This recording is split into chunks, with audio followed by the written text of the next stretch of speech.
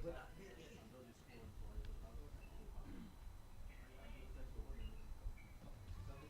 trials purely based on performance, especially at this level last year.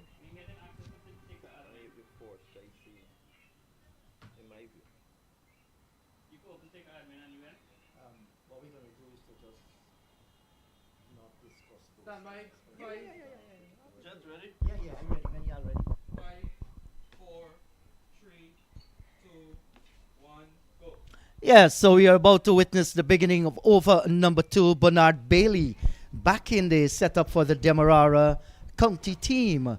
And he'll be bowling to the right-handed Kevin Sinclair, who played a beautiful cover drive to get our mark. Let me remind you that this is round number 2 in the Guyana Cricket Board Senior Inter-County Super 50 Tournament 2024. Demerara already with a victory, and so too SE Quibo. So this round is going to be of vital importance for those teams that have suffered losses in the first round, and that's Berbice and the Guyana Cricket Board Select 11. So here is Bernard Bailey to begin over number 2. Good delivery, tantalizing, just short, a little lifter, not too much, outside the line of the off stump. Well, with me in the analyst here, my colleague. Good morning to you, Dexter George. How are you doing? Hey, good morning to all our viewers. I'm doing fine. I know we're blessed with lovely weather here for cricket. And Demerara, after the perfect start, already picking up the first wicket in the first over. Well, this one is in the air. That's going to be a soft dismissal. The catch taken, and Kevin Sinclair has to go. Why on earth you want to play such a shot? You're looking for glory. You have just come out in the middle. You haven't got your eyes in. You do not know the kind of bounce you're going to get from the pitch. True caution to the wind, and he's a goner. This is a bad start for Berbice, losing 2 wickets, and we're just in over number 2. They're certainly in early trouble here. I think he could have let that one go. But, it's kind of the way the cricket is being played now. They want to be aggressive. But on that occasion, not being able to execute and in the process losing his wicket. Not the star Berbice would have hoped for. Yes, and, the expectation is that you have these senior West Indian players, a test match cricketer for the West Indies, Kevin Sinclair. Just come out in the middle. You have suffered the loss of Ram North. And, that's not the kind of shot you expect from the vice-captain of your team. Berbice winning the toss and batting here definitely will have their work cut out. Only over number 2. They'll have to now rebuild this innings, Dexter. Yeah, it's going to be pretty interesting. I think the guy walking out to the middle now has a lot to do with this Berbice batting lineup if they're to progress to a competitive total. That is Kevlon Anderson. We all know how talented he is. He needs to ensure that he play a really good knock here for his side. Already losing 2 wickets, so he's going to have a lot to shoulder. Yes, and Dexter, over the years we've been talking so much about talent. I think the time has come now for these talents that were identified 2-3 years ago to just begin to show, turn that talent into runs out in the middle. Kevlon Anderson of recently, the few cricket matches he has played in Guyana, haven't shown that he has made that great turnaround that we are looking for as far as runs are concerned. So we maintain 2 slips out in the middle, 3rd man out on the boundary. There's also backward point. There's extra cover mid-off. There is a mid-on, forward square, and a deep backward square. This one pitched up, just slowing up a little, so it shows some thinking here by Bernard Bailey. Yeah, that's well bowled. I think, immediately he went to some good line to Anderson. Forced up the very first ball he bowled to Kevin Sinclair was a short ball. So you can clearly see that they have the plan and they're working with the plan here, Demerara.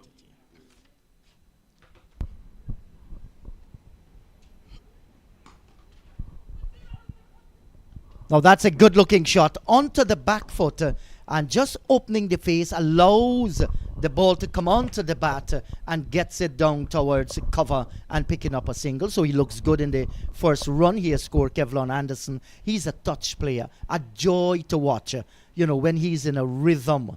I think this opportunity here that is presented to him to rebuild the innings can work in his favor. You want to play smart cricket at this stage. Absolutely.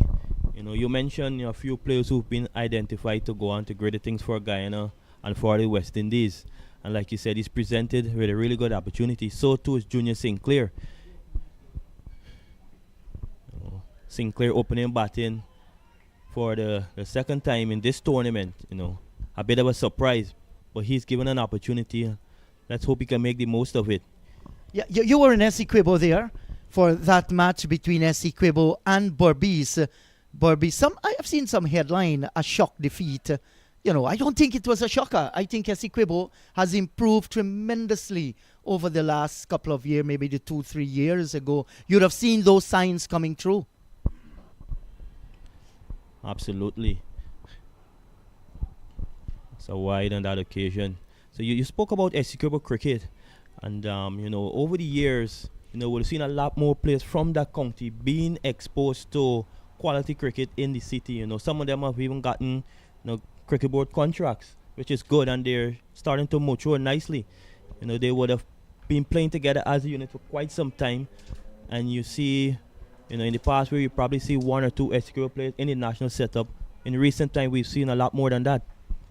Yes, I agree with you, and much more cricket is being played in Essequibo as well. So it augurs well. Berbice will have to wheel and come again. Not a good start this morning. The return is fired in, but the communication between these two, Sinclair and Kevlon Anderson, was impeccable then. Played it with soft hands, down towards short straight mid-on and collect the single. 2 overs gone, and at the end of 2, the score is 9 for the loss of 2. Both teams making changes from their first round game, and all of a sudden, Berbice, they're in early trouble here. But if you look at their lineup, with the inclusion of those players, the Isaiah Thorne, the Kevlon Anderson, the Jonathan Fu, it all of a sudden looks a formidable unit, and they'll be looking to those guys, Kevlon out in the middle, and certainly Fu, to shoulder responsibility with the bat for Berbice. Yes, I do agree with you. So Berbice, Junior Sinclair, Rampatab Ramnath, Tamani Caesar, the keeper, Kevlon Anderson, Kevin Sinclair, Jonathan Fu, Zainul Ramsamy, Nigel Deodat, Virasamy Pramal, Clinton Pestano. Good to see him back in inter-county cricket. And Isaiah Thurn. That's 11 for Berbice. Ronaldo Ali Mohammed just mops the brow, and he's operating from the northern end of the ground. Begins over number 3. Ali Mohammed picking up wicket in his fourth over. Certainly would have boosted his confidence. And he's another one of those young players who would have been given opportunity at the national level.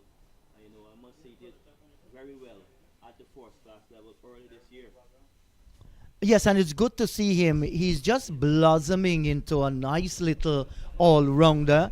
Has reasonable pace, is not afraid to use the short ball, and he's been doing well. Nicely flicked off the front leg, out towards long leg on the boundary there. Good piece of fielding too. The return comes in, and they just get a single there. The timing there was excellent. Yeah, just straying a bit on the pad there was Ali Mohammed. But despite having 2 wickets, you want to continue to put the squeeze on the Essequibo batters. You don't want to be giving them free ball, to hit away to the boundary and build the confidence. You want to make them work hard for every run. Yes, I know you love Essequibo. It's actually Berbice you meant. I hope you win the lottery and you share it with the commentary panel as well. So lovely day for cricket here at Bourda. We are accustomed to say Bourda Green. It has definitely gotten its place in cricketing history. Turned away again, just straying down the leg side, a little too much into the pads of the right-hander, and they pick up another run. So 1 more to the score. Let me give you that Demerara team. Tevin Imlak, Tejnarain Chanderpaul, Shamar Yearwood, Akshaya Prasad, Raymond Perez, Richie Loknath, Ashmead Ned, Devon Lord, Matthew Nandu, good to see him, and Bernard Bailey in the team for today. Bernard Bailey and Matthew Nandu, both of them given an opportunity. Yeah, making 2 changes is the Demerara side. It's really good to see Matthew Nandu in action. He's a young man that would have made great strides with his cricketing career, and we're all eager to see him progress even further.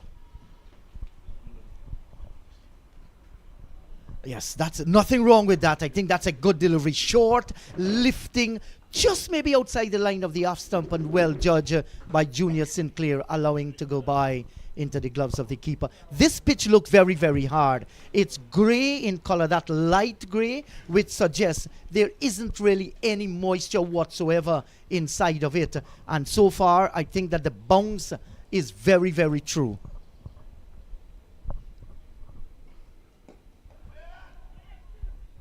And Dexter, when you look at pitches like these, it looks like concrete. It tells you, it's going to be a very good batting wicket.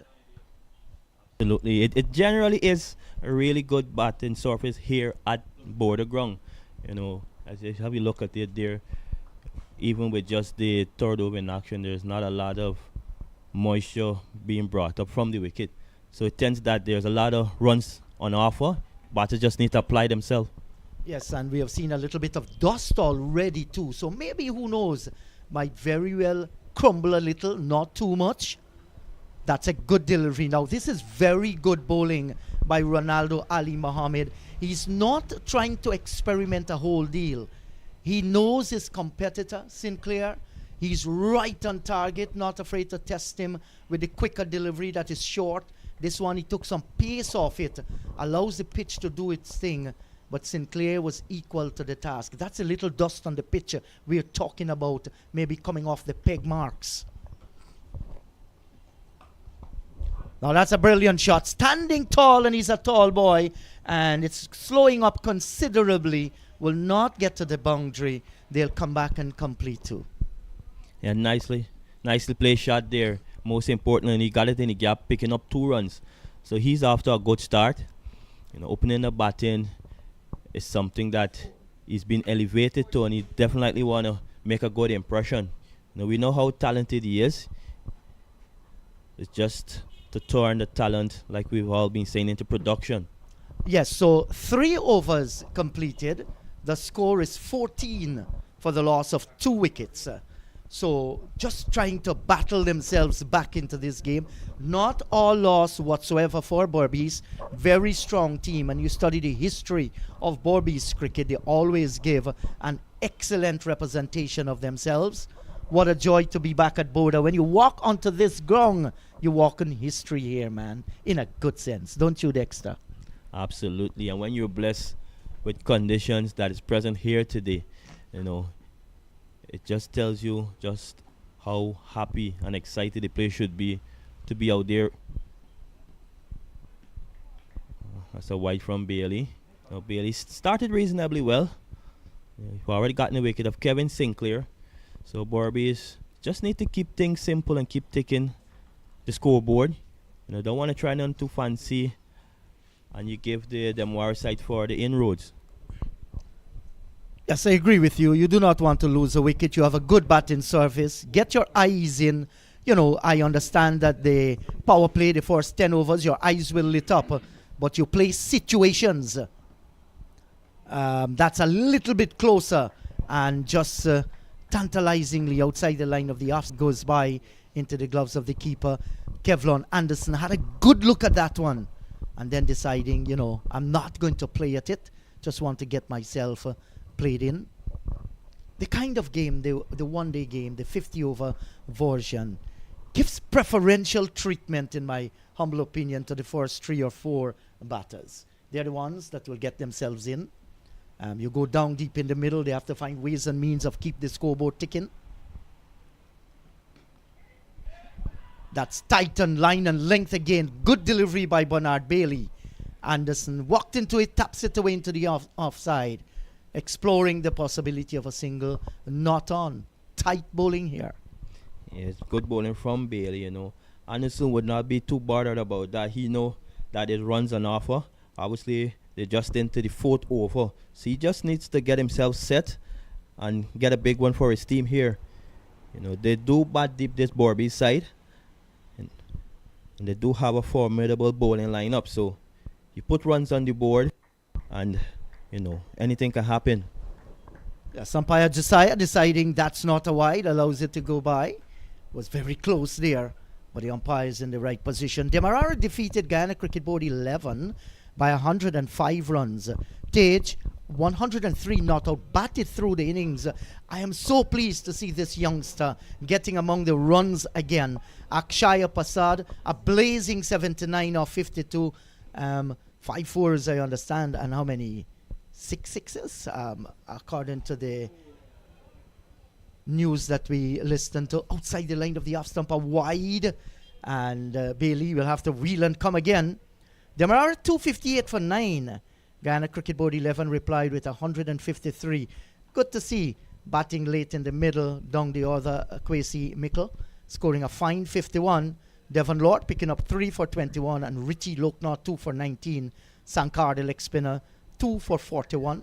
That was the last game played here. You'll tell us about that Essequibo encounter that you witnessed there, Dexter. We can discuss that during the course of this over.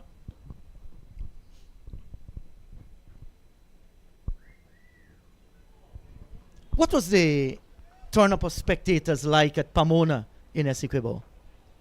It was a very large turnout of spectators. I haven't seen in hardball cricket that amount of people turning out at any level. So for me, that was fascinating. Wow. Can you put a number to it? Something close? You're good at estimating? Easily in excess of 300, in my view. So, you know.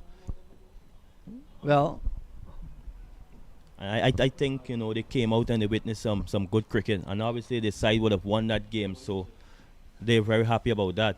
yeah, taking at the pad, louch out for leg before here. They're pleading. Not out, says umpire Josiah. Might in the mind of the umpire going down the leg side. We shall watch it on the replay. Dexter, what have you made of this one? Height, not out. Yes, hit around the groin area there. He was on the back foot, but the ball was making height. And I think that is what, demanded the umpire decide to say it's not out, but was a good delivery. Anderson has to be very careful here. Well, our cameraman, Andrew Singh, who went to Pomona, he was operating the camera. He looked at everybody in the crowd. He's saying it was just about 500-600 people up there.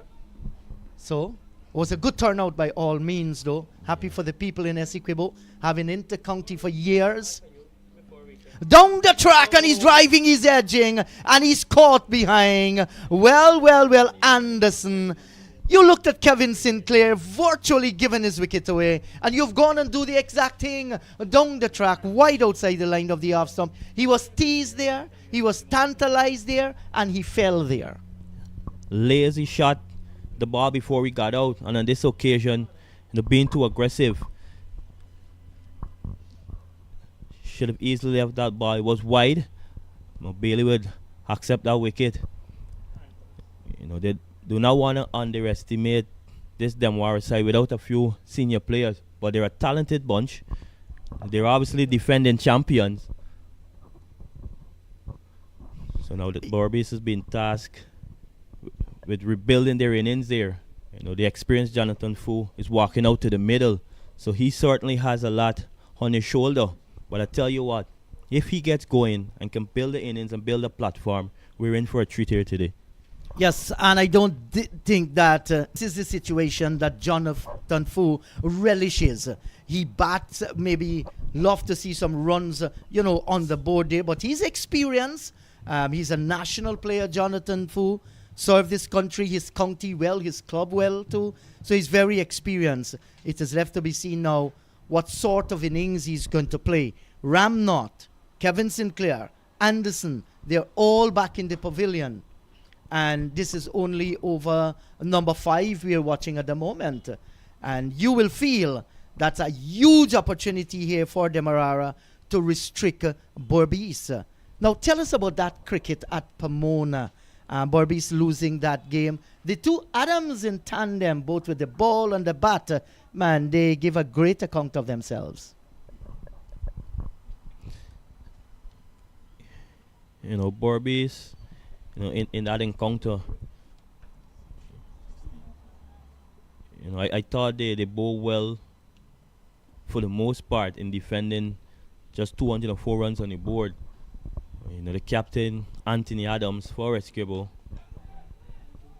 he batted really well. He showed us some responsibility. He even stepped up the order. He was slated somewhere around 7-8, and he batted 6 in that game. And obviously, the pugnacious Ricardo Adams, he simply did what he's been doing at this level for quite some time. I spoke to him after the game, and he said his objective for this tournament is to be the top all-rounder because he want to be selected in the national squad. So that's a really good start for him, picking up the man of the match performance in that game. Yes, and that's a lovely looking shot there by Sinclair, moving across the line of the delivery and played it beautifully over the top of forward square, and he will get the... Is it a maximum? Well, actually, it's 4 runs. But that will bring some relief to the tall right-hander who opened the batting. Great timing there, was in the air. No problem whatsoever. You're going to choose a place to hit it. Choose where the men are not on the boundary. Fine shot. Absolutely. And this is the way Junior Sinclair bats, He scores and deal mainly in boundary. As much as you want to look to score, you need to be cautious of the situation and play the situation. You're already 3 wickets down. And you don't want to go recklessly and losing your wicket in the process. But that was a fine shot. That's a short lifting delivery. Oohs and ahs. And umpire is going to signal a wide there. So, 1 more to the score. I understand the intention there of Ali Mohammed was trying to get it as close as possible to the batter's body. And in that, just straight down the leg side, shoulders, arms, and went through to the keeper. Despite a wide, I like the thinking behind of it. Yeah, the bowlers have been steady. And, it's going to be interesting to see just how Devil Imlach marshal his troops, make his bowling change, his field placement. Because from the looks of it, he'll definitely captain Guyana at this year's regional tournament. Well, that is left to be seen. Another short lifting delivery. Now, if the first one was called a wide, the question is, why wasn't this called a wide? Maybe just touching something. He's short whatsoever. Had to be something like that.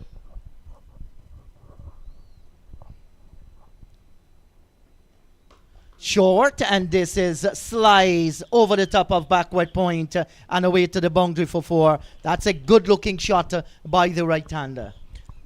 Absolutely. I tell you what, this is really good cricket by Sinclair, putting some pressure back onto the Demerara bowlers, hitting the ball over the infield. There's no one out there. So once you get it there, you're going to get 4 every time.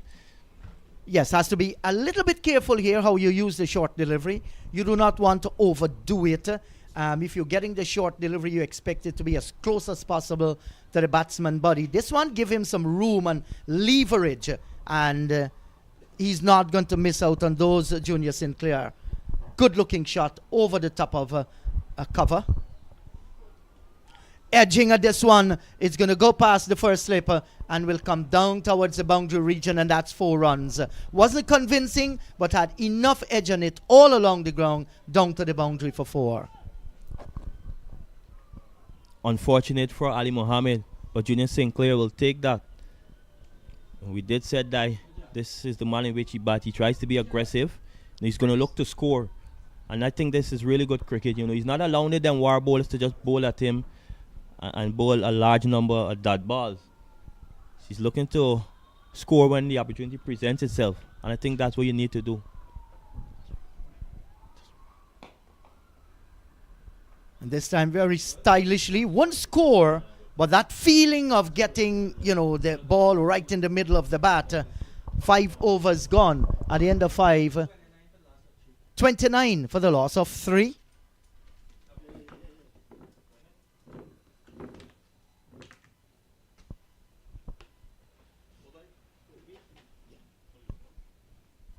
So, a good little partnership just beginning to be built between these two. Jonathan Fu has just come out into the middle.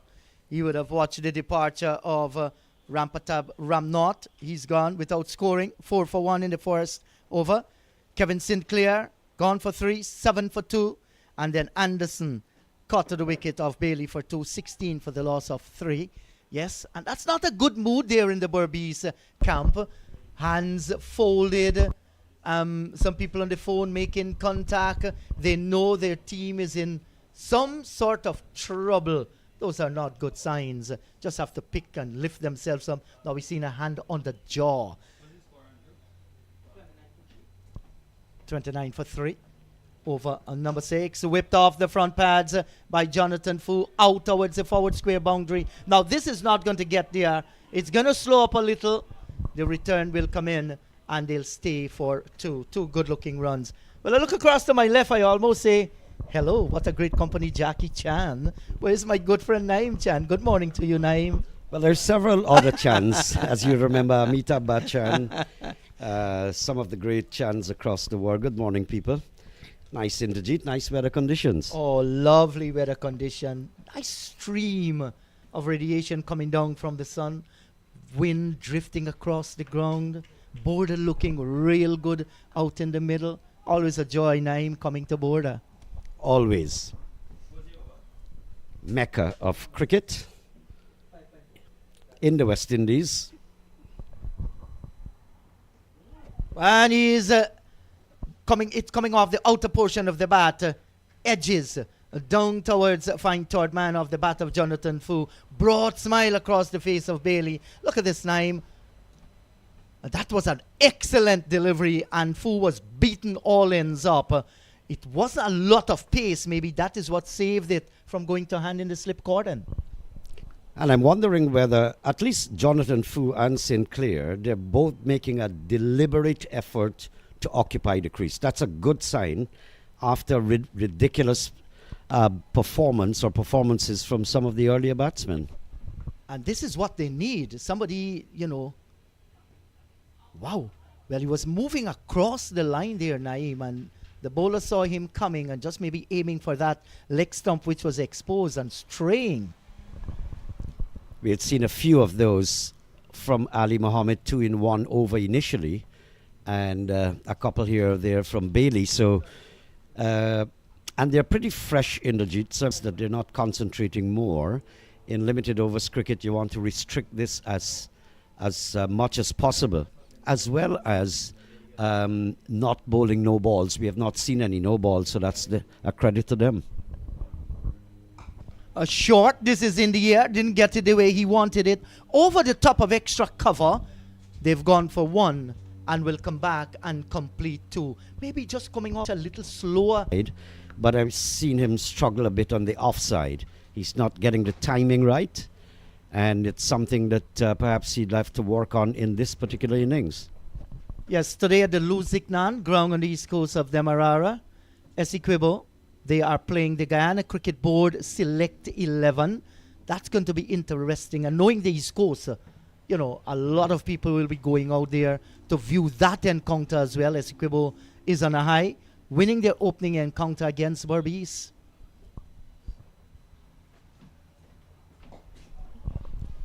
Nice approach here, Jeet. It's good to know, and I mentioned this just a few deliveries ago, that the batsmen are making a deliberate effort to keep their wickets intact. This is 50 overs. They've got a long road ahead of them. Jonathan Fu has that ability, stemming, of course, from his experience. And so both of them, Junior Sinclair is very active in cricket at the national level, and so they both have the capacity to make the adjustment and occupy. The runs will come. It's a long journey.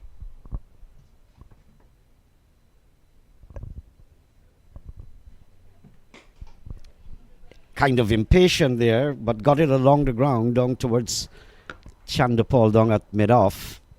But a bit of impatience. He knows that you have to keep the scoreboard ticking. Just an over-exuberance of energy in that particular shot, but was nowhere to the pitch of the ball. Totally agree with you. So, our apologies. As you see on your screen, we're experiencing technical difficulties with the scorecard. And trust us, our technicians are working feverishly to ensure that this is solved. And it's going to be solved not long from now. 7 overs completed. 6 overs completed? Yes, so I beg your pardon. 6 gone, and the score is 35 for the loss of 3. What a beautiful sight. That fluttering of the flag there will tell you the power of the wind coming across the ground. A bit of pathetic sight, nevertheless, with the quality of the cloth there on the flag. But that must have been mounted a long time ago. So it's just torn a little bit. But there is a nice wind. In contrast to the past few days in Guyana, Jeet, where we've been recording record high heat waves in the country. So even the meteorological office was offering to us on Sunday to exhort people out there, if you're engaged in outdoor activities, to rehydrate as much as possible. So if the school teachers, for example, are watching us and hearing, it might be a call that you should pay heed to with the students in school. Yes, and it's very, very important rehydrate ourselves and not necessarily overdoing it.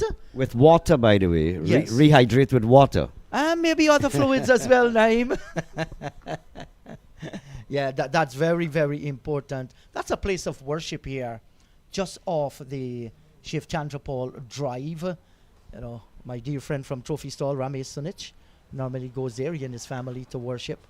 And I know some of the trophies that will coming on board will definitely be coming from Trophy Stall.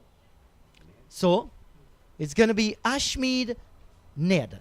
He's a bright prospect, talented player, West Indies Academy player, left-handed bowler, and he has improved by leaps and bounds coming off a relatively successful CPL. The matches that he had, I thought that he did pretty well.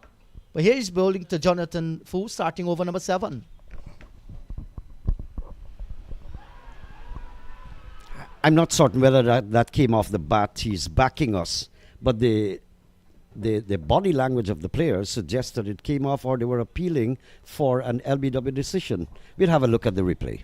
Yes, that's like working in the appeal court and begging the judge for a decision. We shall surely see that on the replay. Wow, that was close. I think there was no bat onto that whatsoever. Brilliant delivery by Ashmead Ned here. Jonathan Fu was completely bamboozled. He gets this correctly. Just bat and pad close together into the onside this time. But it will be intriguing to see how long Jonathan Fu can hold out with Sinclair and build an innings. That's the important and should be the focus right now. I agree with you. Rebuilding your innings after earlier on collapsing is what the strategy should be. At the same time, you don't want to be too ultra defensive. Sometimes it can work against you. You look for those scoring opportunities. And if Fu is going to be riveted inside of that crease, Ashmead Ned is going to work his way into him. It's like a worm working its way into the soil. You expect him to, get close to the pitch of the delivery. He's a tall guy. And once again, not picking the line of the delivery in their name, wrapped on the pad, but this time going down the leg side. But he's been in here for a while, and as you mentioned, he's got to keep the scoreboard ticking. He's only on 3. Sinclair is 16. 18, correction. And the nice thing about the 50-over version, Jeet, it allows you the opportunity. There's enough wriggling room, so to speak, where it allows you the opportunity to actually rebuild your innings, squeezing 1s and 2s into the gaps, converting 2s into 3s.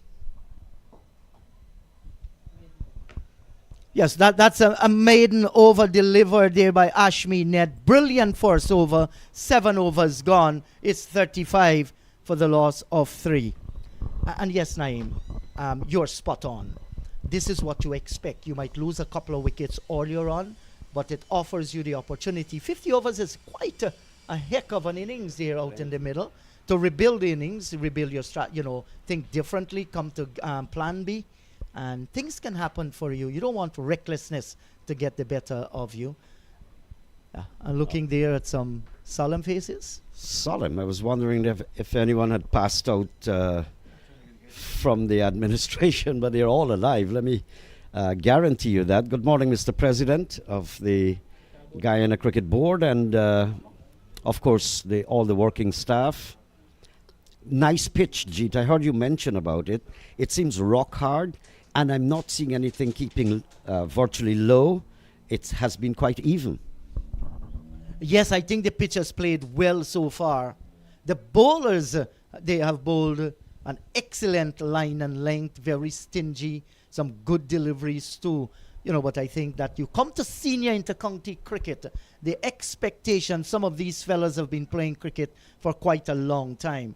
It's like when the top players are here, you expect these to seize the opportunity. So there are question marks there. How ready are they for this level of competition?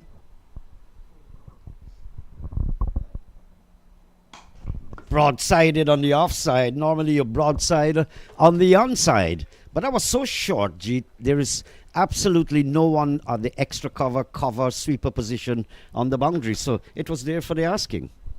Yes, and you look at that, lots of power, and he got it well. That was a bad delivery, innocuous delivery, bowled by Bernard Bailey, and Junior Sinclair went after him. We're still within the first 10 overs power play. Good-looking shot, broadsided. That's a word that we are accustomed to in the country areas, Naim. Have you ever gotten broadside from your parents? No, I broadsided a few people on the while teaching, long journey. Yeah. On the long journey to where I am today.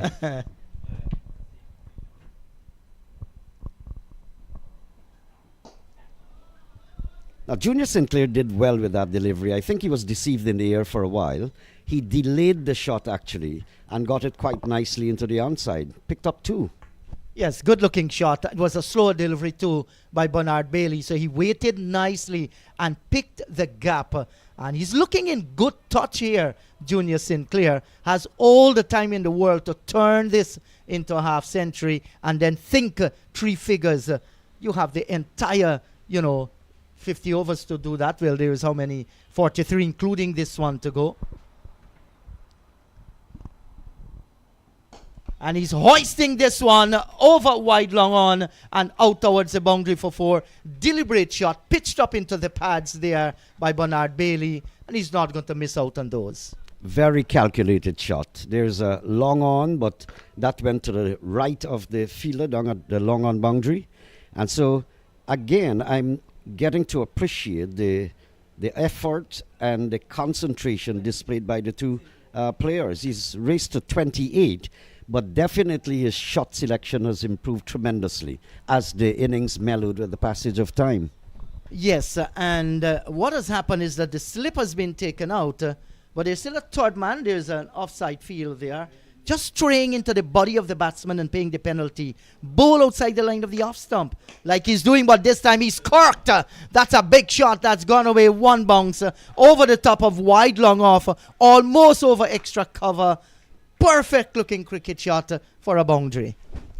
I think that was well directed because stage and Chanderpaul is long at long off, but he hit it, struck it to the almost to the left of Chanderpaul, couldn't get there, and a good calculated shot. I think he's powering, surging forward. He's suddenly changed gears a little bit, has become just a bit aggressive, and all the shots with that aggression.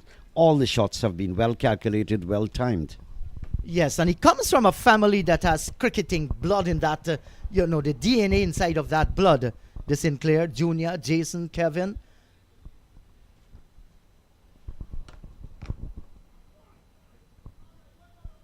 There you go. He just picked up that line, could have gone for a swish outside the off stump, didn't do that, just watched it go by. I just struck a few boundaries. Where's the need to do that? Yes, and this is the concentration level we've been talking about. And he did not only left it alone. When he finished, he walked away, no doubt, talking to himself. Junior, you've gotten a good start, boy. Make use of it. Have you talked to yourself on some occasion, Naim? Sometimes, especially in the morning hours. That's when I calculate my account number and what's inside. But the conversation doesn't go for very long because the account is... The bank account is not too large. The account is so small that there's no need for more than 15 seconds of counting. 8 overs gone. It's 49 for the loss of 3. Really nice day. Look at the screen. You're seeing the brilliance of the sunshine. For those people who are outside of Guyana, this is what the weather conditions have been like for the past maybe 1 month, I think, Jeet. Very hot sunshine and steamy hot. Yes, certainly too. Serving the farmers well. They're getting to reap their paddy, reap their soya beans as well. That's good. And, just looking at our screen there, there's some intensity of concentration. This is what this game of cricket brings about. It's been real hot in Guyana. Some days you just want to stay inside. Don't get out. Ashmead Ned struck on the pad. And I guess that was going down the line. It was pitched outside the line of the leg stump. It was going down the leg side there, Naeem. And Jonathan Fu has to be careful here. Whether he's a tall boy, you expect him to stretch long forward and kill whatever spin. He's not reading the line of the delivery. Much better this time. He gets closer to the line. That's the reason why he got bat onto it. This is calling for a lot of concentration. But Fu is very experienced. Good cricket, in other words. Ashmead Ned reminds me a little bit of Akil Hussain. He seems to be a thinking bowler. Notice Akil Hussain also, they're not highly venomous spinners. There's a lot of guile in their bowling, and I think Ashmead is looking pretty well.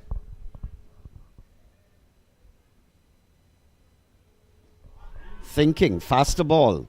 There you go. Good over, good methodology employed here by young Ashmead Ned. And I get the distinct impression he's a good thinker. Yes, the youngster is good. There's no doubt about it. Abundance of talent for the left-arm bowler. And he's been doing well. He has to be patient, though. Spinners must be patient here. He's getting the better of the exchanges from Fu. And look at that delivery this time, Naeem. Just pulling back the length of it, asking Jonathan Fu to stretch a little bit forward. So we can now look forward to see if he's going to get the arm ball going, one that's pitched up a little bit further, just outside the line of the off stump, into the block hole. That can cause some confusion. And it's good to see that Jonathan Fu is showing respect. If the bowling is good, you have to. And paramount in your mind is not to lose more wickets. The score can be accelerated as time goes by. End of 9, 49 for 3. Yes, and that's 2 consecutive maidens. And if we can borrow words from the great Henry Blofeld, Naeem, you want to complete it? I can't. I wasn't around on that day. I can't recall what he said. Yeah, the gentleman said there are more maidens in the books than maidens in the stands. What a wonderful gentleman he is. Fantastic. I had the distinct pleasure of not working on the same panel with him, but 1993, the one-day game I did on radio against, I think that was Pakistan and the West Indies, right Correct. here at Bourda. And he was on television.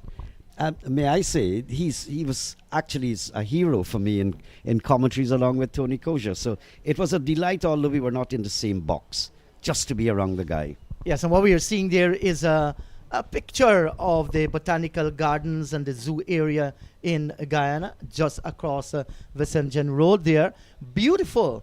Great news. We are going to have a brand new zoo as well. You took the words out of my mouth. I have waited for as long, I don't want to divulge my age, but for a very long time to have a proper zoo. I'm so delighted to have read that just a couple of days ago. Yes, it's a pride of our country, and there are more in store as well, a public-private partnership. According to Vice President Dr. Bharat Jagdev, they're open to have a drive-through zoo. And Guyana is not short of trees. We're not short of animals. We are blessed with flora and fauna galore. So I think, the timing is good, and, better days are definitely ahead. I wish to have cable cars too, and an extension of the zoo, and just have a super. I've gone to a few outside. The Bronx Zoo comes to mind. Practically spend the whole day and don't cover the entire zoo. So are we going to have a change here, Jeet? Switch around. Ronaldo Ali Mohammed, right. So he's operating now from the southern end. Yeah, over number 10 starts here. And that's a short lifting delivery way over the head of the right-handed Sinclair and signal wide by umpire Josiah. Well, sometimes you don't mind. Just wake up the batter, just let it balloon over the head. And that bounce will tell you the hardness of this Bourda pitch. I think he put it on test, and there's another thing that might be going through Ali Mohammed's head. There's a man on the third man boundary, and he was hoping that Sinclair will go for the big swipe.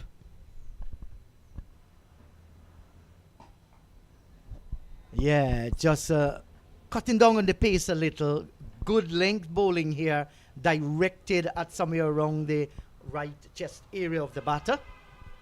Stood tall on the back foot and played copybook fashion. So we're watching a good young talent out in the middle. He's getting a start.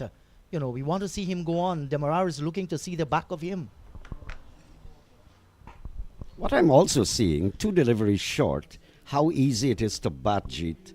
I mean, Sinclair could have batted that particular ball maybe 2 or 3 times before it actually arrived. He could have seen that there wouldn't be a lot of movement. It's very, very simple to bat on this track. Yes, I agree with you. Heard the story of Rohan Babulal Kanai, the great West Indian batting maestro. Wow, this one lift on him viciously.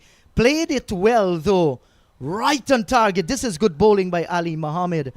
Heard the story from Clyde Butts. May his soul rest in peace, Clydey. He said when Rohan came to this ground, he walked onto the pitch, tapped it with his fingers and asked a question. How can people get out on this wicket? Bourda has been so renowned for batting. This is a swipe down the leg side, top edge, but it's going to be safe.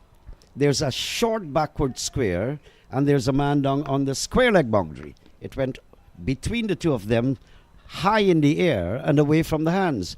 I don't think he was in absolute control. It lifted more than he anticipated, but he was already into the shot.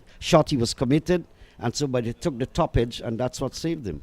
Yeah, not in control whatsoever. Has to be careful. Jonathan Fu comes on strike, and John Ramsing will be our next commentator. He will come a-calling after this 10th over.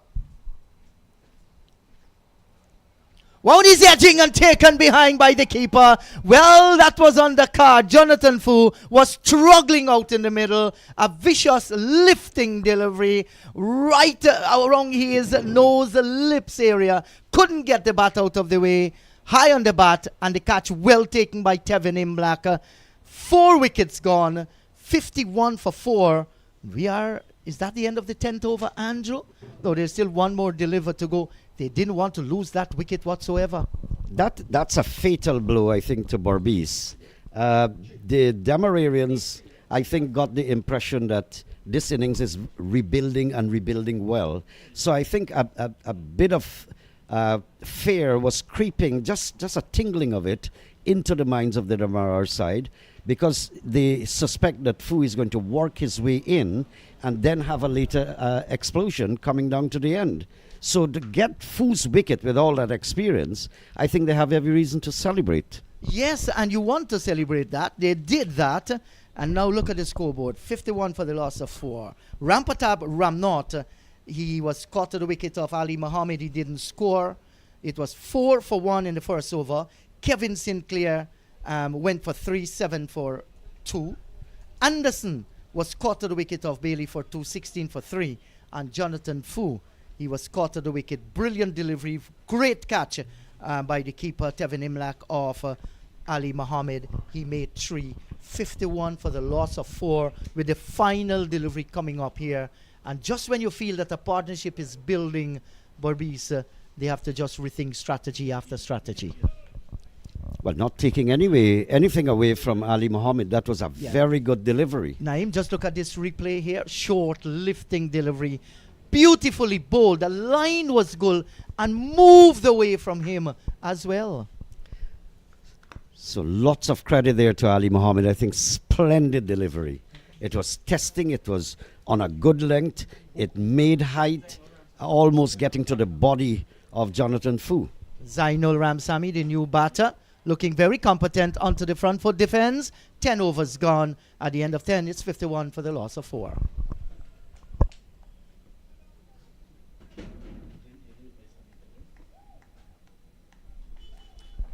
So this is not a halfway mark. In usual parlance, T20 parlance, it would have been the halfway mark. And that's the difference, and big, huge difference between T20 cricket and ODI cricket, the 50-over version. This is cricket. It takes your good temperament to work your way. You have enough time to lose wickets and to recover. Enough time to see a particular bowler off or to read the pitch. Lots of time in 50 overs. And I think Jonathan Fu made a valiant effort along with Junior Sinclair to correct the wrong, so to speak, or right the wrong. The wrong being that they lost 3 wickets earlier on. They were 3 for 16 at one stage. Hey, John. Hello, Naim. Hello, everyone. Lovely morning here at Bourda in the capital. Good day for the masjid as well. Arshmead Ned. So Junior Sinclair was stepping on the gas just a few overs ago. And this is why I'm paying keen attention to him. I want to check his mentality, his psychology, if you're maturing, because you've lost Fu now. So it's time perhaps to just put the brakes on a little bit. It's just 10 overs gone. You've got 40, which seems as though you have until tomorrow to bat. And that's the thing about a 50-over game. Lots of time. You can really graft. You can plan. But then when you lose 4 wickets as a batting side after winning the toss, you really have to go to your plan B and plan C. Good stuff from Demerara. Beaten. Absolutely beaten. Fantastic delivery. It didn't only beat the batsman, it beat the wicket keeper as well. I think it was a surprise one. Must have landed on the seam a little bit and popped. A little bit of pace and extra bounce as well. So the keeper, Tiffany Black, was also deceived. The one actually came back, like you mentioned, might have hit the seam. The arm ball from Ashmed Ner, who's taken all of the boxes in his young career. Getting an opportunity now to play senior in the county again.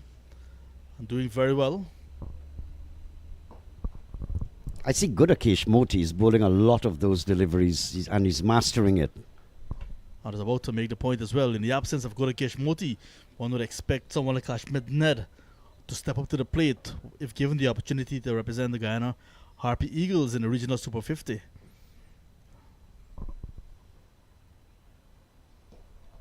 Slightly beaten. Good ball. Good bowling here from Ashmead Ned. He's really on target. There's no doubt about that. And the batsmen would have two minds whether to get out of their crease or stay there and defend. I think Junior is doing the right thing. Faster delivery there, John. Good. Absolutely good thinking. Great over. 11 gone. 55 for 4.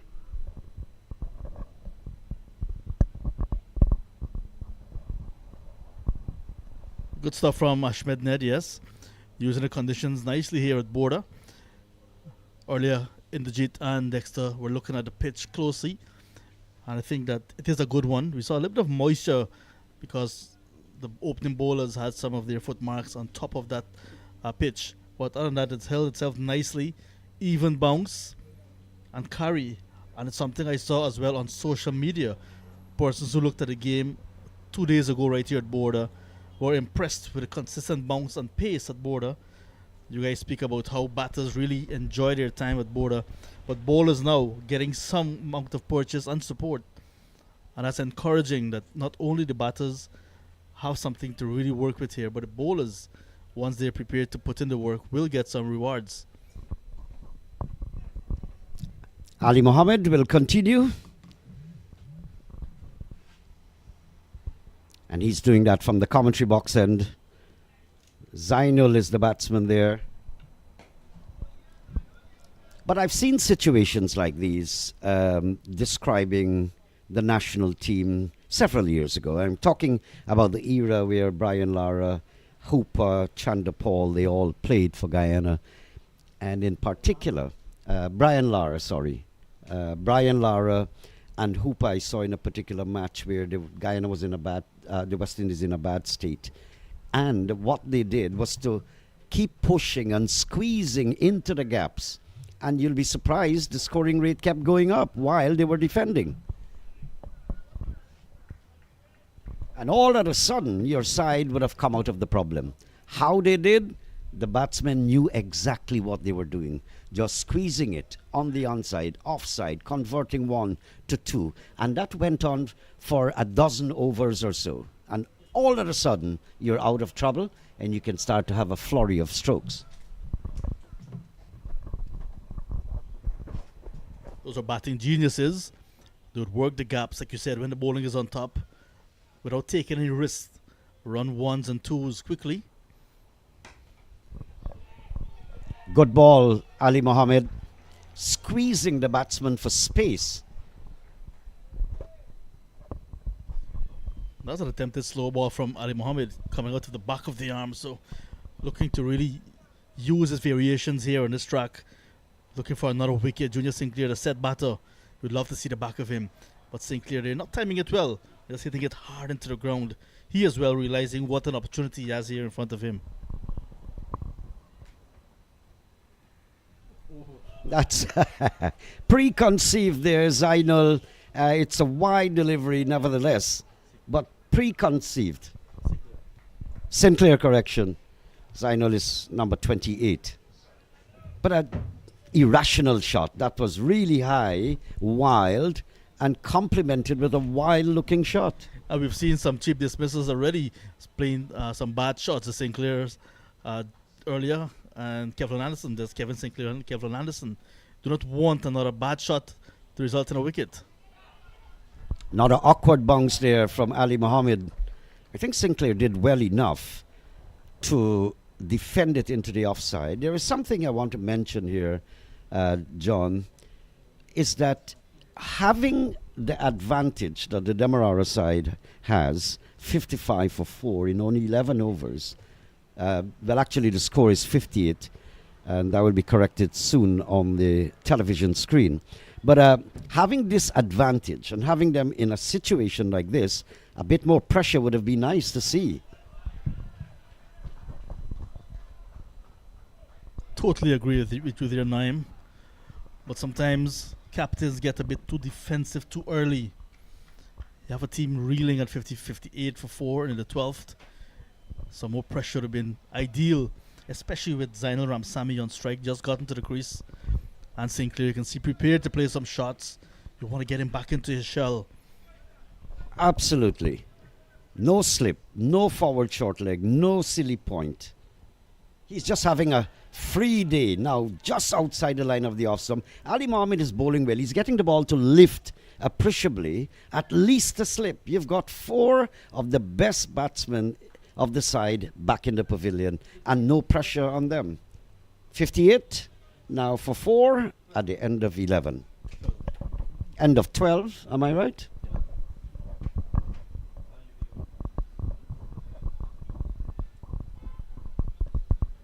Just after the first hour of play here, it is senior in the county fixture. Demerara, the home side against Berbice. Berbice looking to bounce back from defeat. See Jonathan Yearwood, president of the GCC, along with the head groundsman Basil and some other members there. No doubt discussing some renovations maybe there, Naim. I was hearing things were to happen a while ago, and I'm delighted to hear that kind of news. But I wanted some stands back here. Maybe you can still have a regional game. I know that Mr. Frank Diabru is one of the drivers of that theory, and they just don't want to give Bourda up.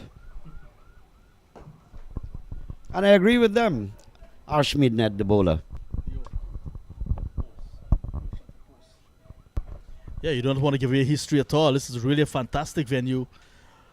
And look at this light structure that is being erected here, Naim.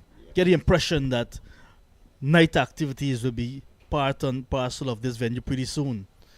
The stanchion is there, no lights as yet, but the infrastructure is there.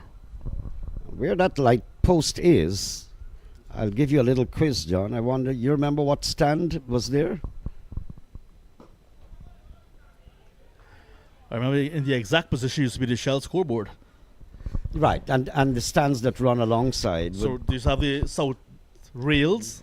Rails. Rails. That's the word I'm looking for. Rails, yes. And then you have the schoolboys. The lesser mortals would go there. I spent a lot of My time first in international rails. game was there, sir. That's only confirming that you are Of course. a part of the lesser mortal gang. Yeah, I spent a lot of time there. There wasn't any shade. You just pay. Sometimes you bargain with the gateman. I'm short on this. Okay, go in, youngster. So lots of sun bleaching you. No food, no water, no money in your pocket. Lots of knowledge shared on that side of the game, of the field as well. And lots of persons in the latter part of Bourda gravitated that side because later on, music became a big part of cricket, and the music was in that section of the ground as well. And just to the that's northeast of that rail stand was a schoolboy stand. And when the cameraman has time, perhaps you just flash straight where long off is. And that was a schoolboy stand. I was there once and saw Vivian Richards straight drive Colin Croft. Well, Colin Croft doesn't like that, period. He doesn't like when you remind him either. Colin and I, we did so many years of commentaries together, and quite a character to have next to you because of his experience. Mahika boys together. Hiker boys together. I also had the privilege of doing commentaries a few times with Sir Viv, and in Berbice, if he's watching on this broadcast. And I beat him at pools. There was at least one thing that I could have beaten the big man for or to do.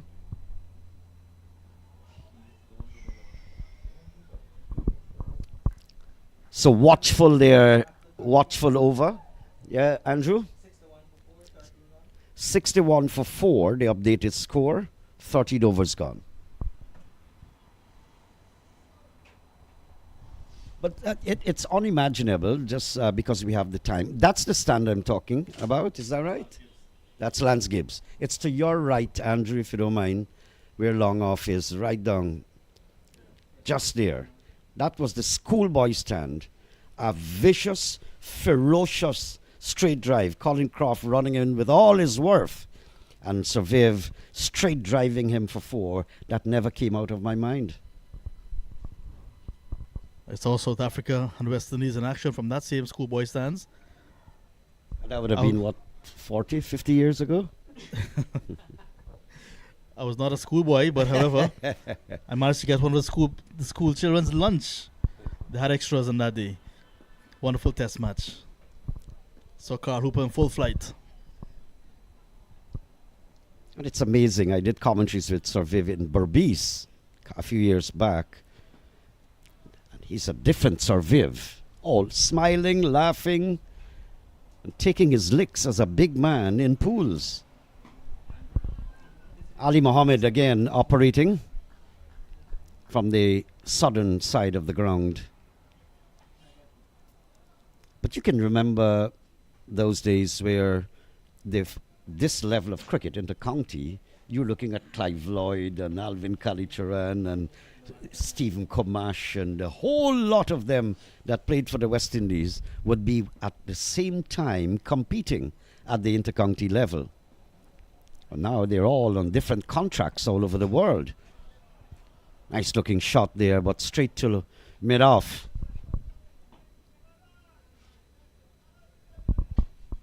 And not only the stars will be on the field, spectators will be around the venues, trying to get as close as possible to the action and to their stars.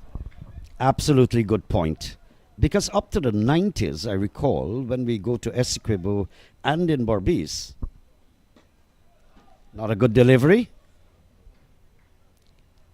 And when we go outside in the rural areas, at Albion, we'll get the maximum. I can't recall it. It was about 8,000 people and overspilling on the parapets crossing Essequibo, 5,000 would have been about overspilling numbers, all on the side of the parapets. And those were the days of the Roger Harpers, Hooper and Chanderpaul. Lifter. Ali Mohammed is trying here, John, to get this ball to lift. It's a wide signal by the umpire. And he's not getting exactly what he's looking for. But I think he wants the lifting delivery outside the line of the off stump for a big slash that will take the top edge and fly down to third man. I think what he's trying to do is to cram these batters and try to make them uncomfortable with some short pitch deliveries on the body. But that was just too short, and with extra pace went over the head. Lots of leg cutters being bowled as well by Ali Mohammed. So he's looking really to prize out another wicket by caught behind. But he wants the batters to be a bit uncomfortable first with some short deliveries on the body. Now that's a good shot off, or good offer. Picking up the line, letting it go. And I'm very disappointed that I'm not seeing any close fielder up for the catch.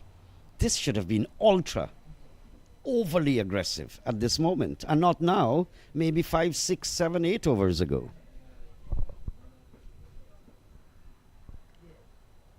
You can see Ramsamy being a bit watchful now, realizing that the drinks break is upon us.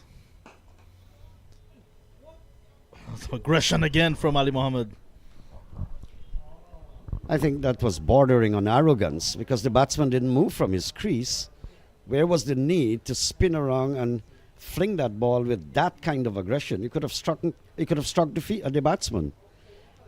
And I guess it's young and energy over peaking. And the fact that he's been denied a wicket.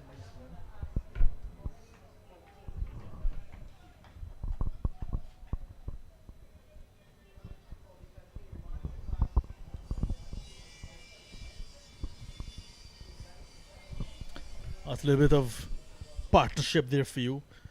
Junior Sinclair, the senior partner, telling his young partner to be watchful. The drinks break is upon us.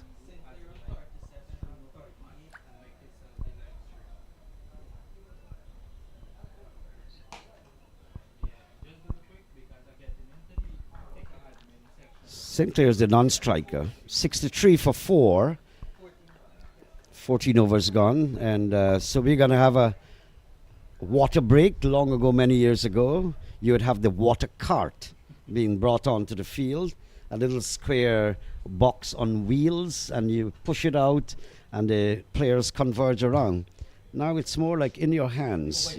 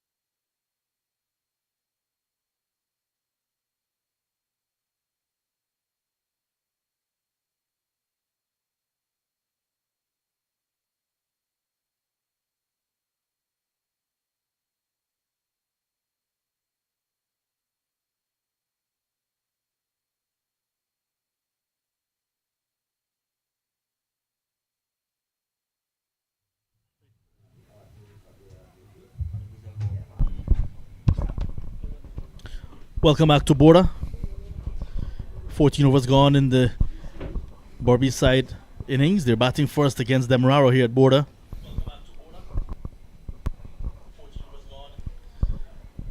6 for 4, just to give you an update of what's happening across at Lusignan. Second match of the round as well. Esquibo 6 for 4 as Devon Lord comes into the attack now. More left arm spin. Saw Ashmed net earlier for Demerara. Now another local boy. Devon Lord plays right here at GCC. Slow delivery. So Dexter's with me. Dexter, steady start you'd say for Berbice after they won the toss. 4 wickets very early, but now the rebuilding process between Sinclair and Ramsamy. Yeah, Berbice, they need a big partnership here, you know. Demerara formally in control. You know, I would like to see a bit more attacking field placement being set by the home side. You've got them, Berbice side that is 6-3 for 4. You know, you can afford to be a bit more attacking, a bit more aggressive.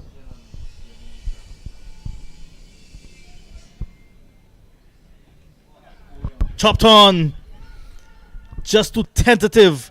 You always find that after a drinks break, something happens. And in this case, Junior Sinclair, half forward, ball taken in the part of the bat, and he's gone. 37-63 now for 5. I was just about to say Devon Lord has started well. You know, as we take a look at that replay again, was in 2 mind there. Junior Sinclair chopped on, losing his wicket, so he would have been quite disappointed. You know, we've gotten a start. The only batter in the Berbice side so far to go past 20. You would have want to make that a big one. Was not to be. So Berbice drifting forward into trouble. Like I said, just to let you know what's happening as Versamy Pamal makes his way into the middle, the captain of Berbice. Esquibo against the Guyana Cricket Board Select 11 at Lusignan. Esquibo won the toss and they're batting as well. 69 for 4 at the end of 17 overs. Not bad in terms of what we're seeing here. Close in comparison.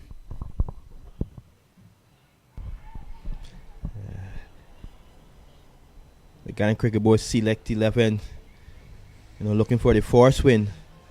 They would have lost the first match opening round. Right here to the defending champions, Demerara. Demerara obviously in control of things, you know. Versamy Pamal, the experienced Versamy Pamal of the Berbice side.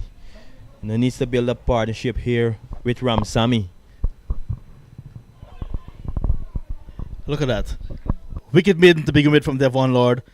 15 gone, 63 for 5. But Pamal playing back to a ball he should have been forward to. You know, he had a good outing with the bat in his first game.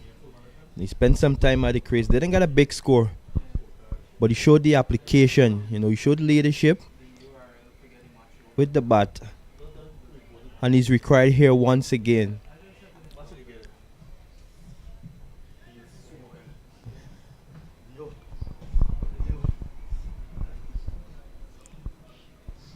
So it looked like it's gonna be Ashmit Nen. His change ends.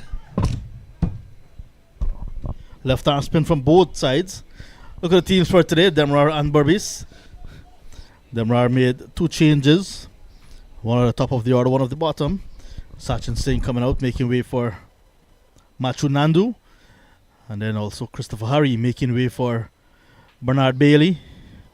2 changes for Demerara. What are your thoughts on that? 2 good changes. I think obviously Machu Nandu playing first class cricket for Guyana, missing out on the first game, so it's nice to see him back. Bernard Bailey, who was impressive in last year's tournament, we've seen him for the first time as well.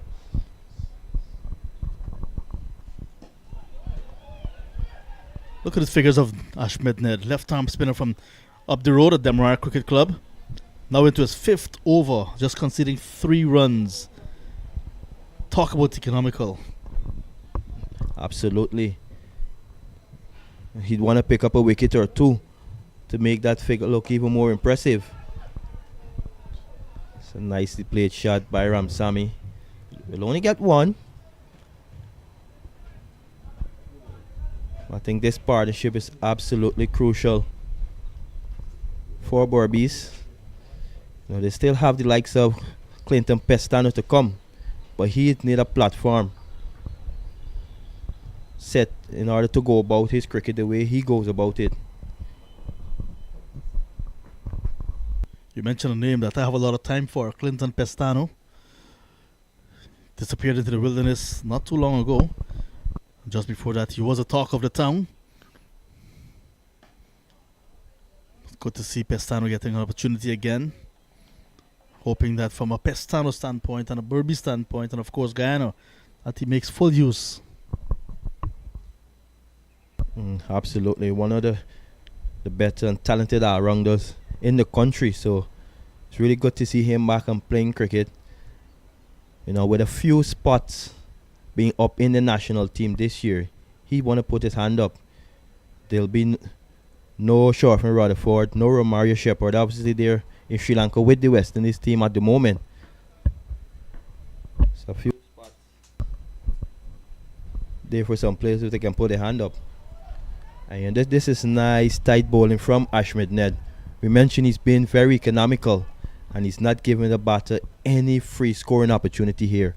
And this is really good from Demerara. He's bowling with a slip in place. He's looking for wickets.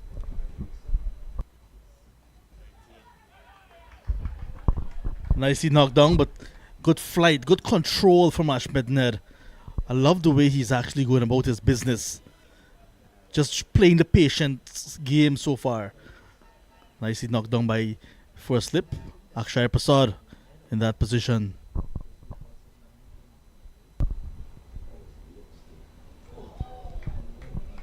That's a beauty, absolute beauty. Resami Parmal did well not to get an edge on that one. He's still batting, and that's all he'll be interested in. A pitch of a delivery to end the 16th. It's now 64 for 5. Berbice batting first against Demerara here at Bourda. Look at what happened so far. Rampatab Ramnath did not trouble the scorers. Sinclair just dismissed 37 and a string of single digits as well. Kevin Sinclair and Kevlin Anderson, 3 and 4 respectively. Jonathan Fu threatened momentarily before he was dismissed by a beauty. Brilliantly caught by the wicket keeper. 64 for 5 at the end of 16. Beautiful conditions here for cricket. At the Mecca, what once the Mecca. They're obviously placed at 64 for 5. With a projected score of 200 at this stage. I think if they can just string together a partnership here to try to get it close as a projected total around 180 to 200, it'll be something to work with for the bowlers. As we see, Ramsamy unable to pierce the gap away in that occasion. Ramsamy, he's a good young player. He loves to spend time in the middle. And this is ideal for him. So this is an opportunity for him. Misfield. Batter's going through for a single. The field on that occasion, which he looked not. Haven't seen him as yet with the ball. Recently played some regional cricket for the Guyana Harpy Eagles. We'd love to have an opportunity here in good conditions for spin bowling. But so far, Lord and Ned doing a fine job for the home side. Big appeal goes up. The finger of Shannon Crawford, the umpire, goes up as well. Wicket number 6. The captain, Veersamy Permaul, not pleased with that decision, but he has to go without scoring. 65 now for 6. As we can see, he's playing back to that one. I think that's out. He pitched in line going on to hit the stump. So Pormal be pretty disappointed, but he only has himself to blame. They should have been playing forward to that one. And Berbice, they're in a heap of trouble here. Celebration now for Demerara. Another big wicket going down. Look, with the water, Christopher Harry, who made his debut in the last game, played youth cricket for Berbice, now living in Demerara, working in Demerara, has an opportunity for Demerara. Played in the first game, went wicketless, but was quite economical. From every report, showed good control as a left-arm seamer, and it's good to see a left-arm seamer coming out from Guyana. Absolutely. I think the last time we would have seen a left-arm pacer for Guyana at the national level, I think it would have been Andre Stull. He was quite lively, but unfortunately, did not lift up the promise. But he's still lively, but not with the ball. Quite the talker. The new batsman, Clinton Pestano, another talented right-arm all-rounder. Has Caribbean Premier League experience as well for the Guyana Amazon Warriors. Played some club cricket for Cosmos not so long ago in South Trinidad and Tobago. Here he faces up to Lord. Nicely bowled, nicely played. I tell you what, this is a perfect opportunity for Pestano, to get some runs under his belt and say to the selectors, I'm here, I'm back, you need to pick me. You mentioned he's been out of local cricket for some time. Unable to place the gap on that occasion. But he's a quality player, and we would all love to see him back in the national setup. He started well.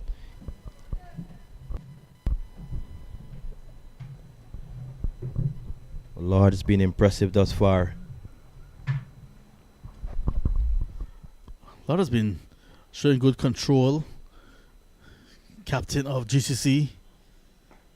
We saw him early in the year in that Guyana Cricket Board T10 blast, picking up wickets, very economical as well. 17 gone, it's now 65 for 6. So John, from a batting standpoint, what is it that Berbice need to do now to ensure that they get up to a competitive total? 2 wickets apiece for Ali Mohammed, Bailey and Lord. Ahmed Ned quite economical. 26 dot balls from 5 overs. Just 4 runs. We heard that he's a stingy man, but I'm not sure if he's this stingy. As Naim Chan gives a wide smile. Look at his scorecard so far. Just 1 play in double figures. Junior Sinclair. Single digits right through. Pestano and Ramsamy, to answer your question, are at the crease. They need to bat to the end. Once you bat to the end, give yourself the opportunity to score. It is a numbers game. You want numbers up there. You want, when you come to bowl, you have something to bowl at. Once you spend time at the crease, they always say runs will come, because Ned, into his 6th now, cannot bowl forever. So if you're going to target a bowler, maybe target the one at the other end. Try to get some momentum into your batting, build a partnership, and back yourself to get a good score. I think you sum it up nicely, but it's not going to be easy.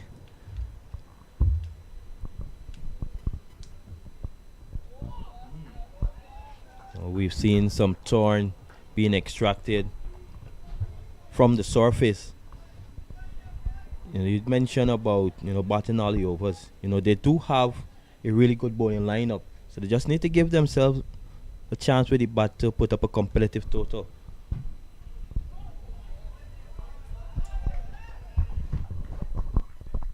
So Ned just playing the patience game, hanging just outside the off stump of Ramsamy. Slip in play, waiting patiently.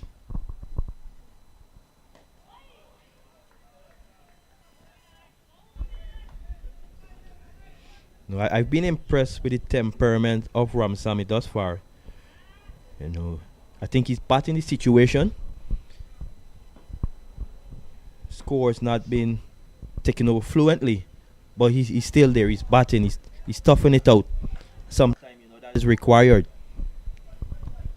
Another maiden from Ahmed Ned.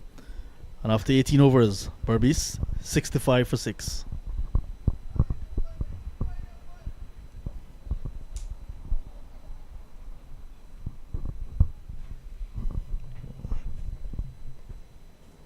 Tevin Imlach has been good with his bowling changes. He's just used just the 4 bowlers so far, and they've been pretty good. Ali Mohammed with the new ball, bowled a lively spell, got a couple of wickets that pegged Berbice back, and they've shifted forward into trouble ever since then. In the background there, the Brazilian Institute. And just in the front of that Brazilian Institute, one of the beautiful saman trees. We've heard about the saman trees around Bourda. That is one of them. Lord to continue.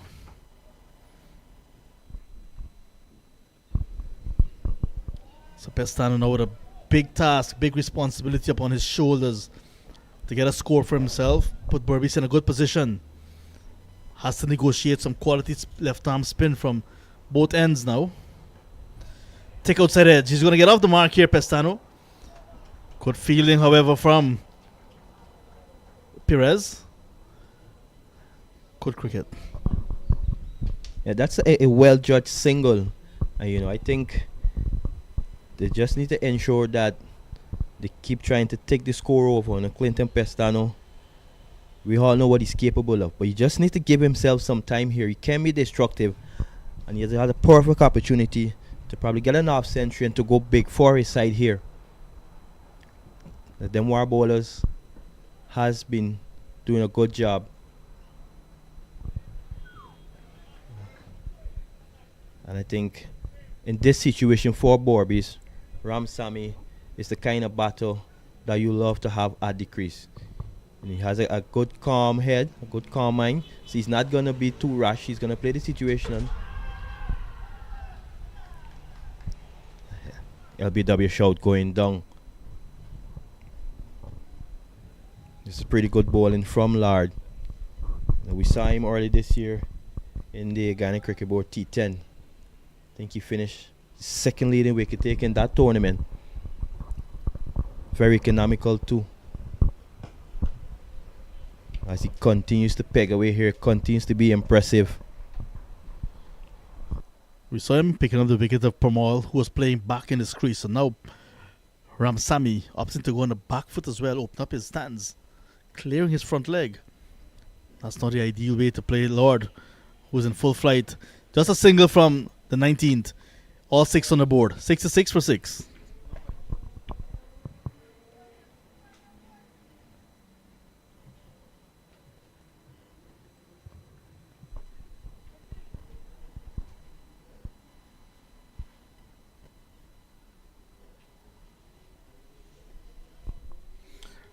This is what's happening at Lusignan. SUK were batting first against the Guyana Cricket Board Select 11. 88 for 4. Kevon Bodie, 26. Ricardo Peters, 19. Ricardo Adams, 18. Ariane Passad, another left arm spinner, 2 for 16. Carlos LaRose, who plays right here at GCC, 1 for 10. So that's the second match of the round. It's round 2 action. That one's being played at the Lusignan Community Centre ground on the east coast of Demerara. It's interesting that both teams that are batting first in this round, they find themselves in a bit of bother early on. It could be credit to good bowling, could be the pitch is offering a bit for the bowlers. And it can also be in the case of Kevin Sinclair and Kelvin Anderson. Bad batting. As we see, Pestano uses his feet on that occasion. So he's trying to unsettle the bowlers. He's not just trying to have them bowl that balls at him. He needs to be a bit careful here. He needs to be watchful.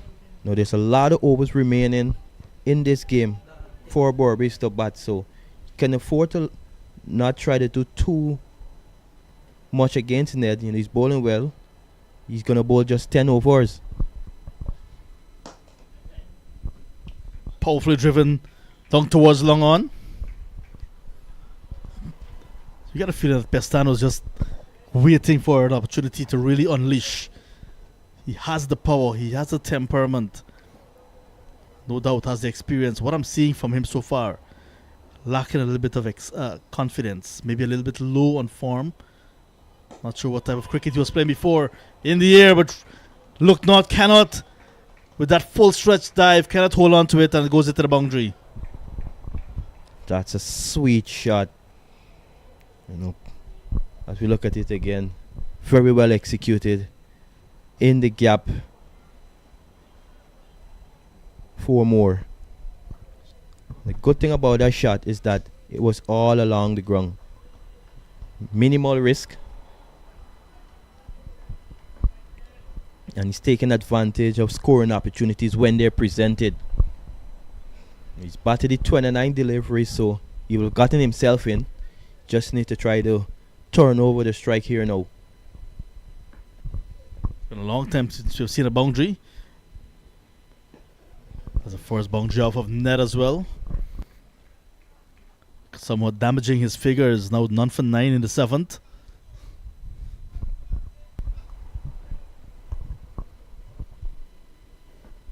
At this stage, difficult to say what a projected score will be for Berbice, but they'll be very happy if they can get somehow to 150 to be competitive at least. Yes, no in the end. Both batters remain in their crease. 20 overs gone, 71 for 6. It's pretty good cricket from the home side.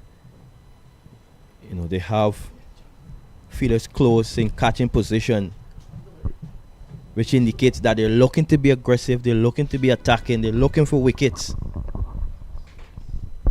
They're not going to give away the easy single. Yeah, that's one of our local umpires. I think he might very well be the third umpire, right? Umpire Nagisar. Yeah. Always nice to have these gentlemen sporting a nice clump of grey hair on that hair. That will tell you about experience, Dexter. Experience indeed. Umpire Nagasar has been around for quite a long time. A good fellow. Yes, and they scramble a single here. Another good delivery by Devon Lord, and well played too, because he reached for it a little, just tickling to the onside down towards forward square and getting a single. At 72 for 6, that's a sorry sight to see. You know, we are accustomed to see a very strong Berbice team, but this Demerara team, they're the defending champions and they're playing like defending champions. Nicely tossed up there, and this is the job of the spinner. You just don't want to be quick through the air, just make the batter look up a little. That was well bowled by Devon Lord. Yeah, he's been impressive from the moment he came on. He's already picked up 2 wickets. There's another shout here. That was nicely floated up. Did he?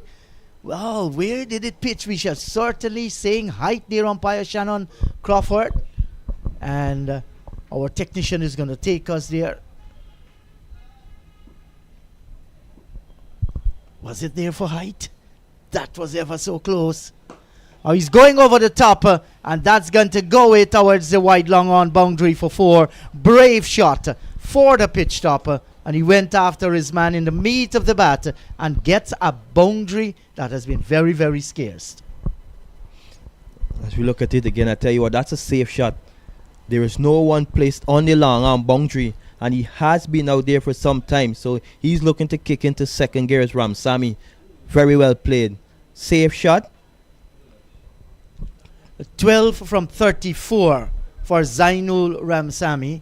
A boundary in that, and I remember him driving through wide mid-off and getting a boundary. So there are 2 boundaries in that 12 for Zainul Ramsamy. The balls that he has faced, 34, will tell the struggle out in the middle to score runs for Berbice.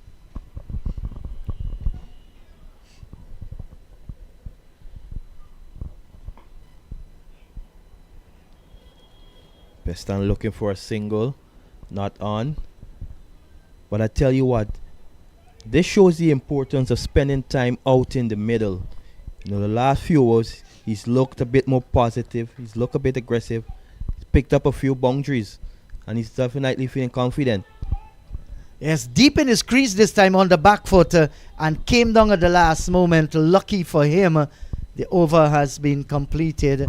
21 gone. It's 76 for the loss of 6. A lot of work for Berbice to do. Yes, and our cameraman is taking us on a little journey there. Some of the fellas on the shade, they will be enjoying that there definitely. These guys out in the middle, it's going to be perspiration galore. And Dexter, inter-county cricket, maybe just go through this. Junior Sinclair 37, Zainul Ramsami 12, Kevin Sinclair 3. Ali Mohammed 2 for 31 from 6, bowled particularly well.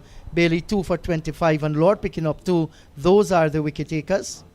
So we're going to have a change of bowling. Another left arm spinner, Akshaya Prasad, will be bowling from the southern end of the ground. So there are a plethora of left arm spinners across Guyana. Absolutely. No, there are a few in almost every team. Driven down towards wide long on, tossed up on the line of the leg stump, and they pick up a single. One scarce commodity. It's like almost it's banned from Guyana, other than Stephen Sankar. We are leg spinners.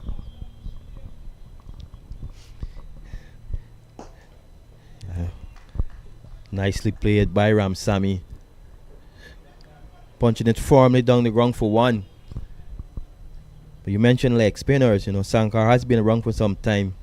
After the exit of Devendra Bishu, we've not seen, I don't think, more than 2 leg spinners at this level playing cricket for the different counties. There are a few at the junior level coming through that look good prospect. So it'll be interesting to see how they develop. But that's a missed opportunity there by Tevin Imlach. Very well bowled by Akshaya Prasad, inducing Pestana to come down the wicket. Missed it altogether. And Imlach being unable to effect the stumping. Big miss there for Demerara. A fine delivery by Akshaya Prasad. Floated that one. Lovely delivery, right where he wanted. Missed it. Can he make this count here? Clinton Pestano 4 from 12. Akshaya Prasad had a blazing 79 with the bat in the last game here. On the full toss this time. Down towards wide long on, and they'll take the single. Want to show you a little bit better, but he wasn't looking to go too much across the line. Wanted to hit with the angle of the delivery and gets the single. So the Berbice been stifled here. I mean, the final delivery coming up in over number 22, and you look at that scorecard. It tells you that the runs have dried up on a very hot day. Good delivery. Tantalizing once again. He's defending. 22 overs gone. Berbice struggling. 79 for 6 after winning the toss and batting. Yes, Demerara firmly on top. But I tell you what, that missed in the last over by the keeper off of Pestano. They'll be hoping that he doesn't capitalize on that. Yes, on the screen there, I'm seeing one of our friends from the United States of America, Prophet Morv Siram. Good to have him in the ground. There are also Ravendra Mandulal there. Does it look like Ravendra? Not too certain. Sean Divas is there as well, our dear friend. Anil Bihari with a phone. Maybe trying to call banks. The IH is some cool banks. You never know. Yeah, Rayan Dame King in his pink. And Shabir Baksha sitting there as well.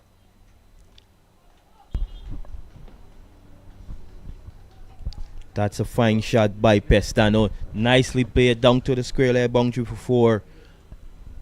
I tell you what, the placement on that shot was pretty good. Didn't try to hit it too hard. Just to ensure he tried to find the gap. Successful on that occasion and picking up 4 runs. So immediately after being dropped, he signaled his intent.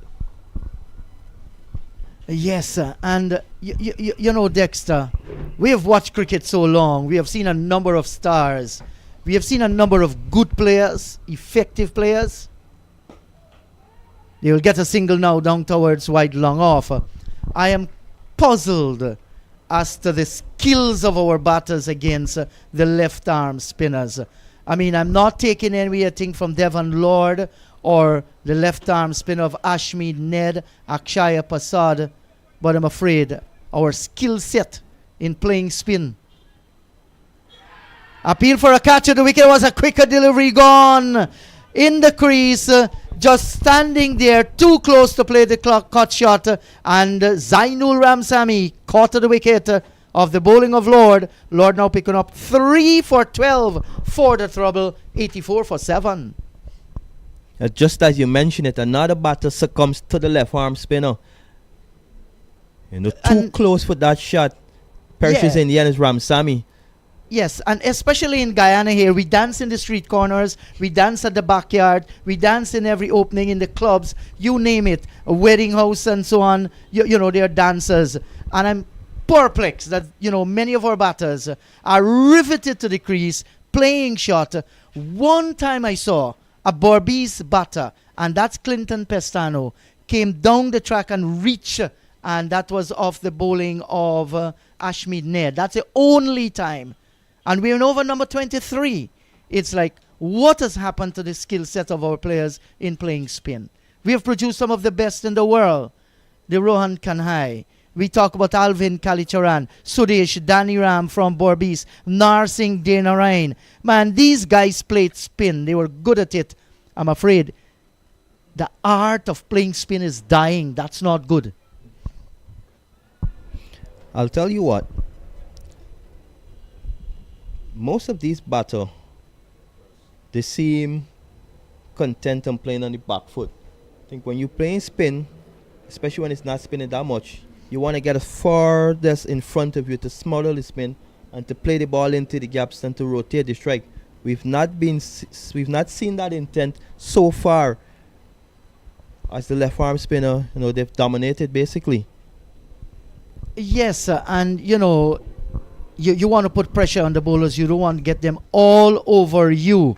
You want to ensure you drop the ball in the gaps, soft hands, look for the scoring opportunities. You can't do that if your comfort zone is between that batting crease and those 3 sticks that are out in the middle. It's not going to happen today, tomorrow, or next year. Well, that just back over the head of Devon Lord there. And they will get the single. He's a lucky fella. Off the mark immediately is Caesar. And Tomani Caesar here. He can bat. He's a wicket keeper in the side. Clinton Pestano is still out in the middle. He's 10 from 15. And the struggle continues here. On a Bourda pitch that I think is still good for good stroke playing, Berbice is really making a meal of this one.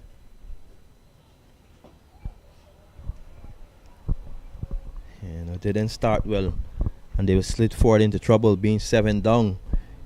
I think this pair at the crease, it's up to them primarily to get them to a respectable total. It's going to be interesting to see the approach by Pestano in particular. You mentioned he's played at CPL level. He would have played for a Guyana franchise in the past. He's looking to make a comeback in Guyana cricket, and this presents a perfect opportunity despite the position Berbice being placed in. This is where you want to play one of those innings to say to the selectors, I'm back. You know, in the first season against Trinidad, would have picked up a hat-trick, including Dwayne Bravo and Kyron Pollard, and he had a fantastic season that year. So as we look again at the scorecard, sorry looking scorecard, just Junior Sinclair really with any substantial score. Zaimul at the bottom with just 13, so not a lot to say. Yes, Junior Sinclair I thought played pretty well until he was bowled by Lord for his 37 or 42. Good innings by Junior, and I think he showed some senior batters in the Berbice team how it can be done out in the middle. It's 50 overs cricket. You're not playing a 10-10. And, you know, there's time that you settle out in the middle. Once you are there, the runs will definitely come. Akshaya Prasad will begin over number 24. And he'll be bowling to the left-handed Tomani Caesar.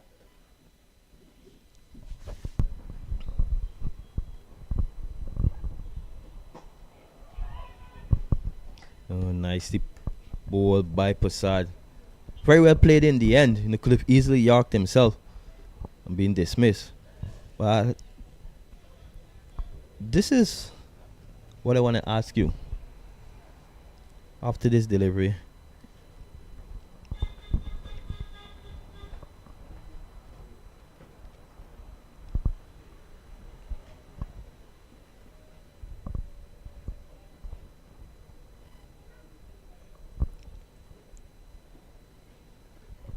So we know obviously it's just 3 rounds being played. So basically 3 matches. Your batting hasn't been the best, Second game, the top order has not produced. From a batting perspective, how tempting would you be to make changes at the top of the order? That's another good deliveries coming forward. The thing is, if we're going to make changes at the top of the order, we have to think about who will replace those changes, or do we reshuffle the batting order? Those are questions that is to be asked. And, I will hate to think that Berbice is going to replace the likes of Kevin Sinclair, Anderson.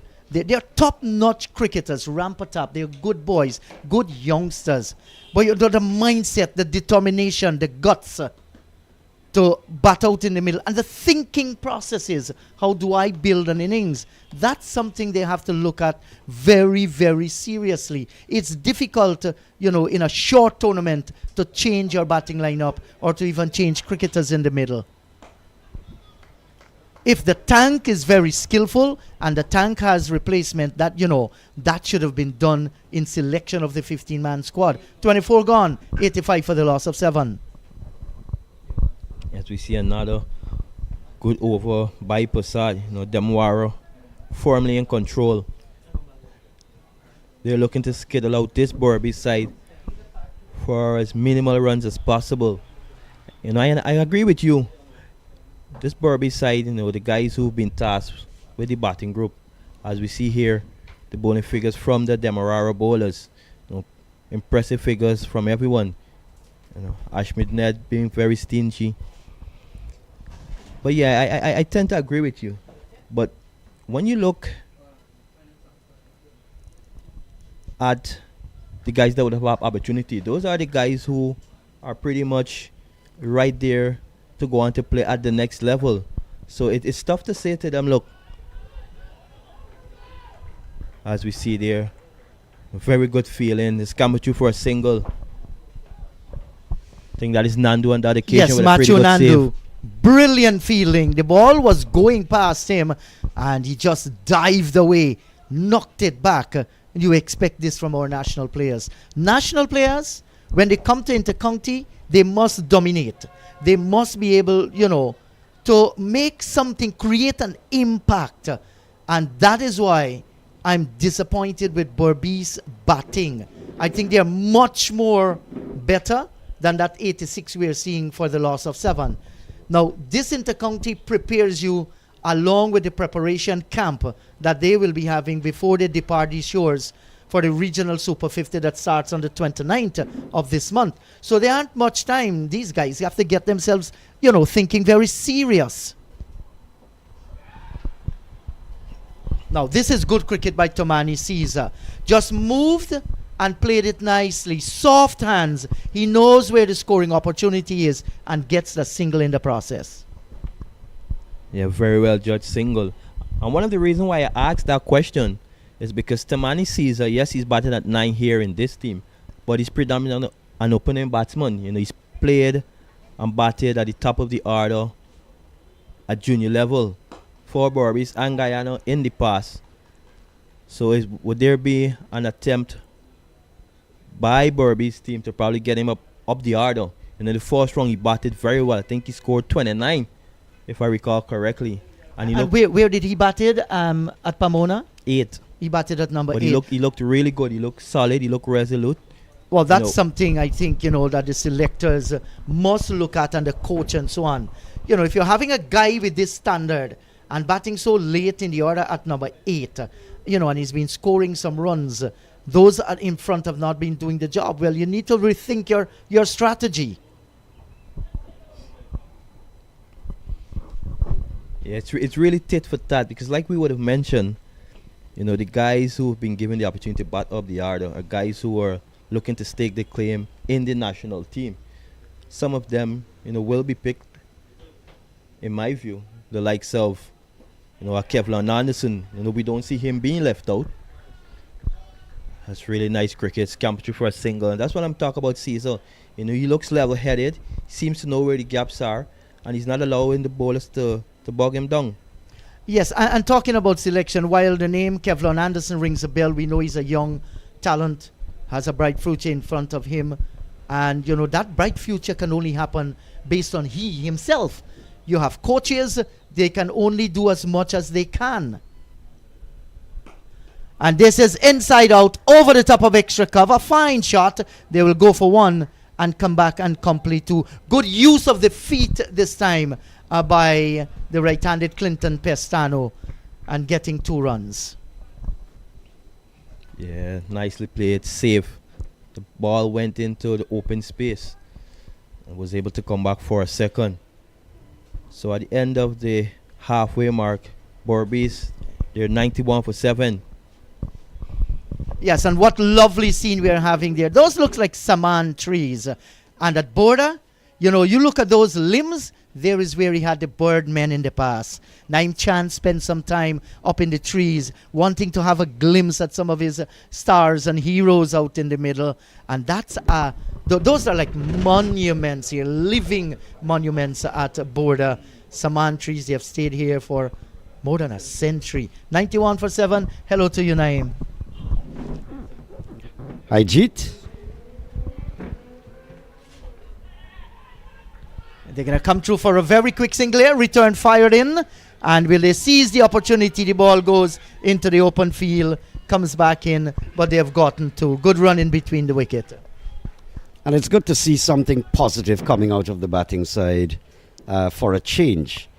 Seen they've been suffocating in misery from the time they started their innings. They won that toss, elected to bat first. Yes, and that has to say about a positive mind approach in batting first. We haven't seen it in the quality of the batting. That's a good delivery by Akshaya Prasad. He too, another left arm spinner, being very, very economical in his bowling. You remember those saman trees that we saw just now?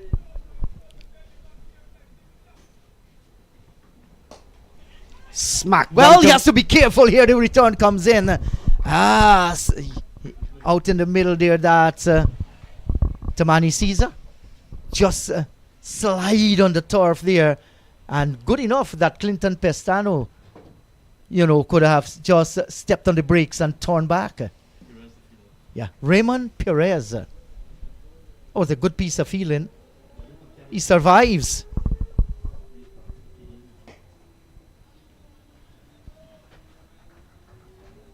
Spinners are just weaving webs here, Naim. And these are not world-class spinners. I mean, these are spinners mediocre compared to what you have available out of India and Sri Lanka and many other countries like Afghanistan. Salam Keel and Rashid Khan. Those are top spinners. And if these are spinning web around you, and something is wrong with your ability to negotiate spin.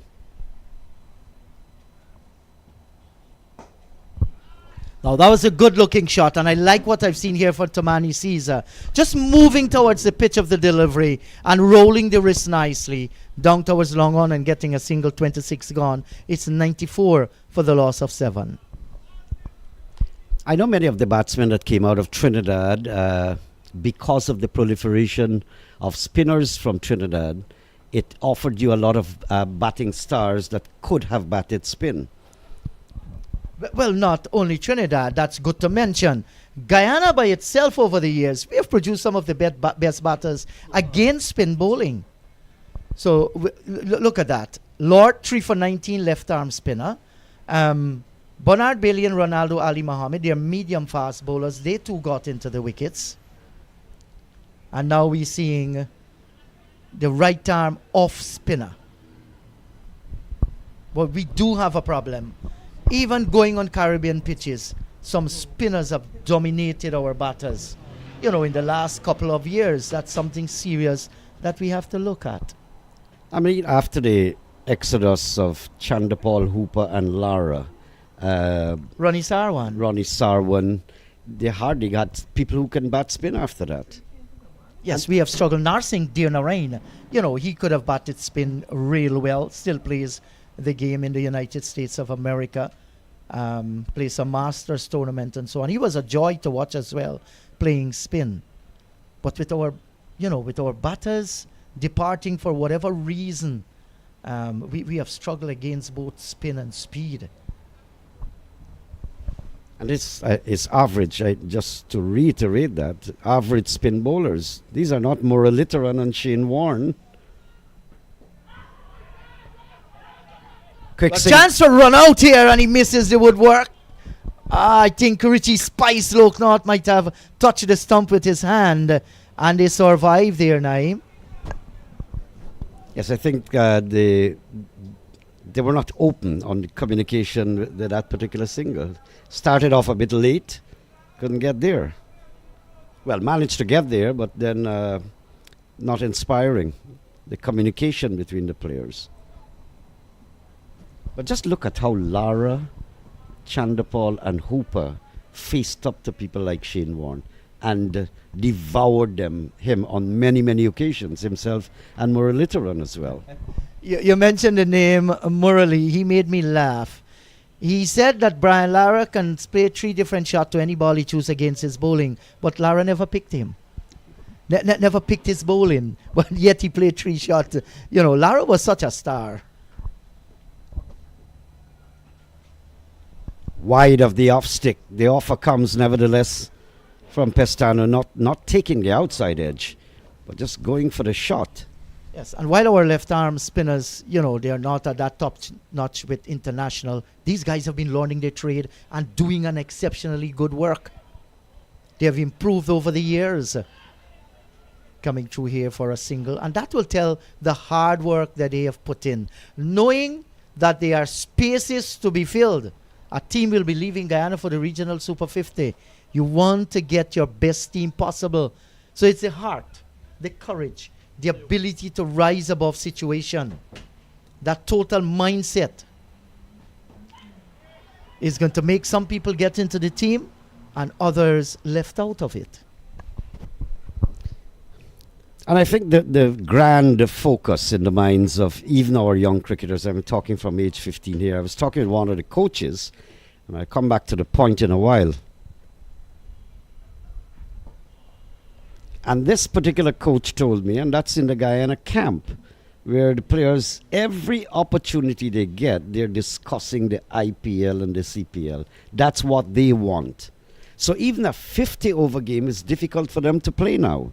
Their focus is absolutely and exclusively on earning money and playing the shortest version. And that's understandable. 96 for the loss of 7, 27 overs gone. It's a matter of bread and butter in a modern world. Let's look at that. Ali Muhammad, 6 overs, 2 for 31. Brilliant bowling. Bailey bowled well too, 2 for 25 from 4. Ned, none for 9 from 7 overs. Good bowling. Lord, 6 overs, 3 for 19. He was the spinner that really destroyed that middle. That's the reason why 96 for the loss of 7. And getting back to this franchise cricket across the world, T10, T20, people are well paid in those tournaments, shorter format of the game. People are looking to earn. They have families. They have ambition in this life. They want luxuries. Here's a big swing of the bat, short of catch it. It's not going to reach there to long on, and they'll just get the single. 1 more to the score. The thing is, we must come up. Yeah. We must come up with ways and means. We must have a discussion with our players. What is it we want for you? What is it you can do for us? At the end of the day, it is the club's territorial board that provide these players for West Indies. And it is because they play for the West Indies, they're showcased to the world. So there must be a level of discussion between the player and the boards. And, come up with the best scenario. I want you to play 40. We're going to accommodate you, not all 40, but at least 2 in a season. Play with us. so you help to develop our cricket. Those things are of vital importance.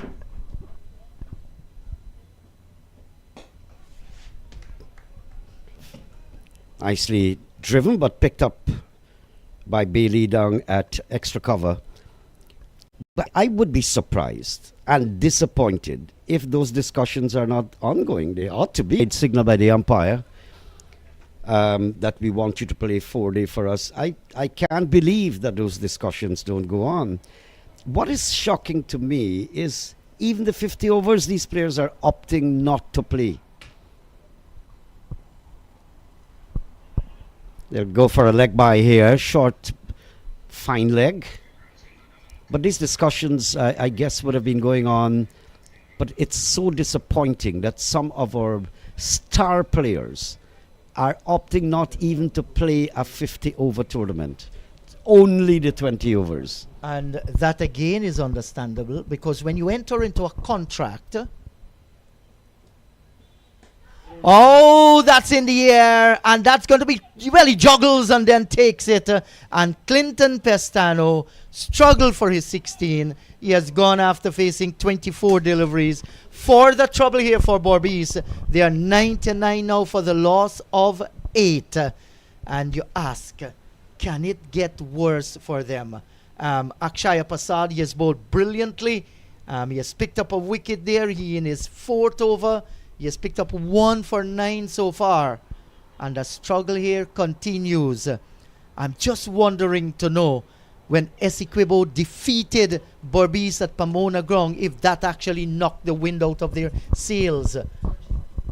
Well, from that game, I am delighted, overly overjoyed. Yeah, Naeem, just look at this. This were our guys up in the commentary box. The atmosphere at Pomona Ground in Essequibo. More than 500 people there flocked the Pomona Ground to watch that game between Essequibo and Berbice. That was terrific sight. Look at our fellas at the top there. I think Andrew Singh is with the camera. He was the chief man up there. Struggled on the speedboat to get back, I understand. But the most delightful thing that happened in that game is the fact that Essequibo won. Why I'm saying this? I have been describing this intercounty games for almost 40 years, Jeet, and they were the licking boys of the intercounty tournament.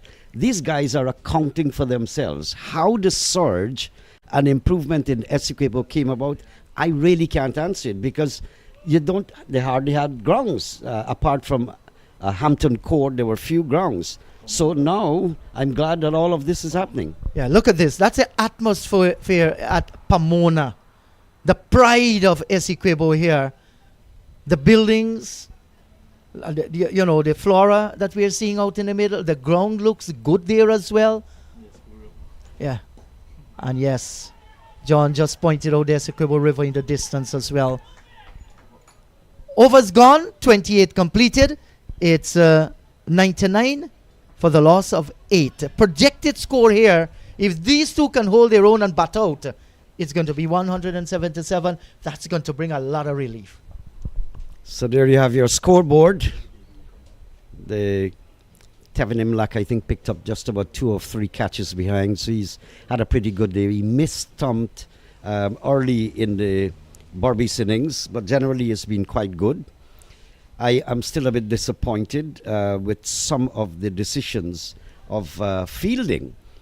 After having the Berbicians down and out, he hardly attacked sufficiently as far as I'm concerned.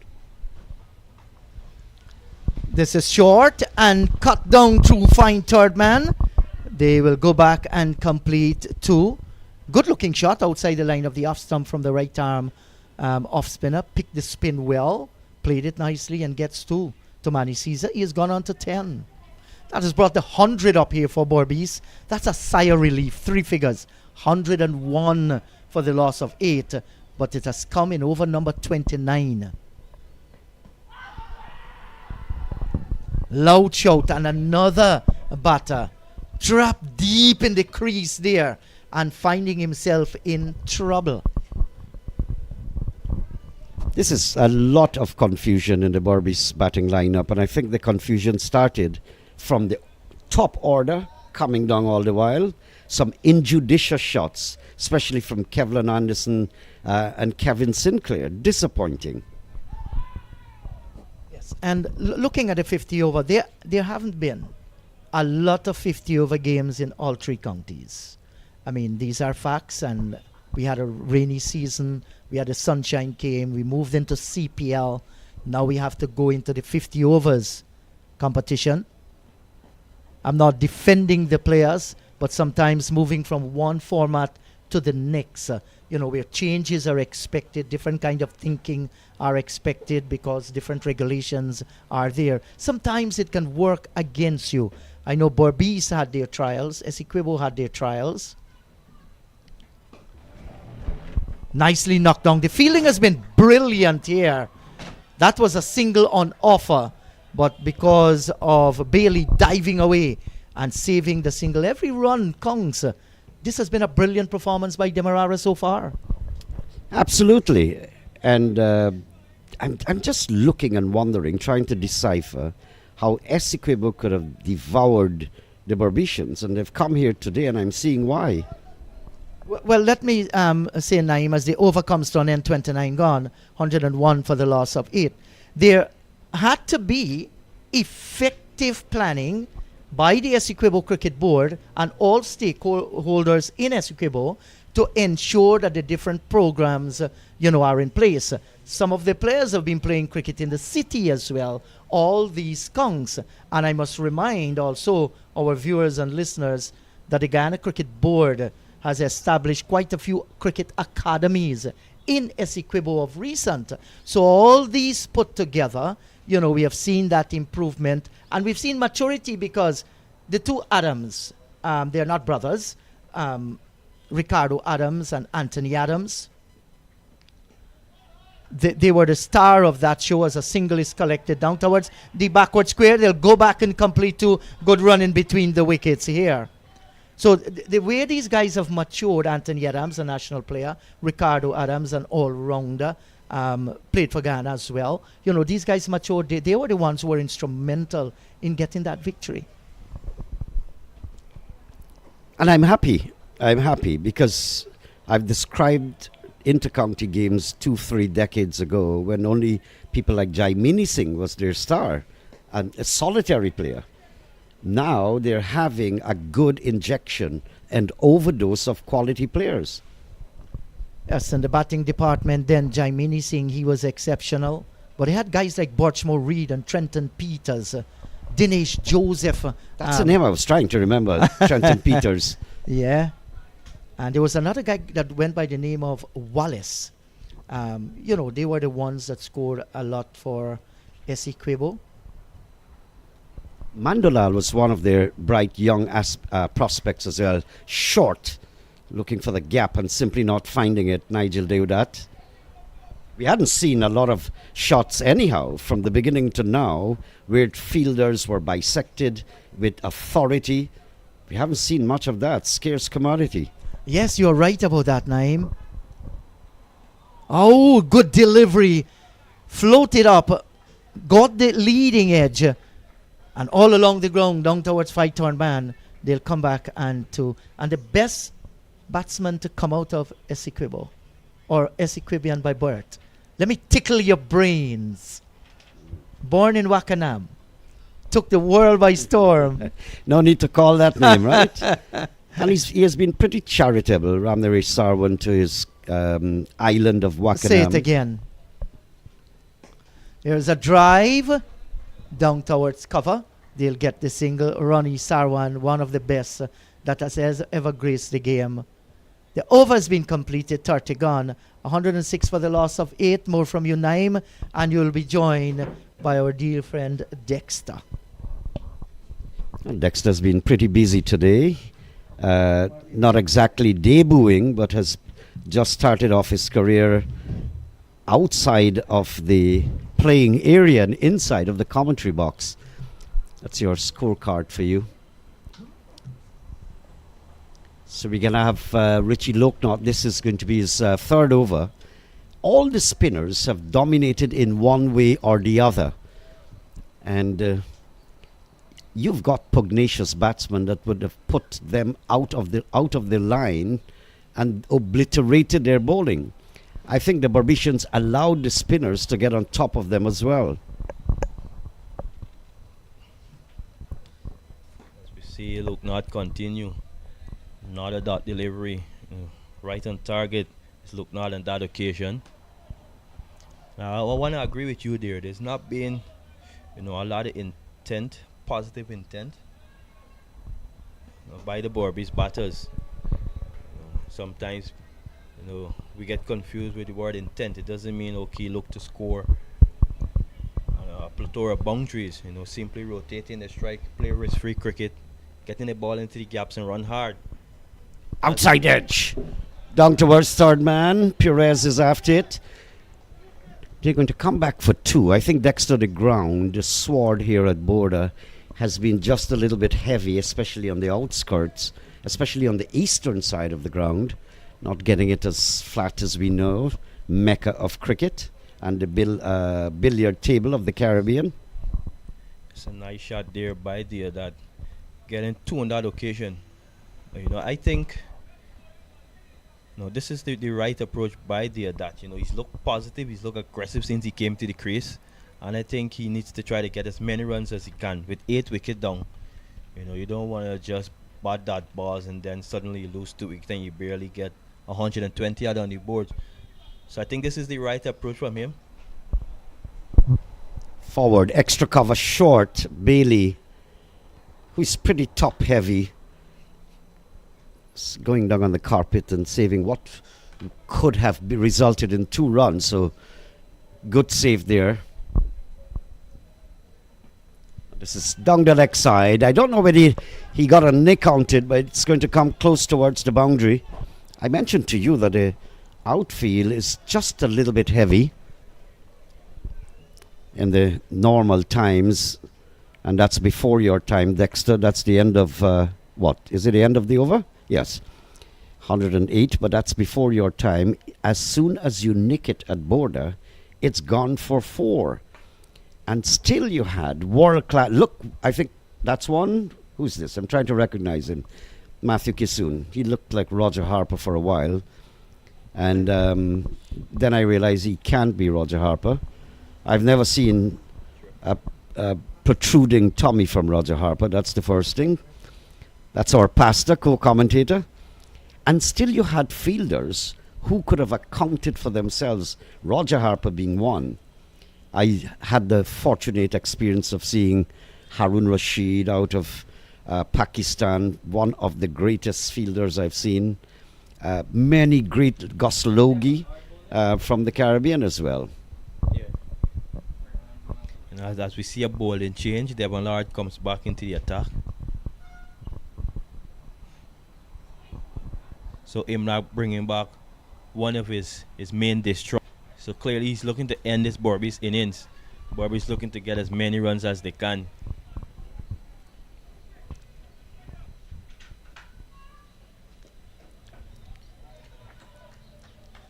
Finding the outside edge. They now went to hand. Devon Lard has certainly bowled well. He's bowled with control. He's bowled at the right pace, and he's been impressive. But it's not a prolific turn of the wicket. The batsmen have refused to use their feet, and I'm glad to see a solitary slip has been placed there. This is good, but more pressure. Forward short leg, Dexter, or perhaps silly point.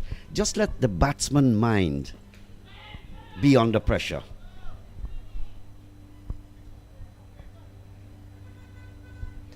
I think they're quite content in starving the batsmen and allowing them to make the mistake, which they have done, a number of the Berbice batters.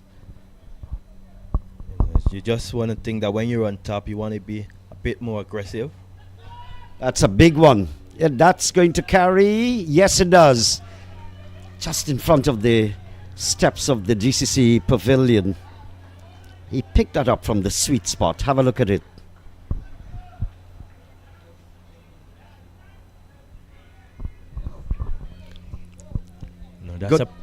That's a pretty good shot there by Caesar.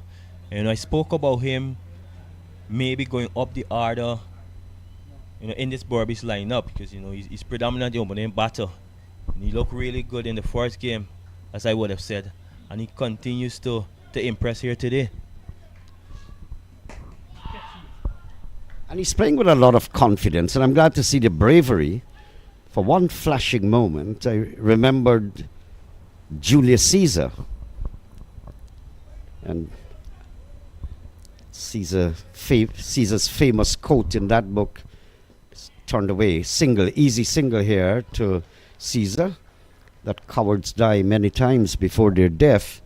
The valiant never taste of death but once. So let's see the fear diminished with Tumani Caesar. He's been displaying the attitude and aptitude to want to bat, and he looks very confident. Yeah, that's really good cricket by him. He recognizes the last ball of the over, and obviously now the water break being taken. So when play resumes, he'll be on strike. And I think he needs to be a bit more positive, as he's shown. Just try to get a few more runs for his Berbice side, just to give the bowler something to bowl at. 118 is not going to challenge this formidable Demerara batting lineup. So the players are going to have a little bit of refreshment. Our cameras will be streaming on what's happening down at the field. So we'll have a little bit of refreshment in the commentary box as well.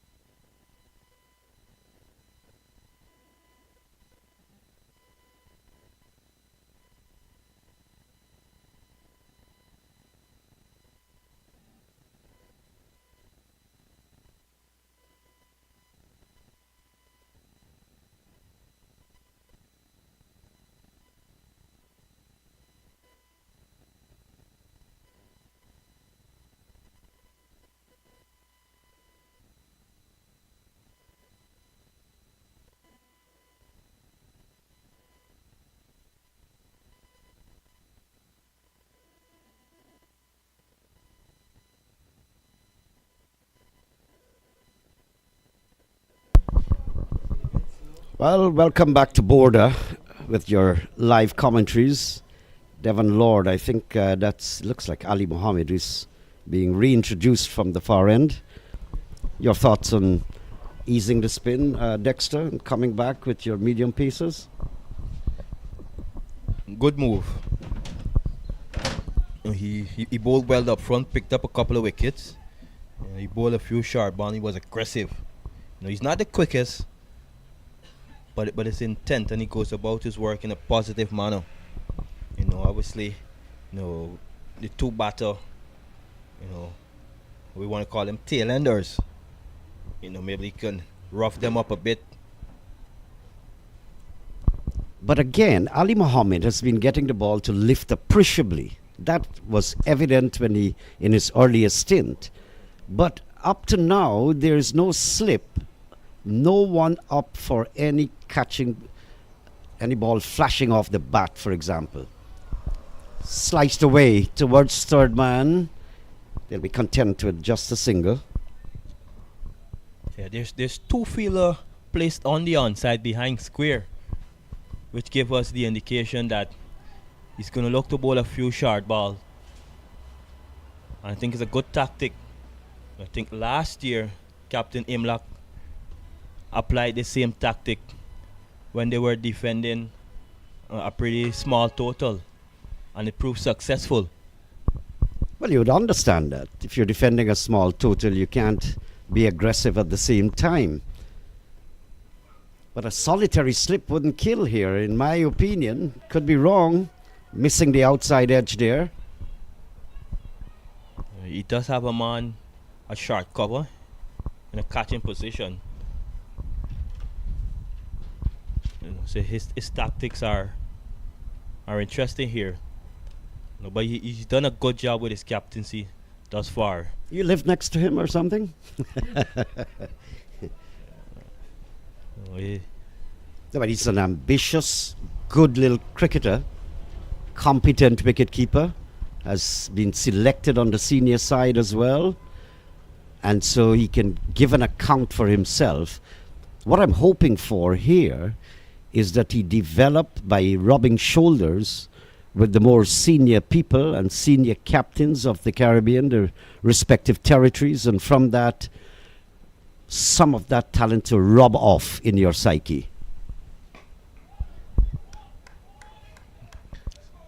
Nicely bowled by Ali Mohammed. He's been a bit wayward at times, but if he can take these two remaining wickets, it's been a job well done for his side.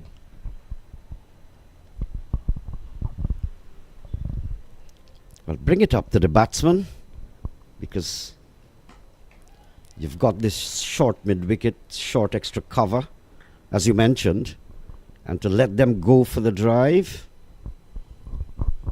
or give him an inviting situation where the covers are wide open and let you go for the drive, and hopefully you get the outside edge in doing that.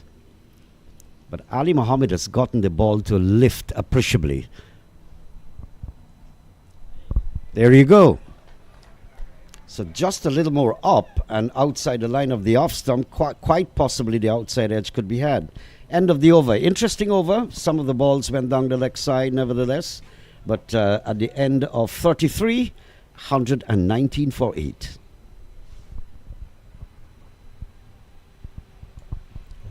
As we see the Berbice batting card, just Junior Sinclair, the substantial score. He batted well for his 37. Ramsamy, he was patient until he got dismissed. Pestano gotten a start, wasn't able to carry on. So the bowlers there, you've seen the Devon Lord dominating 3 for 27. But Ashmead Ned, Dexter, sent down his overs for just 9 runs. Very, very good bowling. Tight stuff. Since you mentioned his name, he's being reintroduced into the bowling attack. And I think this is a good move by the skipper of the home side. Well, I'm seeing a slip for Ashmead Ned and for Tumani Caesar. So some kind of pressure being put on the batsman. That's good. The use of the bowlers, I think, have been very good from Tevin Imlach. He's not been sticking to a bowler. The reintroduction of Ali Mohammed was interesting because the spinners were not getting their way in its entirety. So let's try something a little faster. Good thinking.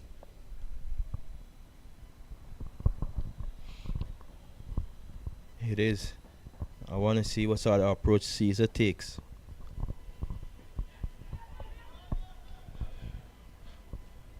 Nicely played, no run on that occasion. You know, he has played well. It's going to be a different challenge facing up to Ned. And this is another opportunity for people like Tevin Imlach, who has a bounding talent to come good and score runs. Now run out in the offside.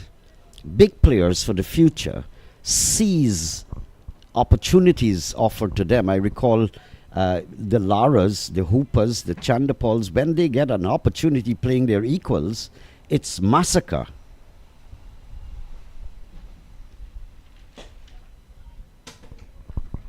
Nicely played down the ground. Who won from Caesar, who continue to impress.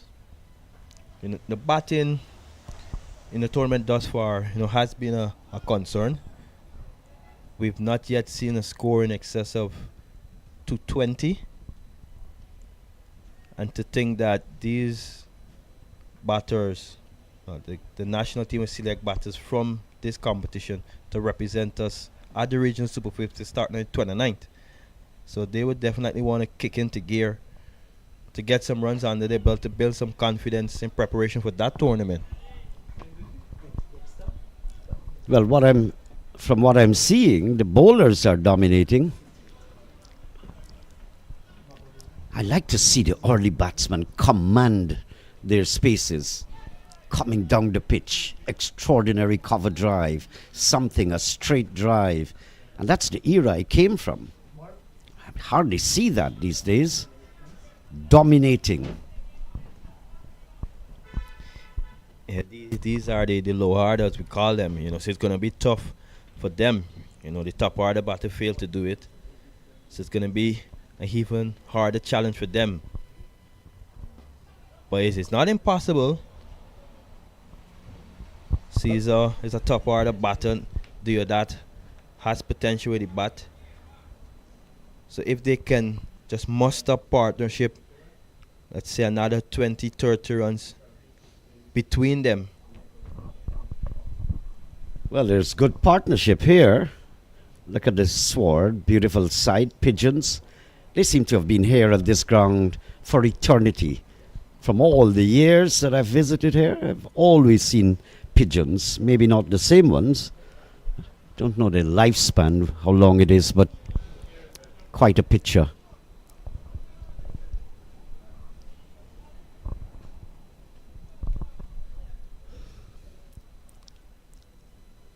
So we're going to have, who's going to bowl? Ali Mohammed will continue from the far end. I was just mentioning the seizing of opportunities. People like Kevlon Anderson's Kevin Sinclair, who did not have quite a nice CPL tournament, would make amends. You're playing with your peers, get scores here. And I mean, anyone like Jonathan Fu can get out to a good delivery. That's okay. But it's to get out with indiscretions. As far as your head is concerned, when you're batting, you expect the top order batsmen to look good and quite possibly also to do good.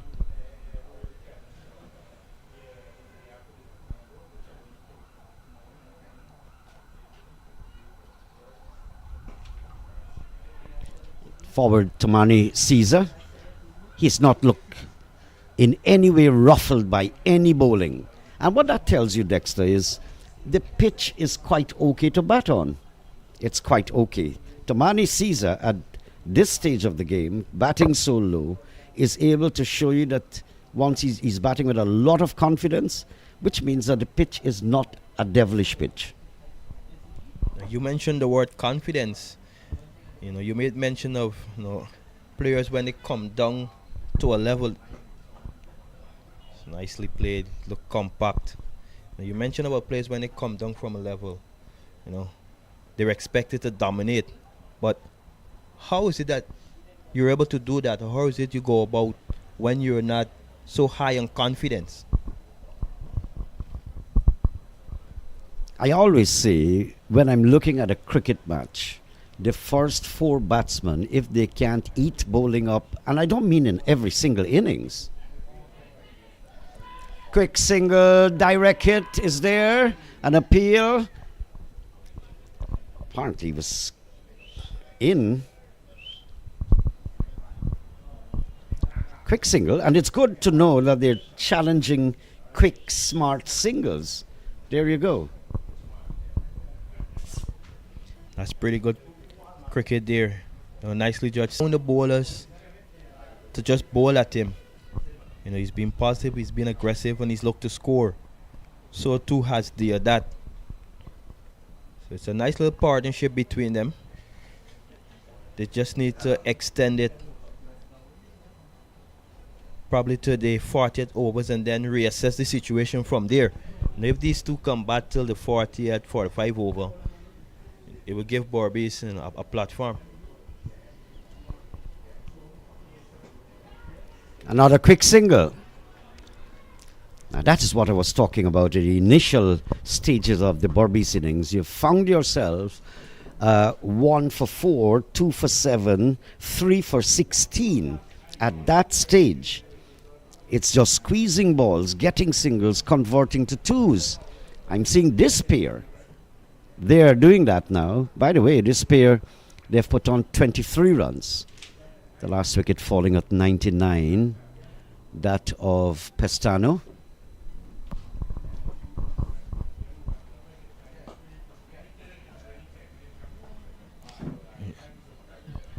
Yeah, it's a nice little partnership for Berbice. I know they've done it with minimal risk. They've played sensible cricket. They've put the ball into the gaps, they've run hard. And that is simply what was needed by the top order, just to lay a platform for the batters to come in the middle. Some of them played reckless shots. They weren't, apart from Jonathan Fu, receive a beauty or a jaffle like we would say in cricketing terms.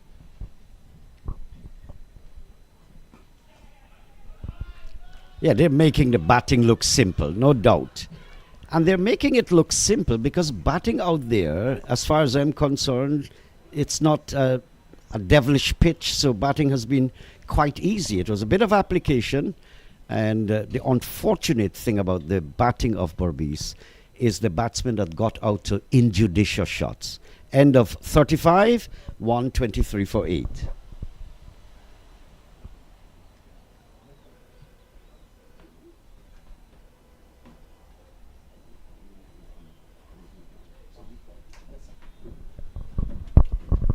Indrajit Prasad will join you, Dexter, and in a while we'll be back together.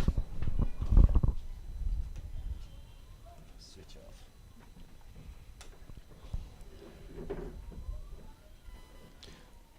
So my good friend Indrajit, a nice little partnership brewing between Deodat and Caesar, one that was desperately needed by Berbice. Demerara trying desperately now to break this partnership. The captain ringing the changes. But I've been impressed with this pair and how they've gone about their batting in this innings. Yes, and they are playing smart cricket. I do agree with you. Hello, everyone, once again. And that's the reason why it's 123 for the loss of 8. I think they were 99 when the last wicket fell. So far, so good. Caesar, he looks quality. 21 from 44. Nigel Deodat, the man from Blairmont, looks good as well for his 10. Now, this is good cricket. You see how Caesar is playing there? He's not deep inside the crease to the left arm spinner. And he's stretching forward. He's keeping his eyes. Good balance at the wicket. He's not falling over. And he's reading it off the pitch beautifully.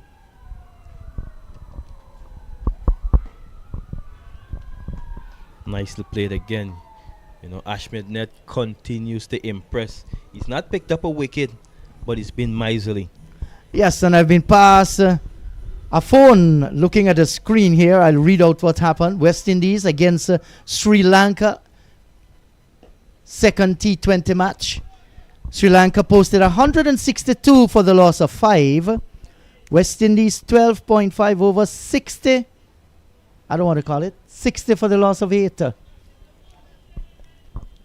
And you look at that scorecard, not looking good at all. If you're a Lotto fan, don't play these numbers. Brandon King 5, Evan Lewis 7, Andre Fletcher 4, Ruston Chase didn't score, Shorefane Rutherford 14, Gudakesh Moti 4, Rovman Powell 13, Romario Shepherd 1, Shamar Springer 7, Alzari Joseph 1, 5 extra, 61 for 8, 13 overs gone there. So that's a struggle, and unless a miracle happens, Cricket West Indies is going to lose that one after a brilliant performance in the first T20 there. Thank you very much, Josh. Seems as though they've decided that they want to play for it all in the final match of the series.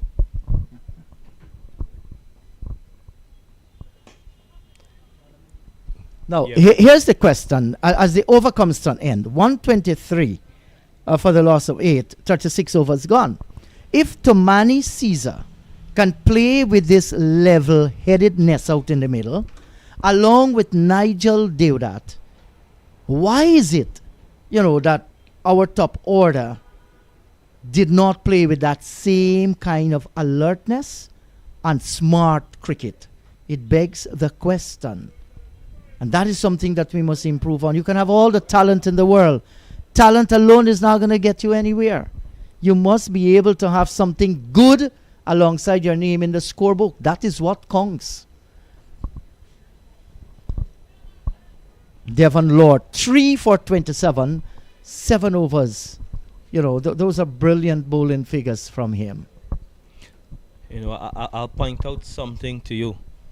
We mentioned about batters at this level or inter-county level, their inability to play spin. In the match that is currently being played between West Indies and Sri Lanka, all 8 wickets to have fallen to spin. Another one is going to fall here to spin as well. Devon Lord gets his 4th, 4 for 27, and Nigel Deodat has to go. Battled away there, having faced 22 deliveries. 123 now for the loss of 9 wickets. Yes, you were making the point. Yes, all 8 of the wickets that have fallen for the West Indies have fallen to spin. And it just goes to show how much of an importance it is at this level for our batters to really up the game against spin. Because if you can't do it at this level, it's going to be even tougher going to the highest level to try to do it with success. Yes, it has happened. And like so many departments of the game that we have faltered over the years, maybe since 1988, coming down the line. And a few other things, are raising their ugly heads in the last couple of years. These are things that we must work on.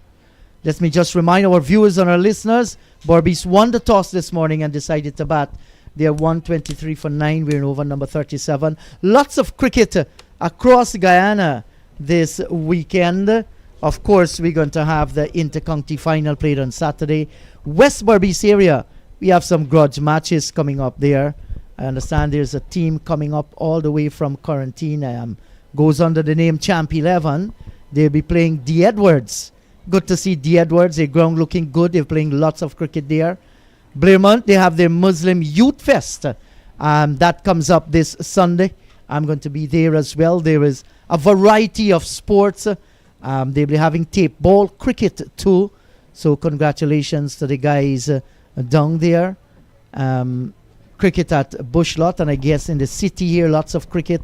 In Essequibo, lots of cricket too. I want to say hello to all the cricket boards around Guyana, especially the county boards, Essequibo, Berbice, Demerara. Dr. Cecil Bihari of Berbice, he is the president there. Mr. Dalip Singh of Essequibo. You know, all these guys are pooling their knowledge, just trying to improve the game. Demerara Cricket Board, their president as well, Mr. Barose. And of course, president of the Guyana Cricket Board, Mr. Bisun Dial Singh. You know, as all resources poured across Guyana, it can only augurs well for the development of the sports.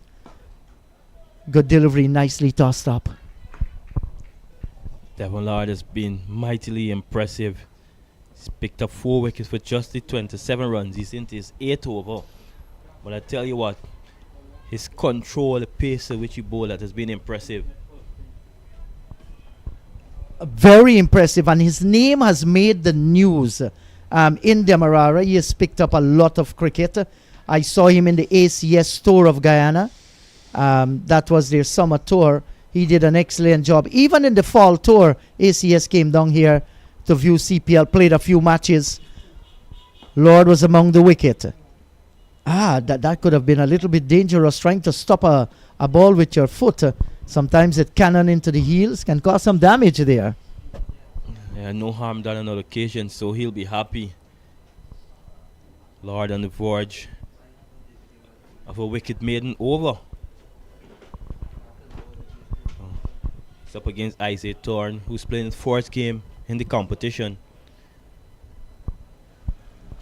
Yeah, and got some lift and spin on the ball as well. Another over has been completed, 37 gone, 123 for the loss of 9. So Berbice on the verge of being bowled out. You know, Caesar's still there, who's looked good. You know, he's playing the situation nicely. But I think he needs to shift gear here now. He needs to try to score as much runs as he can. Well, he's going to be between a rock and a hard place. The last pair of the wicket. You're the set batter out there, 21 for 50. I agree. You want to take too many risks. You want to bat out the 50 overs. Maybe you'll take extra risks maybe in the last 2 overs or so on. But here, you want to ensure you get most of the strike. You manipulate what is happening out in the middle. Isaac Thorne, not a bad batter, not a rabbit with the bat. We have seen him play some good innings too. But when you come down to the last pair, you want your established batter on your right to take most of the strike. It's not going to be easy, you know. The Demerara bowlers have bowled well, and some of the more accomplished batters haven't been able to take them to the cleaners. So you mentioned, you know, being the last pair, Caesar being the recognized batter of the 2. And it's going to be a challenge for him. So he needs to work out in his head how he's going to go about trying to get some runs as well as bat as many of these overs as he can. And he looked very, very good out in the middle. He understands his qualities. He's been playing every ball on its merit, and I like his approach to the spin bowling. Well, got some edge onto that one. We could have heard that one click on. Coming out to reach the spinner there and looking to turn it through the forward square region. Got a thick inside edge onto the pad. Maybe that is what saved him. The ball was pitched in line. You know, Ashton met bowling with a slip. You know, he has 6 fielders inside the inner circle. So that tells you he's looking to strangle the batter. You know, not trying to give them easy single so they can push the ball into gaps and just run and score easily. And that's good awareness by the Demerara team. They know that Caesar, you know, he'll be looking to pick the gaps. They want to close those opportunity. Good looking drive. Coming out, greeting, smothering the spin and playing it away down to Matthew Nandu down at extra cover. Can't score. So we have had 4 deliveries left. Will he be looking to play with soft hand and get the single now? That's a good delivery, right on target. Should be thinking here, Caesar, I want the strike. Will there be a change in the field? Yes. Matthew Nandu is coming a little bit closer down at extra cover. The D backward square has been pulled in. So they're looking to plug the gaps. Long off comes in as well. Caesar is coming forward. Brilliantly bowled by Ashmead Ned to end his 10 overs. None for 10, just 2 runs a wicket. Despite not picking up a wicket, he created enough pressure whenever he's bowling for the others at the different end to pick the wickets up. Absolutely, and this is what you call, bowling in partnerships. Just the same way you bat in partnership, it's the same when you're bowling. He's bowled pretty well, as we can see. Ashmid net bowling is 10 overs for just 10 runs with 53 dot ball. Just think about that, 53 dot ball out of 60 balls that he would have bowled. That's exceptional. Exceptional. And I think our batters contributed to that as well. So Isaiah Turn will have to battle here with Devon Lord. 4 for 27 for 8. A wonderful performance by the left arm spinner. Absolutely. He'll be looking for a fiver. I think this will be his 4th fiver at this level if he's to achieve it. And no doubt he knows that. Isaiah Turn, he's a tall boy. You'll expect him to stretch long forward. Pick the line of the ball first. That is essential.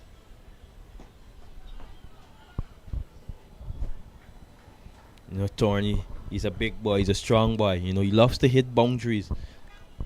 But I think he just needs to spend some time and bat with Caesar. That will be the right approach.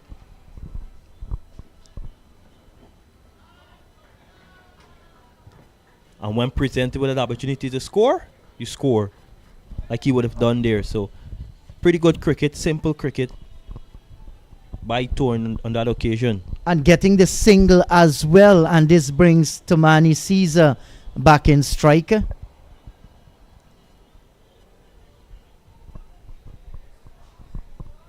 So Devon Lord is going to come over the wicket now, the left arm spinner to the left-handed Tomani Caesar. Short extra cover goes a little bit towards his left.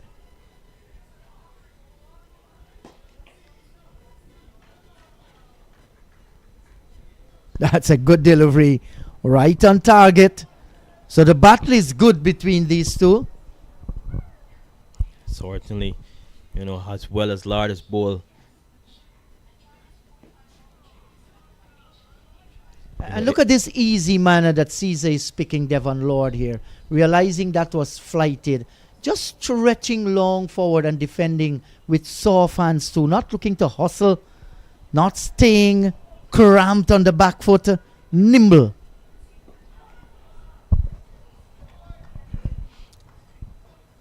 So another well bowled over by Lord. But I think he needs to give himself, just a bit of opportunity to pick up a fifer. Probably want to give the ball a bit of air, some flight, just to tempt Caesar into playing a foul shot. He has looked resolute in his defense. Junior Sinclair battled for 37 from 42. Pestano 16 from 24. Lord 4 for 28 still has an over to bowl. Ronaldo Ali Mohammed 2 for 35. And Bernard Bailey 2 for 25. Those are the bowlers picking up the bulk of the wickets here today. As we see another bowling change, Akshay Prasad back into the attack. So clearly, Demerara looking to pick up this final wicket to end the Berbice innings. They've played some good cricket. From the very first over, they've been switched on. Not the same for the Berbice team. Some of their batters playing some injudicial shots, giving the wicket away. And it continues pretty much throughout the innings. Yes, and this is straight down the leg side there. Turn looking to play the paddle sweeper. Didn't make any contact whatsoever. That's a wide call by the umpire. So, Isaiah Turn in this little humorous mood of him, just maybe saying to the umpire, should have given me another wide. And this time short, and he beats the short mid-off and will get the single and get Caesar back onto striker. This is not temp for a second. Caesar not switch on that occasion. So it remains as 1. But I think if Caesar and Thorne are to look to score some runs, it's likely going to be off of Passad. Well, Passad 1 for 16. He has been economical. This is his 6th over in progress, over number 40 in the encounter after Berbice won the toss and decided they're going to have 4 strike. The projected score here 161. That's going to take a lot of batting from these two. Oh, this is a nice little tickle. Running away. It's not going to get close to the boundary, but it's going to go far enough for them to come back and complete 2. Turn looking for a 3rd. Where you going, boy? You've seen Tomani sees a back turn to you. You know, it's important that you be aware of your partner as well. What is he doing? He wants strike. He wants to hit a few lusty blows. But I think that was the right decision there by Caesar. He needs to take strike. He needs to take command of this partnership. You know, as well as Passad has bowl. You know, he hits the lesser of all the bowlers used so far. So there is an opportunity for Caesar to score some runs. Yeah, nicely played, nicely bowled. You know, this is an interesting period. You know, 9 wickets down.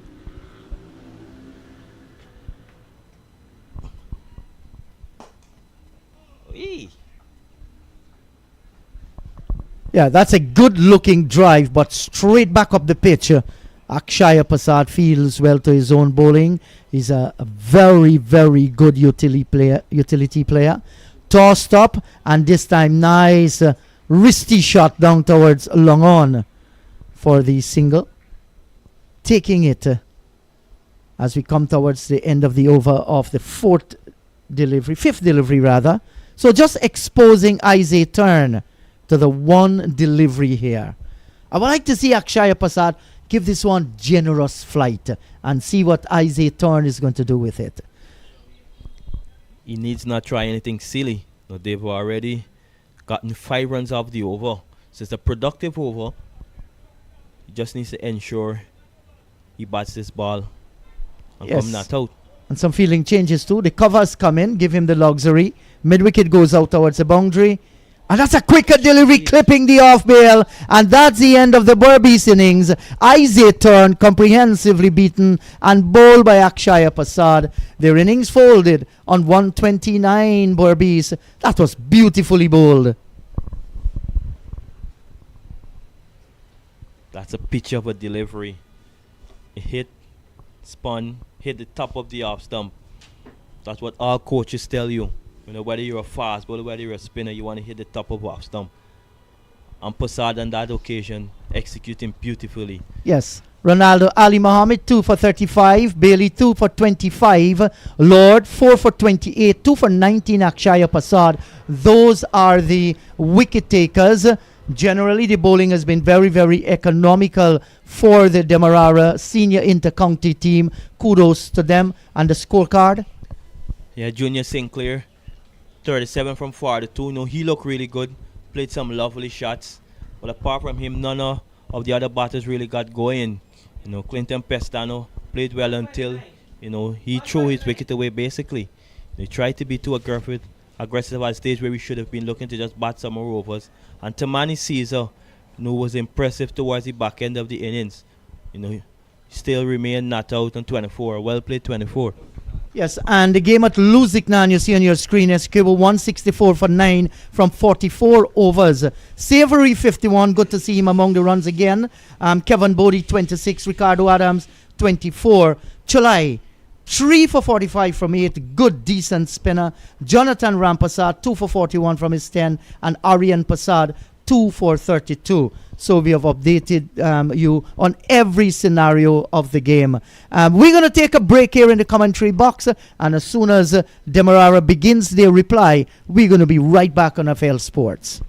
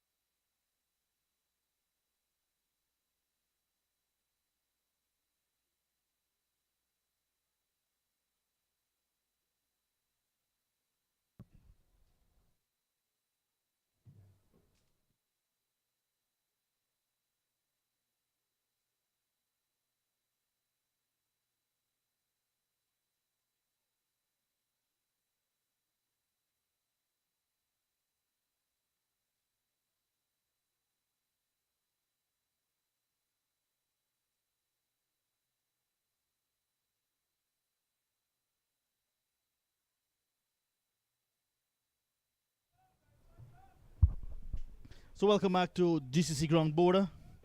Welcome back to Guyana Cricket Board Senior to County 50 over round 2 match. Demerara against Berbice. Berbice winning the toss this morning in brilliant conditions for cricket. And after 40 overs, they're back in the pavilion, all out for 129. It means Demerara looking for the second consecutive win. They look to get 130 from their allotment of 50 overs. So Raymond Perez and Tejnara and Chanderpaul, the openers for Demerara. The right-left hand combination. Raymond Perez played first-class cricket this season, but earlier this year. Junior Sinclair from the southern end, the Regent Road end, like it used to be called back in the days. John Ramsing here alongside Naim Chan. Naim, 129 all out. Berbice winning the toss and batting. Not a type of score that they were looking for after winning the toss in good conditions. Exactly, and not only good weather conditions, but good conditions of the pitch. I don't think that the pitch was in any way displaying any devilish attitude. But Sinclair will start the attack. Let's have a closer look now as the two opening batsmen. Perez will take strike, which is pretty strange. I thought the senior batsman would have taken strike, but he's at the non-striker's end. So 129, John, not for minute. Still at the same time, we've got a relatively good bowling attack. And you don't want to, from a Demerara perspective, you don't want to lose wickets very early as well. Falling short of the captain on that short mid-wicket. So Junior Sinclair starting. Do remember in the 50 overs game, they play with 2 new balls. So Sinclair started with one of the new balls from the southern end. What do you make of that? But that seems to be the fashion. It's actually getting traction. First time we saw this was in 1992 when Deepak Patel started for New Zealand in the World Cup. We saw Lennox Kosh, Stephen Jacobs doing it for big appeal. This is close. Given!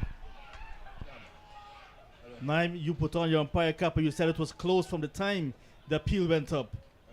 I would love to have a second look. The first look for me gives the impression of hitting outside the off stump, but let's have a look.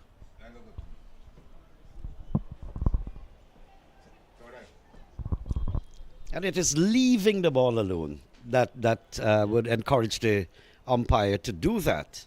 Leaving the ball. Yeah, not playing a shot, but that's where he was struck. So Raymond Perez dismissed, given out in the opening over. So you can see the run chase now started in a very bad or dismal fashion for Demerara. Just 130 they need.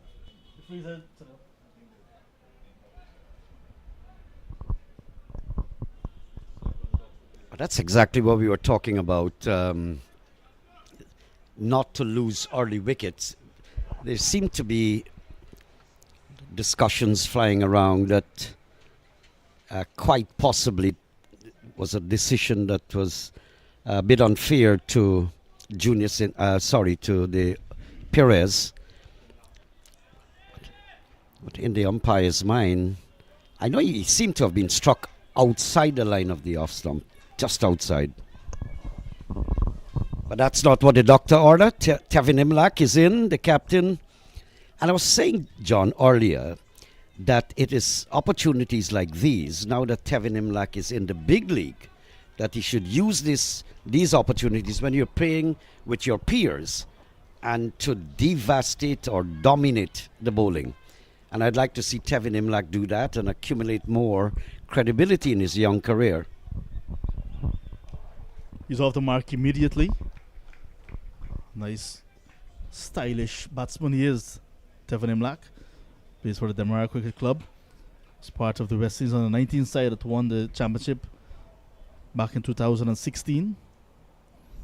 Played a big role in West Indies winning that championship actually.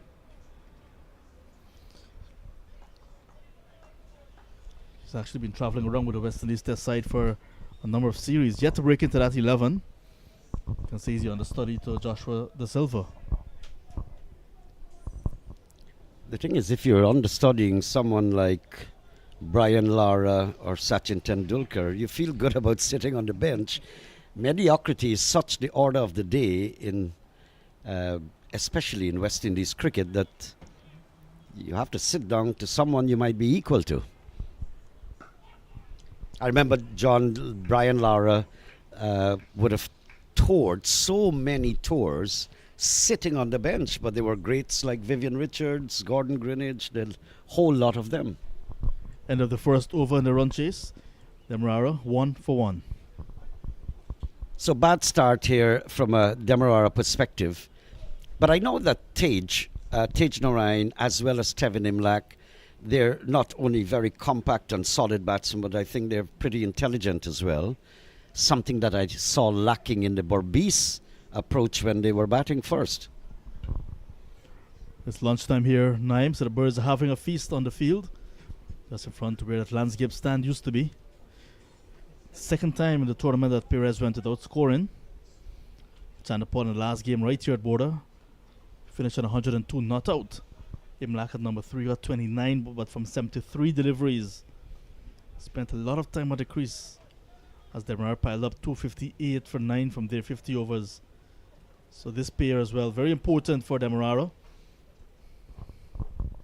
And very important also for Tevin Imlach, as I mentioned before. He's got to be able to dominate his peers. Pestano starts with a wide. A belated call from umpire Shannon Crawford, much to the surprise of everyone on the field and even some in the comm box.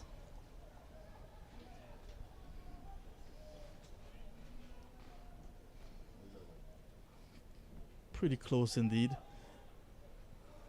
Pestano looking to extract some of the pace here, especially with this new ball from the North Road end, the old media center end, which was built around 1998 time, Naim. Yes, I remember when that was constructed. Ali Mohammed was able to get a lot of lift off of this pitch. Turned away there by Tevin Imlach. That should go. No. Nice bit of work there from Isaiah Turn. Nice shot. He rolled the wrist. Have a look at it on the replay. Just rolled the wrist, kept it down. He knows, and that is what I meant by intelligent batting. He knows that the man is down on the long leg boundary and just rolled the wrist, kept it along the ground.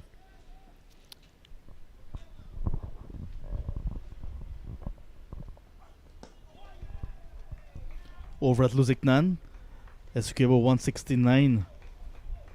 They're up against the Select 11. Esquivo batting first, 169. That's what they got. 45.2 overs, they're bowled out, 169. I thought that they're playing good cricket, no doubt about it, Esquivo. And I thought that they should have gotten a little bigger score. Appeal and given out. And given out. Just recently we saw Tevin Imlach playing against a side and given out leg before. He was trapped on the crease. Look at this one from Pestano. Pitched up nicely. Looks pretty good there, Naim. It looks good. The batsman, Tevin Imlach, seems very, very surprised and disappointed. I don't know about the height of the ball. The umpire is in position, the best position, so to speak. So Tevin Imlach has to go. And all of a sudden, things are looking up for Berbice. The Demerara side, they've got a pretty long batting lineup as well. Like I said, this is the game at Lusignan. Esquivo batting first, 169 all out. Savory 51, Bodie 26, Ricardo Adams 24. Left arm spinner Chulai 3 for 45. Good to see him among the wickets. The reply has just started as well for the Select 11. Esquivo looking for the second win. Tevin Imlach, look at it again. Only height might have been the issue with this new ball. Definitely look as if it's going to go on to hit that leg stump. From this vantage point, we do not know if bat was involved either. Don't seem so because I heard one sound. Boop. When it hit the pad. Pestano looks determined for success. I love the new look of him. He's a very strong young man and highly animated. Reminds me a little bit of the brothers from Essequibo, Samson. Kind of a raw talent, strong, highly animated, highly energized. Nice to see that when you're looking at youngsters playing cricket. And there you go. I'm seeing here 2 slips employed by the captain. And that's good. Like Ali Mohammed, I was emphasizing, was getting the ball to lift appreciably, and there were no slips employed. Struck on the pad. Well, the Berbicians probably think too. That seemed outside the line of the leg stump. Probably seemed to believe that let's just appeal, we'll get anything from the umpire. That New batsman Matthew Nandu. I agree with you on that occasion. Seems as if pitching just outside the line of the leg stump. Umpire Shannon Crawford. Lots of experience from the fireman. Like I said, Pestana looks trim, looks fit. Had a knee issue a couple of seasons ago, both knees in fact. Steered away. That is Matthew Nandu using the pace of the bowler. He's going to get off the mark. Not making it easy at all for these batters. Pestano. well, this is the product. I don't like to say the word byproduct, but product of one of the most stubborn batsmen the planet has ever seen. And so he's got a kind of similar personality. He's very solid in his defense. That's Tejan Ryan. But he just started off so beautifully in Australia and then just tapered off a little bit and has since lost his place in the West Indies side. But there's always scope for this, especially in the longer version of the game, given the statistics and what we're seeing nowadays. More pressure here on Tejan and Chanderpaul. 3 slips in.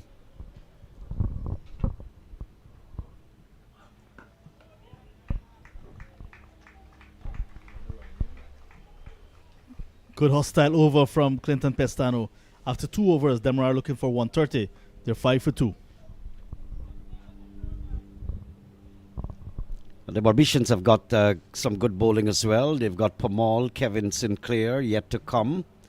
And so Isaiah Fern, our star young West Indian cricketer, on the 19 World Cup, to his credit. Nice build-up of spectators in the main pavilion here at GCC Bourda. Some members in the back. And some visitors as well in the front.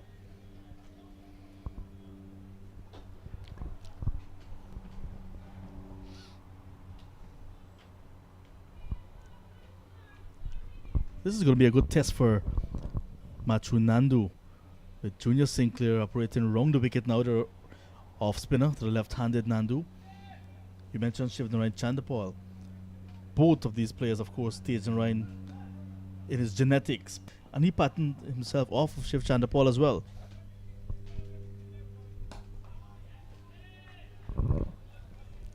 But what I like about the captaincy here, you have a team that's struggling. In fact, they were 2 wickets down for 4 runs a short while ago. Now add some pressure. You're fighting the opposition here, and I'm talking about the Berbice side, fighting the Demerara opposition, and you have them struggling. You're fighting them with psychology as well established, which is Previously, but he's backing himself. Did not play the first game. A bit of drift there from Junior Sinclair. Sinclair also opened the batting this morning for Berbice. Got some runs.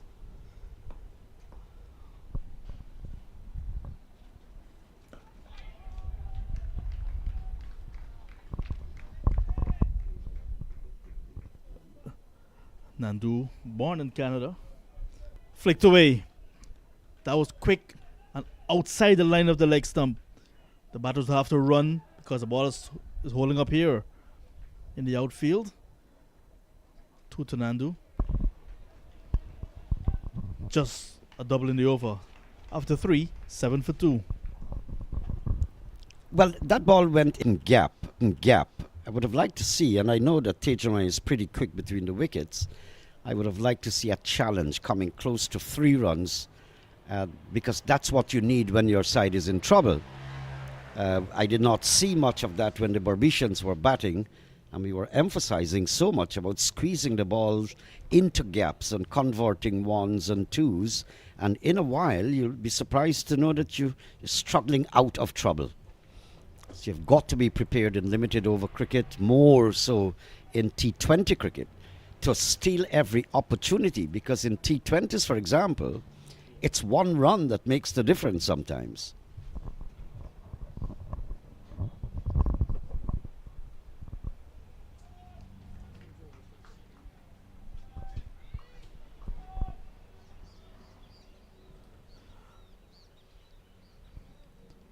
Chanderpaul yet to get off the mark. To receive from Pestano. Dogged. And the conditions are ripe for people like Tejama because of his temperament. And the 50 over version, as I mentioned, gives you wiggling room, so to speak. So you can take your time, pick the 1s and the 2s and the gaps and the bad balls, and recover from any kind of trouble that you're in. He's got that kind of temperament. That 102 was in the last game against the Select 11 right here. Strike rate of about 73 or thereabouts in that innings. Commanding century it was. And that's what you were speaking of earlier, when someone like a Tevin Imlap, with all of the experience gathered over the years, coming back here now to this level, you want to see him dominating, much like what Chanderpaul is doing. 100 in the first game, has an opportunity again for a score. Yet to get off the mark, but 130 is the target. See it home, come not out. And I can't say it enough. It sounds like regurgitation. But when the Laras and the Hoopers and the Chanderpauls were playing, on the 19 level, their peers could not get them out easily. You got to be a lucky star you might get them out after they score 100. And that's when they're playing in the level with their own peers. They dominate. They dominate outside teams. Chanderpaul did that in particular on the 19. And so you're displaying that you're a slice above the rest.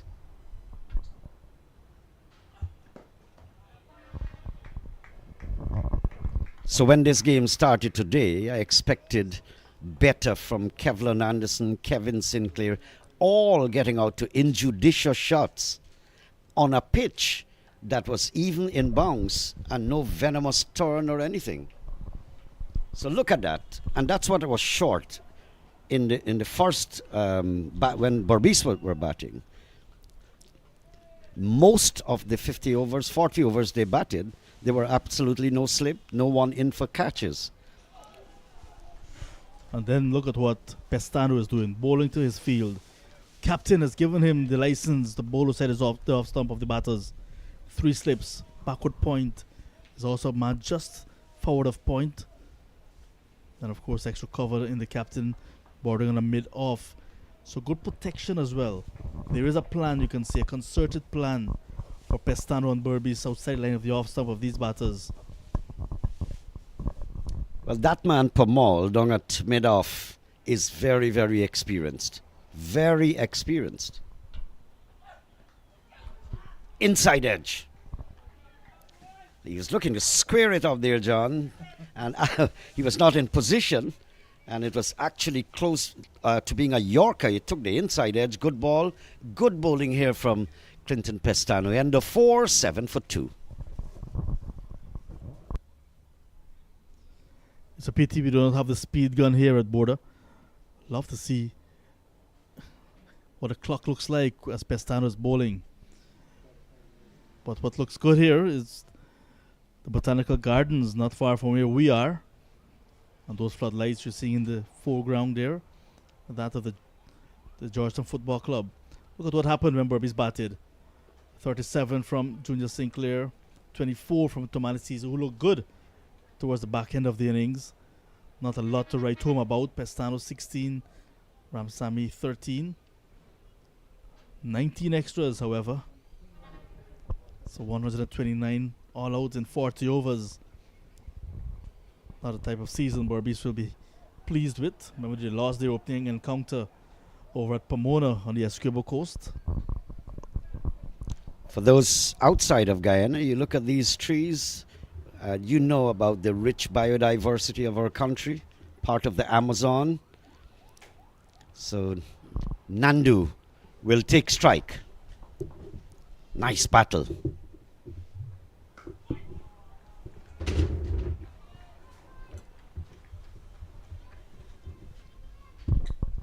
Berbice realized that in order for them to win this game, they must bowl out Demerara. And they've already picked up 2 wickets. The openers, well, one of the openers gone. And the experienced Devon Imlach as well. So they're going to peg away. They will not give Demerara the opportunity to score easily. They want to keep things tight, create pressure, and ask these batters to look at more attacking field now. 2 fielders right in the eyesight of the batter.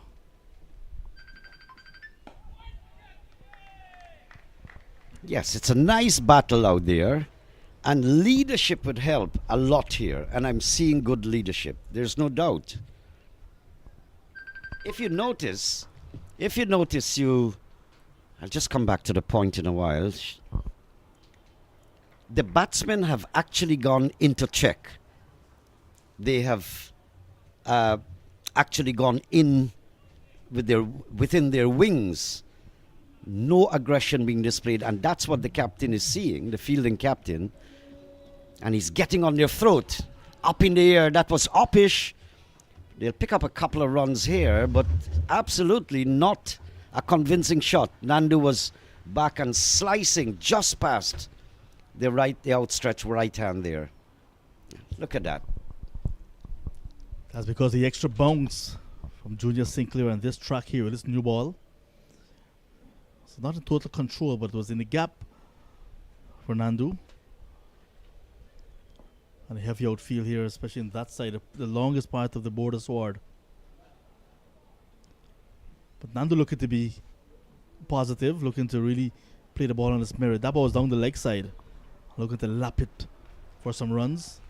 Not a bad ploy at all. Well, he's got a big gap. There's no fine leg, no long leg. There's a man almost square off the wicket on the leg side. Just a backward square. Good ball, good bowling, good cricket here. And the Berbicians are fighting their way back. End of over number 5, 10 for the loss of 2.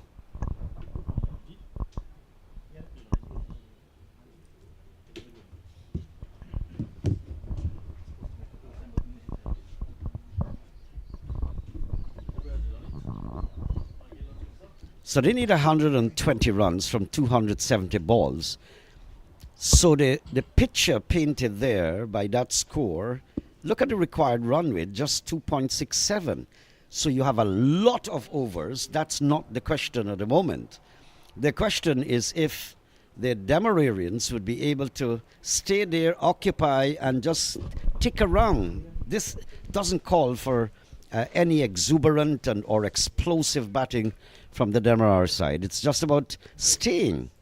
Now, it's a good battle because you've got the likes of Kevin Sinclair, you've got Pomal. I'm a little surprised. Dexter George has joined me, and I'd like to hear you on that. I am not sure whether Isaiah Thorne will be able to handle things when it gets a little tight and these batsmen are settled. I'm thinking that perhaps 1 or 2 overs initially to see how he goes. But yes, they have not used him as yet.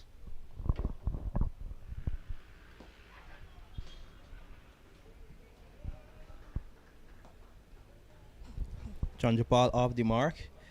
It's been a fantastic start by Berbice. Them were in early trouble. But I tell you what, this situation is tailor-made for someone like Chanderpaul and Nandu. Similar in stature, similar batting style.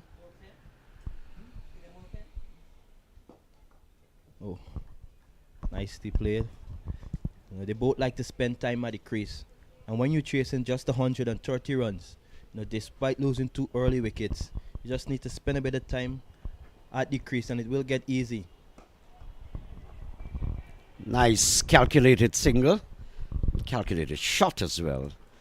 And you put it in the words, I wish I could have done that from the beginning. I was saying they have the conditions and the circumstances suit their temperament. But I like how you described it. They're tailored for like this. They can occupy, they're intelligent batsmen. So good battle here in the making. Absolutely. Berbice already making a change from the northern end. Pestano bowling just the 2 over. Kevin Sinclair into the attack. Now both these batters, they're both left-hander. So we could see 2 off-spinner in tandem for a few overs. But would you have gone for Thorne maybe instead of Pestano starting? I mean, Pestano ended up bowling well. Thorne, with his kind of inexperience because of his age group, this couple of runs here, this might even crawl close towards the boundary, and the batsmen have gone for 2 successfully. Stricky picking up 2 there, overcomes the end. But to answer your question, I would have probably gone 1 more with Pestano. He bowled well the first game. He picked up early wickets. He's already taken the wicket of Tevin Imlach. So I would have probably given him 1 more. Yeah, but that wasn't the question. The question was whether you would have afforded Thorne to open the bowling, because I don't know how much you can rely on him with that pace coming down at the back end. Would you have wanted to actually open with him, see how he's bowling? If he's going good, you let him go. I don't think that he would be such a good used ball bowler. That's a nice shot. Finding the gap. 2 more to the total. So Nandu looking good. He's scoring whenever an opportunity presents itself to score.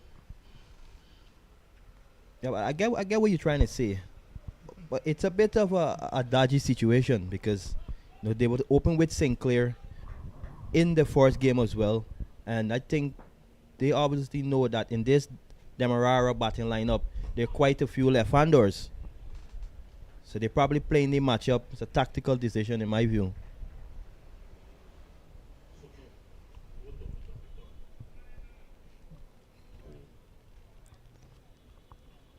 So I think, in my view, they're doing the right thing by bringing Thorne on a bit later in the innings. We know he's lively, but he can be a bit wayward with the new ball at times too. So I think all of those things they would have probably taken into consideration. Hence, they started with Junior Sinclair. And then you'll bring Thorne on later when the sheen is off and he can't use it for real pace. That's what I think he's specializing in. Not a great swing of the ball. He's pure pace. Would you risk him later on? I don't think so. When the sheen is off and Chanderpaul is settled and Nandu. Is that a catch just over the head of the man down at mid-off? Pretty chancy there, but it was intentional, but I don't think he executed it the way he had calculated to do it. It was just outside of the hand reach of the man down at mid-off. Yeah, it was a brave shot as well. Both mid-on and mid-off in the circle. So Chanderpaul pounced on an opportunity to score some runs. He just needed to get it over the field at the mid-off, and he did so. Luckily, I must say. But just to go back to Thorne, Now, even if he does come on a bit later in the innings, bear in mind we're using 2 new balls, so the ball won't be that old that you'd want to think. So there should be enough for the faster bowler like Thorne, and maybe they could probably try and use him in quick short spells. Or when the other new ball is taken. So that answers the question. I was just bothered that he may not be the old ball bowler. Nicely played by Chanderpaul. Tell you what, this is a good contest between Junior Sinclair and Chanderpaul. Chanderpaul looking to score, looking to be aggressive. Sinclair, who's been impressive in this tournament thus far. But I think this is about thinking in Chanderpaul's mind. Hey, youngster, I played the best in the world. Mitchell, Stark and company, and I scored. You come bowl your stuff to me. And that's what I want to see. When I watch cricket, I want to see my number 1 to 4, even number 5 batsman being capable of devouring, obliterating any world-class bowler. If you can't do that, you're not my star. You're just another batsman. And Chanderpaul is stamping his authority. Absolutely, and that was a lovely shot.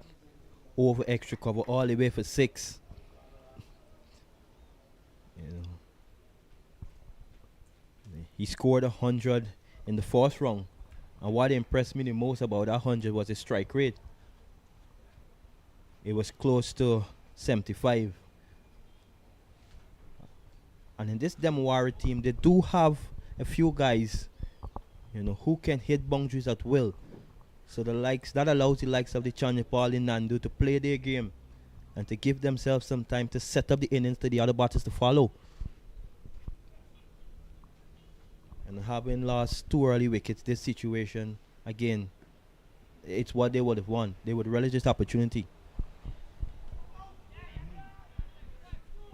I wouldn't like to call that an outside edge. I think it was deliberate, but not an impressive shot there from Nandu. There's a man at slip, and I think there was one at gully as well.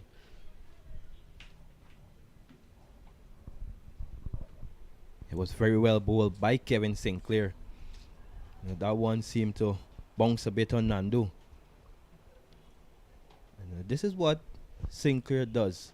You know, he's not a big turner of the ball, but he does get a lot of bounce.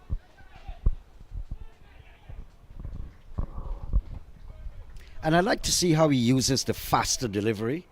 That's his key. He can be deceptive. And he's a talented youngster. I was like absolutely unimpressed with his approach, not only in this game, but in contemporary times. As we've seen another slip being employed by Pormal. So clearly on the attack, looking for wickets. Off spinner to the left-hander batter. Certainly favor this matchup. Well, that's good captaincy. You cannot have these men with their backs against the wall, and you're giving them the liberty of no slip, no one in for the catch, and it's just about having their minds under pressure. So they have to hit out, and that's what Chanderpaul is doing. And in the process, they can induce a mistake. I mean, they can't apply this strategy for a long time because of the small score they're defending. But even for short spurts, you must keep them under some pressure. Another good looking shot by Chanderpaul. I'll tell you what, if I was Sinclair, I would not be too disappointed, because seeing Chanderpaul trying to play some shots, it's not naturally his game, so that can present an opportunity to get a wicket. Precisely. And that's why I like the temperament of Chanderpaul. I'm under aggression from the fielders. I'm being choked. They're attempting to take breath out of my thinking. I'm going to go over the top, and then you dismantle all these fielders and pick the gaps. Look at that. I think it was so calculated. In behind, turned around, backward square, very far down, easy single. Good over for the Demerara side. 8 gone, 32 for 5. Some smart cricket Some smart cricket by Chanderpaul. What I love about this inning so far is that he's looked positive. He's looked to score. Every time he's given an opportunity to score, he's looked to capitalize on it. But I tell you what, if Berbice can go bang bang, pick up another wicket or two in the next couple of overs, it's gonna make for a really interesting contest between these two sides. And that's what making the match so interesting. Nice setup here. Let me just apologize for what I said earlier on 32 for 5. And but everybody has issues, I didn't get my lunch in time, so yeah. But it's actually 32 for 5. Wanted to put 35 for 2. And I'm looking at the box with food there. Oh lordy! Since this morning on television, I was misannouncing like a miss contest. Chanderpaul settles there, and that's how unruffled he is. In the middle of tension, I don't know, this could be a deliberate act where you keep the bowler standing and you fiddle with yourself.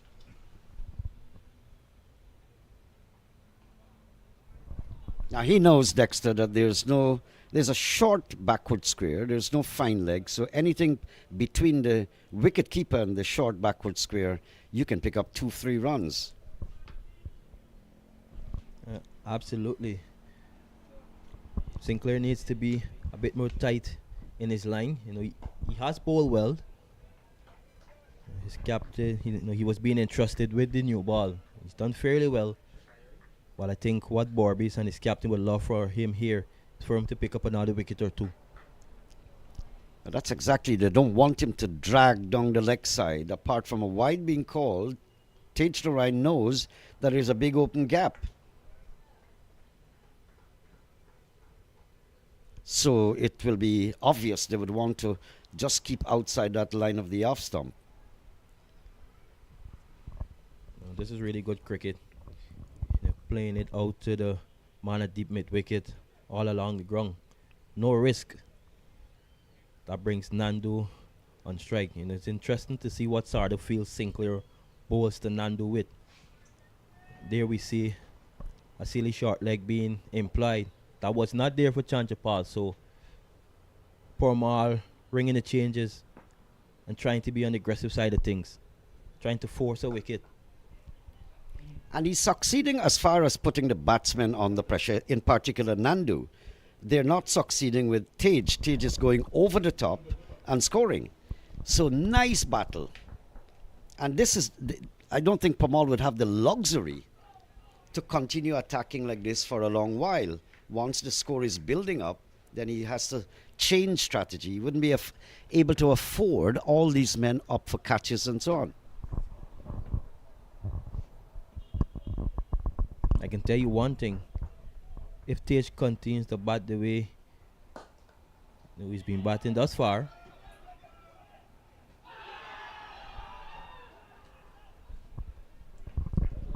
so nice, smart bit of fielding there. Nice return to the striker's end, hitting the stumps directly. But that's Zainul Ramsamy, the fielder at mid-off. That smart running back there. Yes, just coming back to the point you're making. I mentioned this earlier.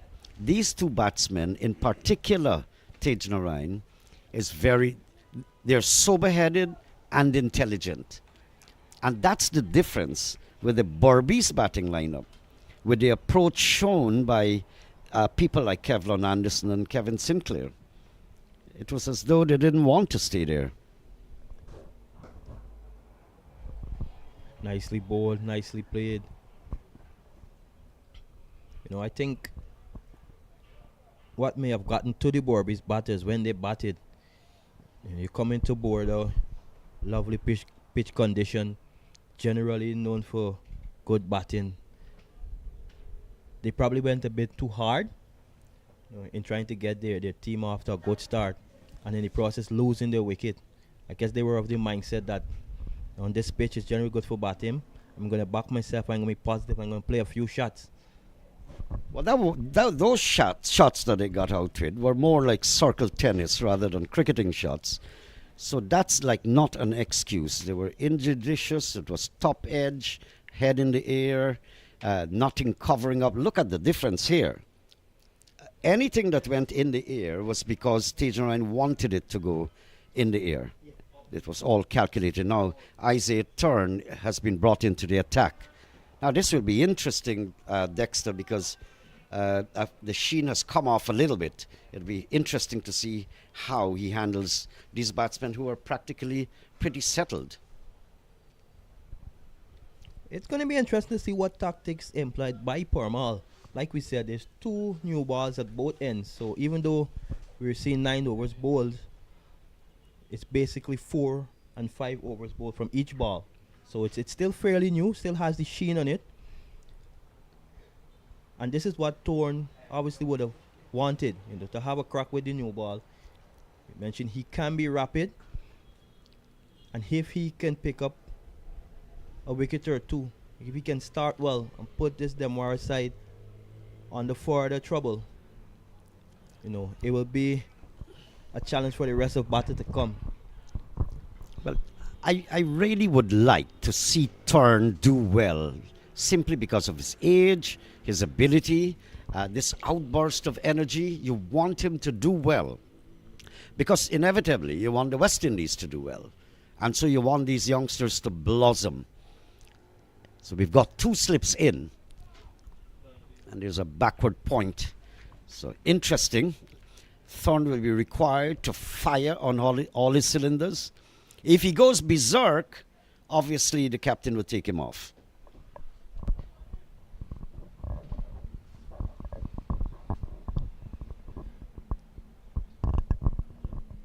He's going to be bowling his first ball to Chanderpaul, who's looked good thus far. Played a few aggressive shots, but it's been calculated. And I like this approach from Chanderpaul, something we've not seen from him in recent times. And coming at this level, obviously scoring 100 in this first game, he looks to found some confidence, and this is really good to see from him. This is going to go for 4 wide, signaled by the umpire. An outburst of energy, and Tavin Imlak was... Let's have a look at this again. Is it far away from his glove? It was between the slip and the wicket keeper. That should have been stopped somewhere along the line. We lament so much on Thorne, his pace, but we would have also made mention that he can be wearied of time. And straight away starting with 5 wide, this is definitely what his team wants from him. So he needs to regroup and come good here for his team.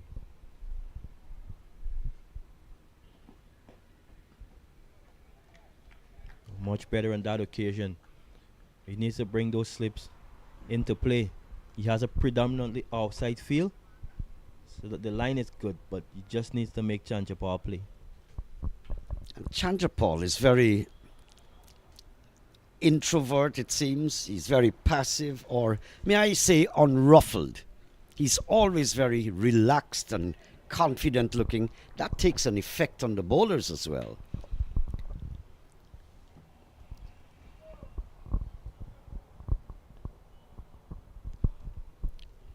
One of the groundsmen passing behind the bowler arm.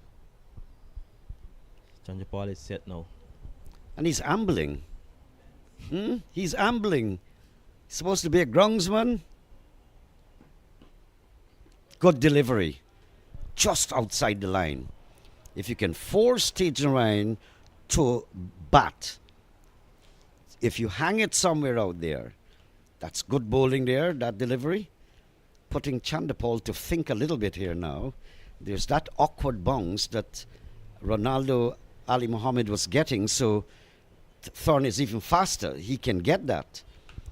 And would put Chanderpaul in a dilemma if he doesn't move in time and get behind the line. I like this play by the Berbice team.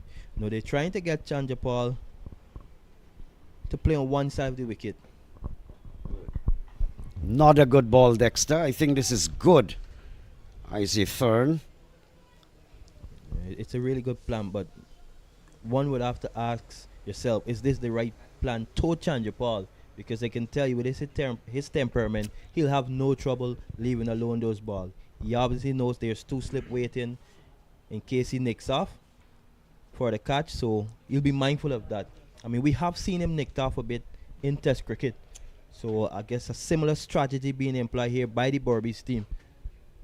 But I think what Thorne will be doing is trying to get so close to him to force him into playing a shot. Like a little closer than that.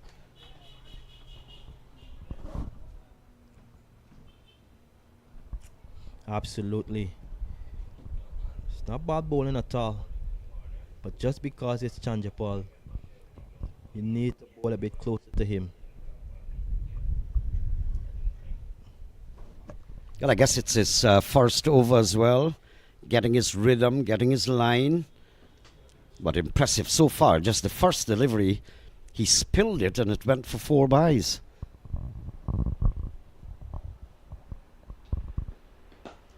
That's it, coming closer to the left-handed batsman, forcing him into a shot.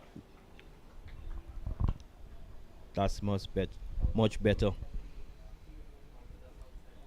Chanderpaul not usually a big driver of the ball, so if you can string a few deliveries there, and maybe you can have him playing a rush shot. But I like this field set. I like this plan they have to Chanderpaul. They just need to be a bit patient and allow it to give it enough time to work.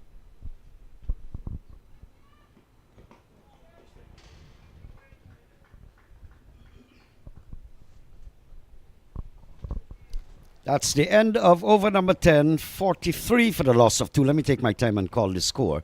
2 wickets gone, 43. Now let me go, and Inderjeet comes in.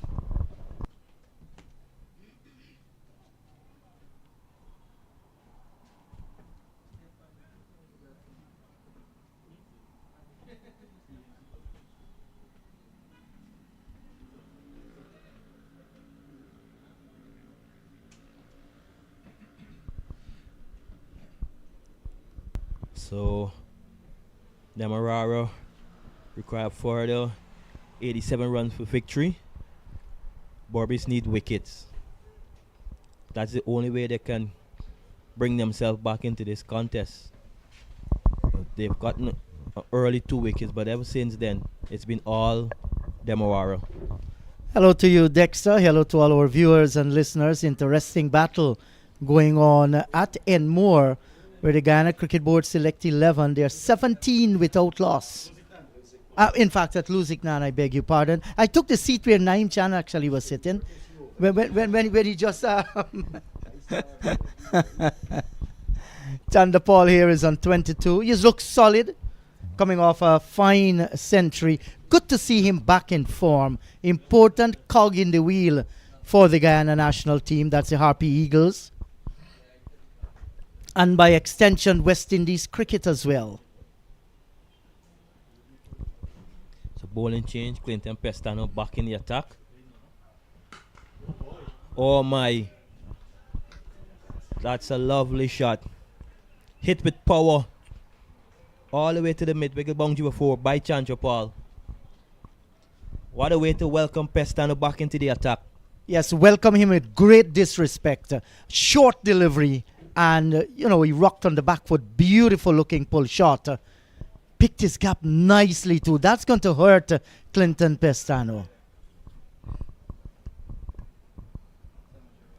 This is going to be an interesting contest.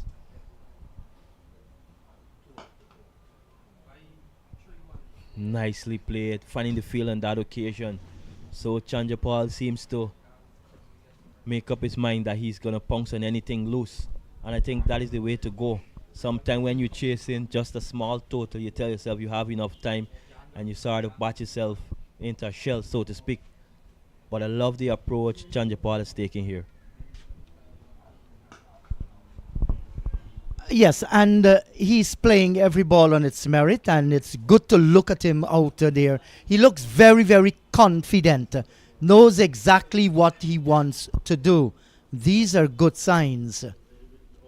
There's a fine third man. They still maintain the slip. Backward point, there is extra cover, a wide mid-off, long leg. There is short, straight mid-wicket, and square leg out on the boundary. Those are the fielding position. And even that on drive, full of confidence. Head right over the line of the delivery, got to the pitch, turned it nicely down towards wide long on, and collects another run. So the boundaries have been coming. They've been rotating the singles very nice as well. And I think Demerara has gotten a great grip on this game. It's very, very difficult for Berbice to come back. They can, but they have to pick up wickets. And these two, they are as solid as a rock.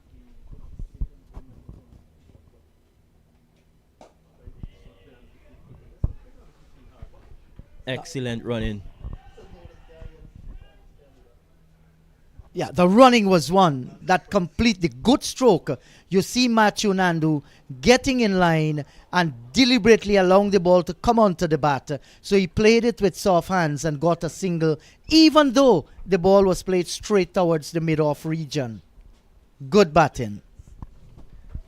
Absolutely. I think both of these batters, they've actually forced the Berbice bowler to bowl where they want them to bowl. I don't think Berbice has been patient enough with their plans.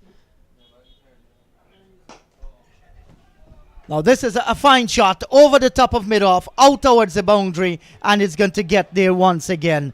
And Chanderpaul is really turning up the heat, even though it's real hot in the middle. With the bat, he looks awesome. 31 from 34. 50 has come up for Demerara. They're 53 for the loss of 2.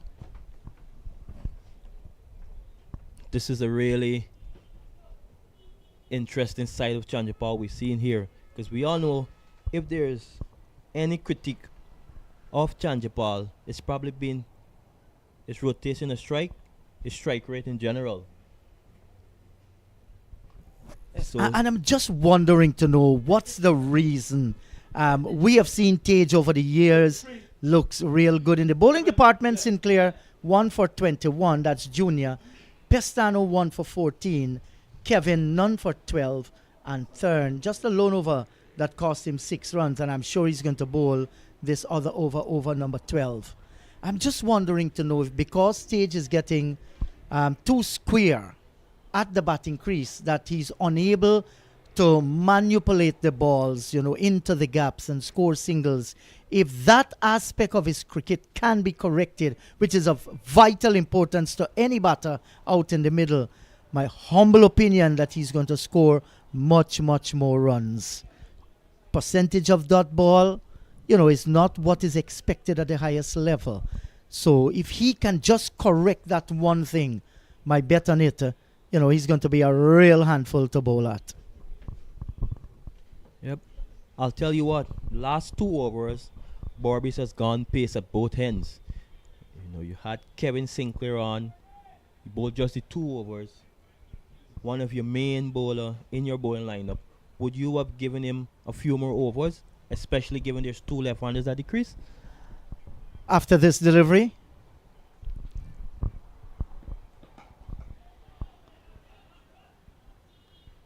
Well, look. They need 77 runs off 234 balls. I think that's out of the question. They're 53 for 2. For Berbice, they need wickets.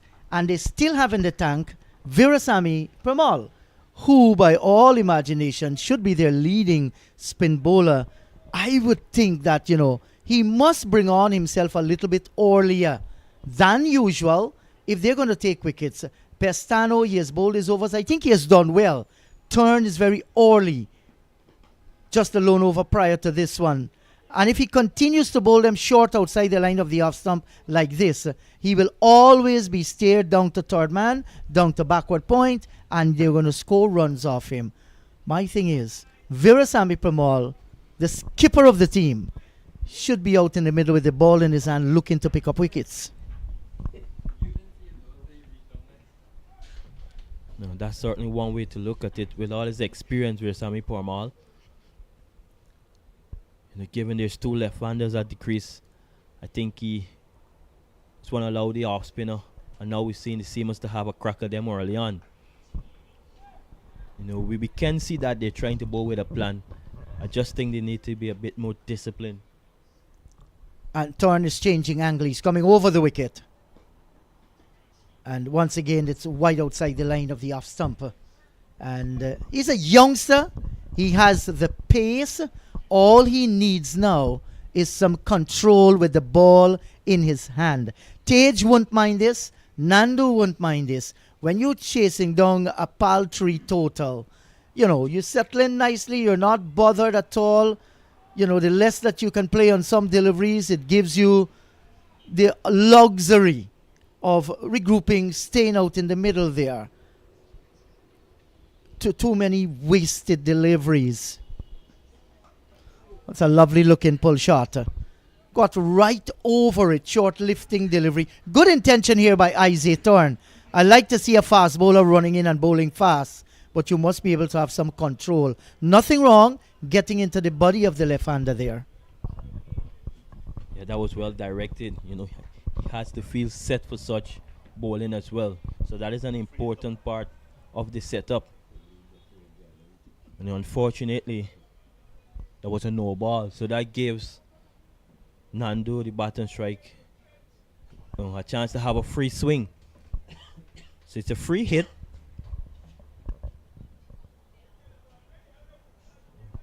But they are allowed to change the field. And the batsman would have switched strike.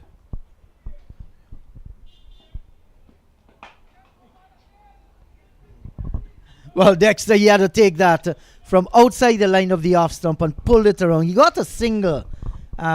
Hit it well in the end. He kept it down. Was looking for that gap on the onside. Real estate there for real. Open territory. Just the deep backward square on the boundary.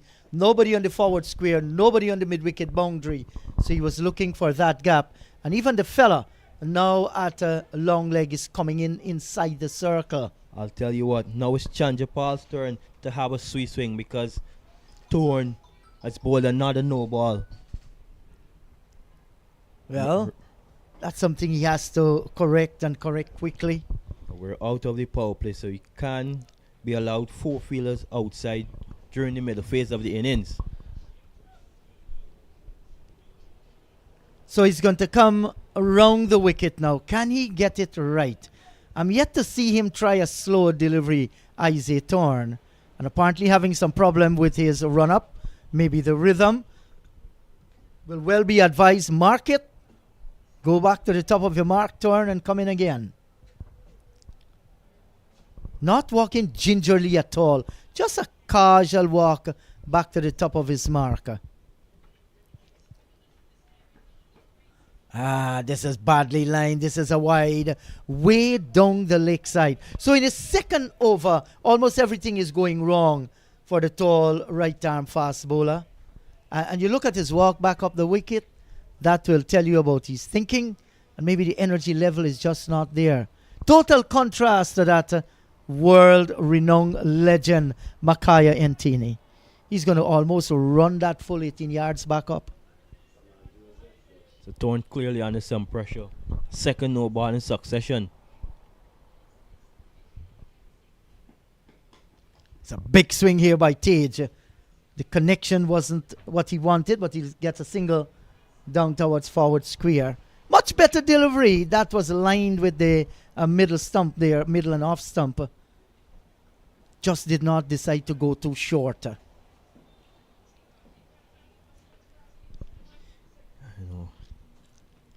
Since earlier I spoke about the Berbice bowling unit not being as disciplined as they ought to, and when you factor in their defending just 130, that does not augur well for them. So Thorne needs to be better. Simple as that. That was not a bad ball at all. Kept it down there, Matthew Nandu. And get the single down towards fine third man. Has some pace on it.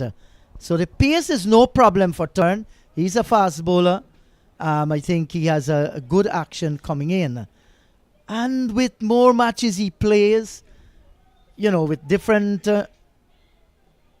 techniques, with the people who are around him, you expect him to do a thing or two with the ball. At least be a little bit more disciplined as far as line and length is concerned.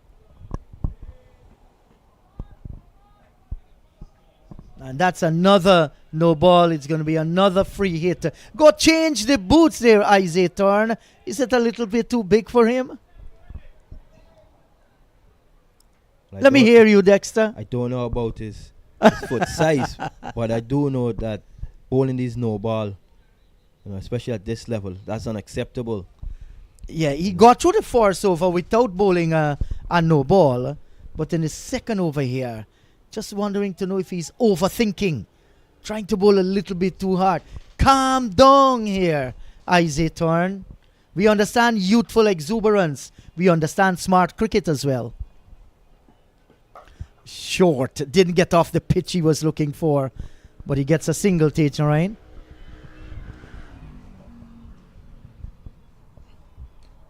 So a lengthy over come to an end. Torn seems to be struggling a bit. So Pirasamy Parmal have some questions to answer. Berbice, they need wicket. Well, I would think it is time that he brings himself on. Raymond Perez didn't score. Tejan Ryan, Chanderpaul still there, 33 from 37. Tevin Imlak went for 3. Matthew Nandu on 14. And you look at those yet to come.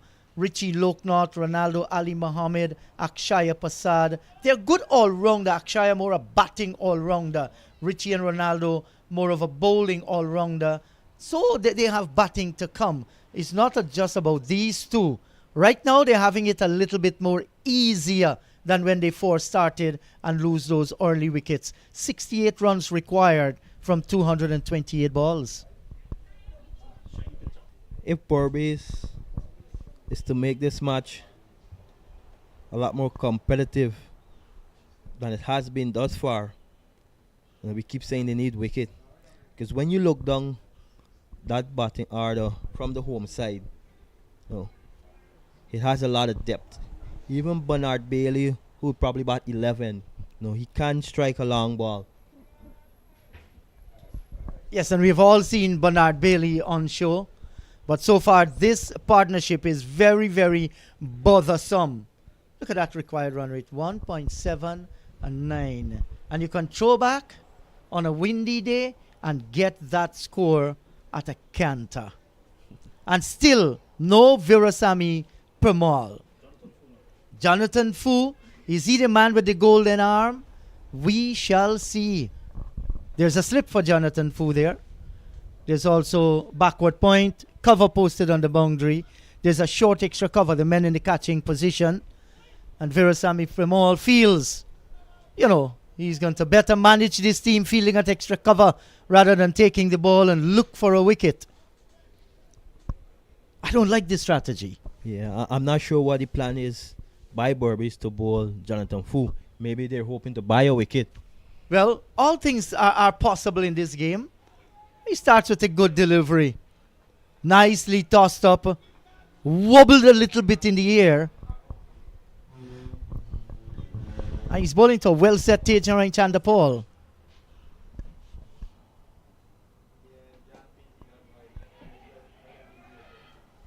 Well, a direct hit could have seen Tej real struggling. And now Matthew Nandu is saying, no, we're not going to go for that overthrow there. A direct hit could have seen him maybe just missing that crease. Missed opportunity by Berbice. Clearly an opportunity to have Chanderpaul dismissed. Not the best of throw, wicketkeeper unable to gather the ball keenly to effect the dismissal. As we look at it again. Nice pick up and throw, just that he missed the woodworks. It was wide of Tomani Caesar, the keeper. He made a valiant effort to get there. He couldn't. Well, in tight situations, runouts like these can turn the entire game. It wasn't that case. Fu has started well. It was a good delivery, the first one up.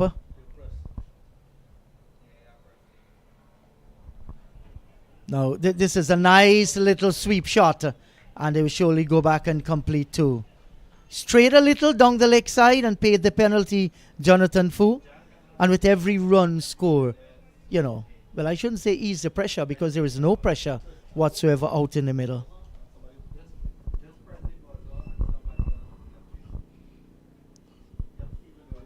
The home side firmly in control of this match. And this is all they need to do. Just need to keep ticking the scoreboard. Ensure that they're taking minimal risk.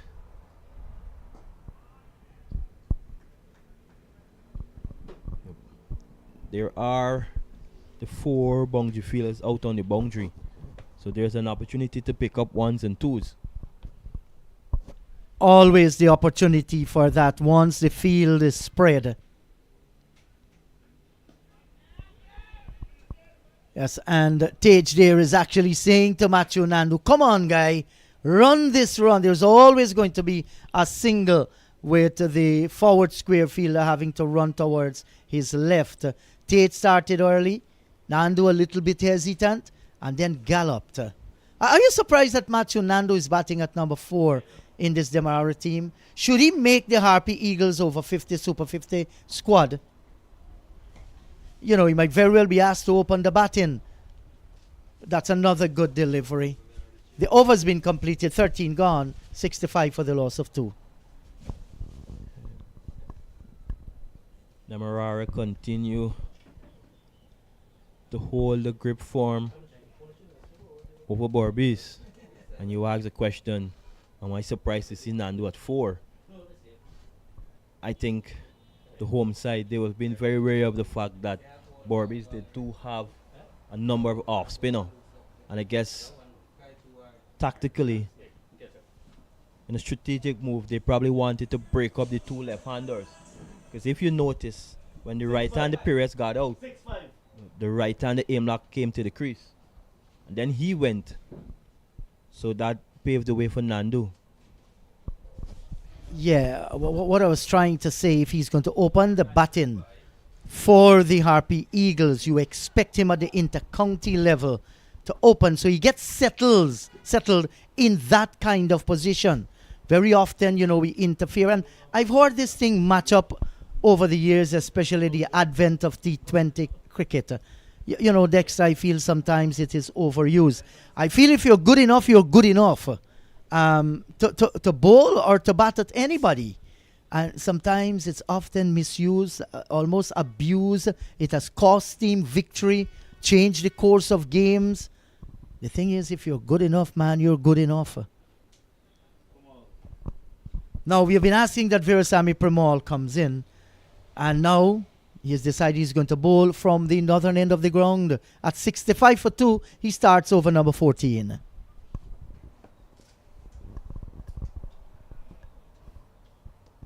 So Premal spring himself into the attack. So he needs to spin some magic here for his side.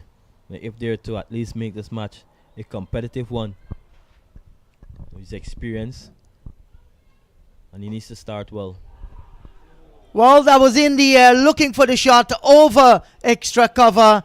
He leapt into the air. I thought a little bit more effort there by the fielder would have seen him gone a first delivery in the air. Look, just splitting the fingers. It was going upward, but a little extra effort. You need that spring to leap into the air and pull down those catches.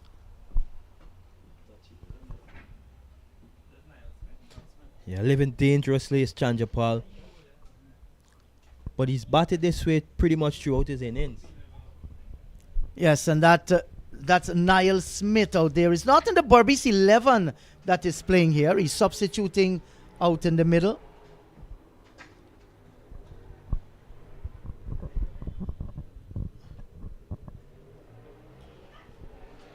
Swept away nicely, down over the backward square, away towards the boundary. Will it get there? It seems as though it's slowing up at the moment. Doesn't get there. But they'll go back and complete 2. Just train down the leg side a little. It's getting all too easy for Demerara. You mentioned Niall Smith not being in the Berbice 11. Did not play the first game as well. So we're wondering if we will see him anytime during the course of this tournament.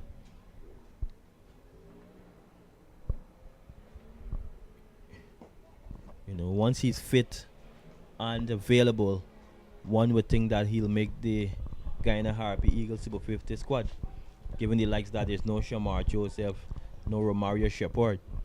He'll be the leader of that attack. Once he maintains, physical fitness. Versami Primol, a little cat and mouse here. Just did not deliver the ball there to the left-handed Tejan Chanderpaul.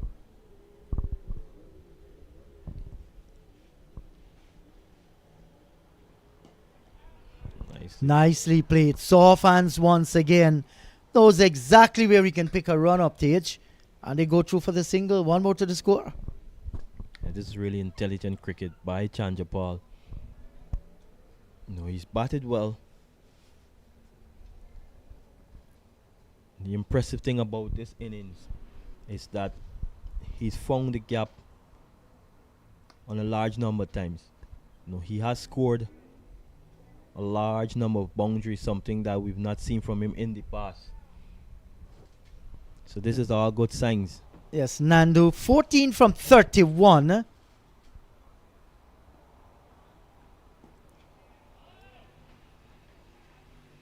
Nicely tossed up by Versami Pamal. 14 overs gone. Demerara on their way to victory here this afternoon at Bourda. They're 70 for 2. The players are about to take a drink. Yeah, and we're looking at the main pavilion here at the GCC ground Bourda. That's the home of cricket talk, Raymond Perez didn't score. Tej is there on 41 from 47, 4 fours and 1 6. Good strike rate, it's a 7.23. Imlak went for 3 of 4 deliveries. Nandu is there, strike rate of 43. He'll want to improve on that, 14 from 32. But the situation out of the middle do not demand that. There have been 12 extras. 14 overs gone. 70 for the loss of 2.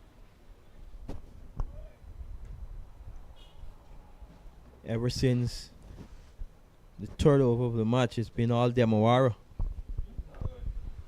Yes, and we'll take a minute and a half or 2 break, and we'll be right back as the players refresh themselves. Well, up on the screen there, we have the other match being played at Lusiknan, and the Guyana Cricket Board Select 11. Navindra Prasad is not out on 21. Ronaldo Jeffrey is yet to score. They are 42 for 1 from 16 overs. Can you remember their target? It was 161? 170? That's right, the target 170. Look at that Essequibo scoreboard. Peters 19, Ramkaran 4, 26 Bodhi. Savory fine half century 51, supported also by Ricardo Adams 24. Anthony Adams making 17. And bowling Dimitri Cameron, none for 22. LaRose 1 for 10. Chalai 3 for 45. Jonathan Rampasad 2 for 41. 2 apiece for Aryan Pasad and Mikkel. Beaten, none for 21 from 6 so far. Quinton Sampson, none for 5 from 3. Anthony Adams, none for 9. Ricardo Adams, 1 for 7. Good battle down at Lusiknan. Absolutely. They need 127 from 201 deliveries. So they're right on target there. The Select 11, they were comprehensively beaten in the first game. Good to see them fighting back and on their way to a victory. Against Essequibo, who would have won their opening encounter against Berbice. Yeah, and we've just seen a drone patrolling the skies at Bourda. You'll be afraid when you see these things, Dexter. Drones have been used so much around the world today for bad reasons and for good reasons too. In agriculture, massive. Communication, massive. In wars, devastating.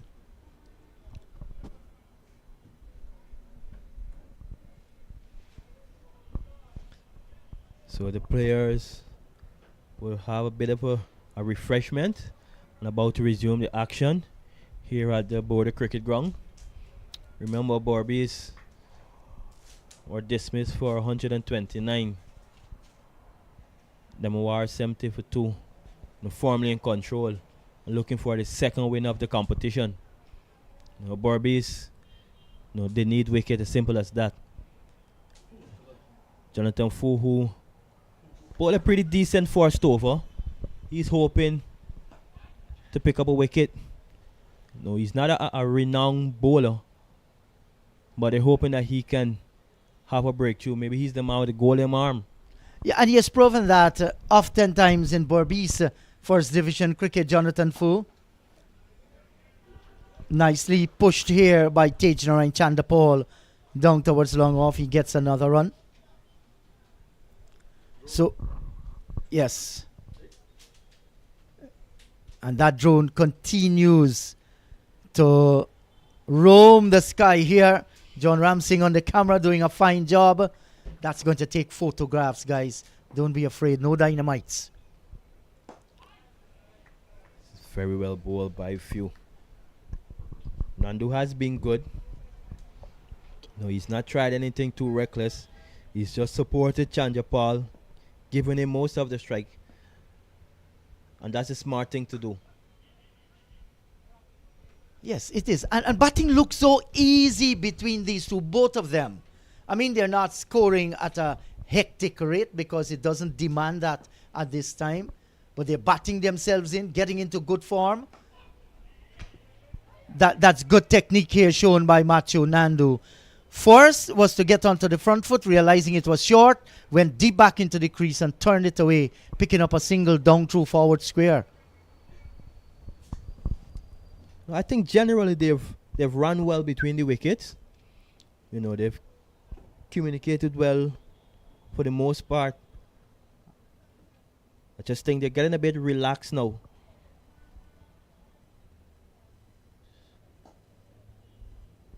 That's very well bowled by Fu. So he's completed his second over. And 15 gone. It's 72 for the loss of 2.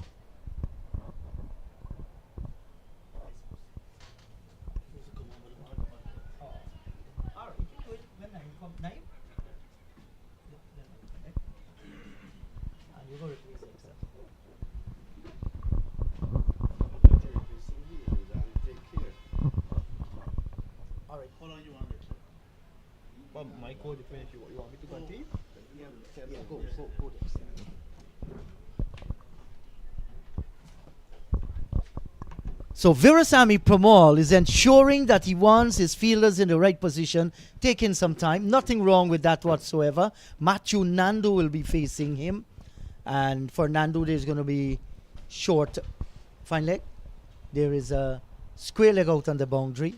There's also a forward short leg and short mid-wicket and wide long on the boundary. So let's see the strategy here now by Virasamy Pramal. Nicely tossed up, played back up. Had a good lunch, Naeem. Hello, my brother. Underfed. Some of us overfed in the commentary box. But I think Virasamy Pramal had too small of a total to defend. He came on a bit late too, as you have mentioned. And he was between a rock and a hard place. And I mentioned this in my last stint when I was on air, that these two particular batsmen are very, very sensible. They're absolutely patient. That will be the thorn in their flesh, their fielding side flesh. Yes, and I think he's bowling well to his field here, Virasamy Pramal. Just making the batters think differently because of that fielding position and the way he's pitching the ball right on targets is difficult for Matthew Nandu to score through the leg side.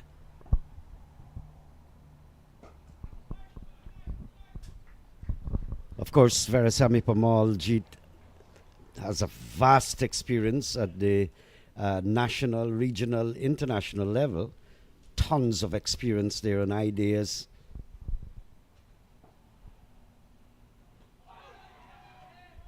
Oh man, he's a legend as far as it's come to Guyana and regional cricket. Virasamy Premal, not a tremendous success at international level, but certainly in the Caribbean, bamboozles, confused many batters, and locally as well. He is definitely a hero in this part of the world. Single here, down towards long on. And of course, it's the quality of batsmen too in the Caribbean. I think he came the right time to enjoy the kind of success he has been achieving. And so he's had a fantastic time in his career. Good with the bat also. He developed that, just like Romario Shepherd is gaining traction in his batting, apart from his bowling, for which he's established to do. Gaining traction in his batting. So it's just a matter of time, it seems. And I predicted this once that guy, Tej Chanderpaul, is there. He's in absolutely no hurry. He picks his shots, shot selection. Nandu is calm. And so victory in sight. And the only way you can turn the tables here is absolutely to pick up wickets. Yes, and we've just seen on the screen there the upcoming matches. Maybe we'll take a look at the senior male Super 50 Intercounty 2024 and some of the players that have played in this year's tournament, their runs and their wickets. But on Thursday, coming right here, we'll be back for the Demerara Essequibo clash. That's going to be an interesting game. The Select 11, they will take on Berbice down at Lusignan. And then the grand final will be right here at Bourda. That's on Saturday coming. Mark those dates. If Berbice loses here today and Essequibo wins at Lusignan, it simply is going to be an Essequibo Demerara final. And after many years, Berbice, I think, will have to be looking at the game. Taking no chances. Matthew Nandu, as compact as ever, as Chanderpaul. Chanderpaul has been airborne, but I know they were all calculated shots. He was put down a while ago. This is into the onside single. And look at them. They're unruffled, this pair. And it's just, play of batting against what I saw in the Berbice lineup with the experience of those batsmen, and Kevlin Anderson spearheads that, Kevin Sinclair. But the temperament was not there.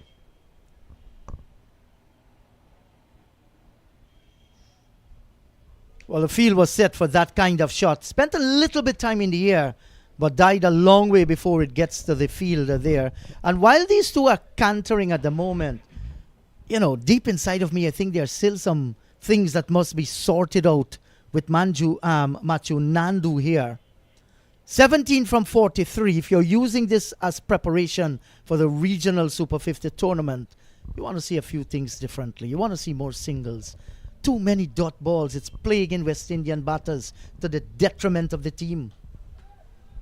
Intentional. Backward square. Got to come back for two at least, yes. Good point. Too many dot balls. Now, we expect there are going to be dot balls alongside the name of any batsman, whether you are the best in the world. But the percentage is alarming, you know, and that is something that is really, really troublesome. I remember one time Cricket West Indies had to keep a camp in Antigua, I think about 2 years ago, for the senior men cricket team, teaching them how to run between the wickets. You imagine that? That's where it has come. And those are basic principles that you learn at school cricket.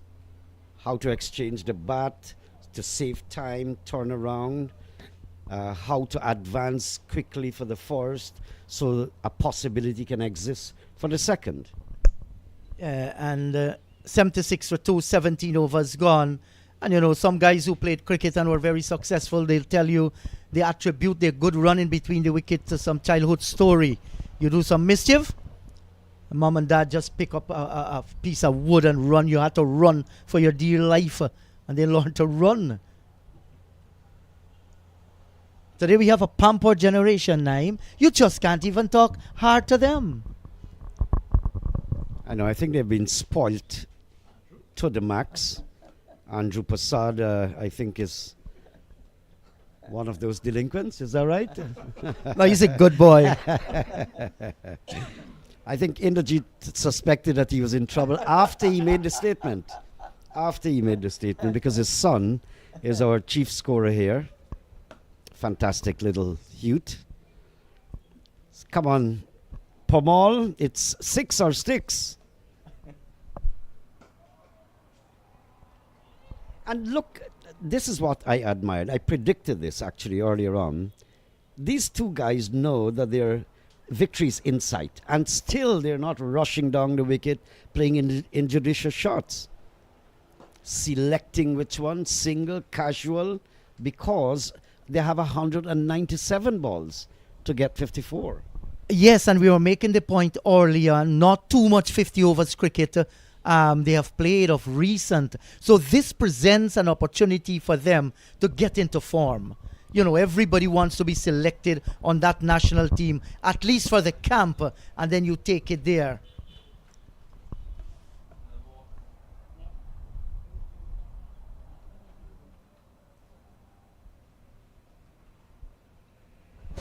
Tage is eyeing a half centuries on 44 from 54. It's been a good knock by Tage Narayan Chanderpaul. And he's going to score runs down through forward square, a single.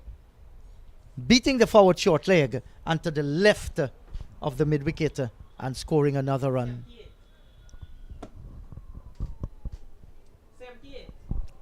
No rush, just about cruising. Cruise control. Perusamin over number 3.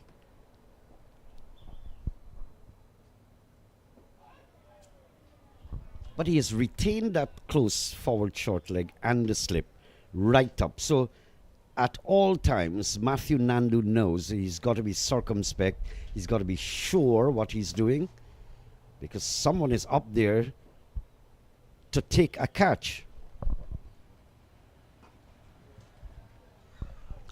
Pulled away into the onside field. Just a single there. Square leg had to come around to his right. But the batsmen are in no rush. As you can see, their body languages, the way they are watching this. Yes, and now Versamy Pamal is going to change the angle.